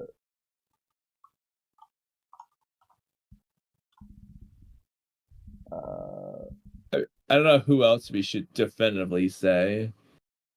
That's fair. Um, I mean, there's a lot. Like, I mean, I think there's a lot that could go higher, I'll write but down like, it's just Shurido. how do you pick who's really like too underrated? Like, okay, we should also do one. Where is your okay? Pin messages. Top 10 over. Yeah, I was hoping you were gonna say that. Naruto characters. Yeah. Not The really. Demon Brothers are at 200. Do you think that's fair? Or should that go up? I don't know if that's See, underrated. that's the problem is there's so many characters, hard to say because like some of the sound for I'm like I feel like those are low. Yeah. Like Sakon's like 150 or whatever. It's like I feel like he deserves to go higher. Like, does Same with Boonpuku Kidomaru. deserve to be at 208? He's probably too high to be honest. Oh, Gato's down here. That's interesting. Wasn't expecting that. I'm gonna add Gato on. Zori, one of the other the Mizuki looking Gato guy was really low too. He's like 380 something. Hmm. What about the Demon Brothers? I feel like that is well. Oh yeah, Baki definitely going on here. Oh yeah, Baki. we already made that Baki video. We know. Dota. Bro. Okay, Auntie from Auntie and Uncle, Uruchi Uchiha is 180. That's funny. I don't even know who have these characters freaking are.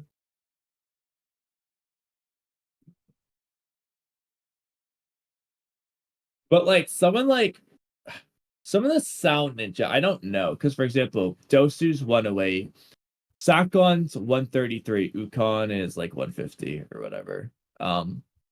He is. Jirobo 157. I can't remember where Kidomaru was.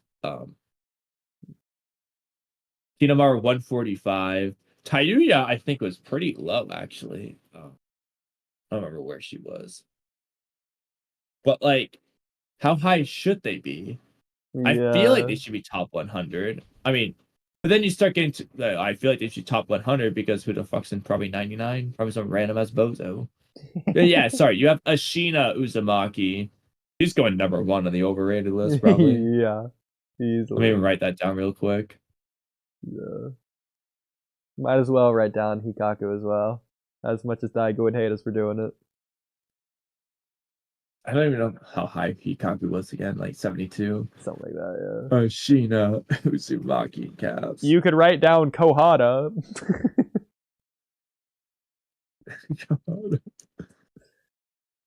Oh, no way. Definitely gets on this list.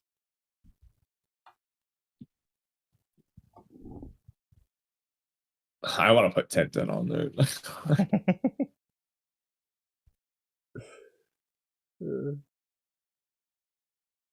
I feel like we've been streaming for long enough. What do you think?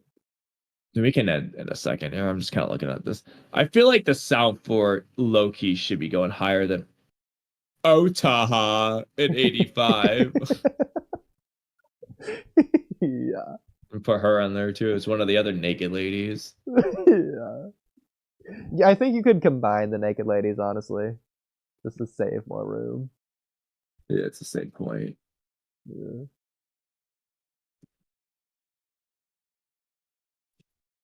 All right. Oh my god, it's 5 a.m. Exactly. And I have so many things to eat still. Oh my god. Okay, well, Well, yeah. Thanks everyone we for failed. watching. We failed.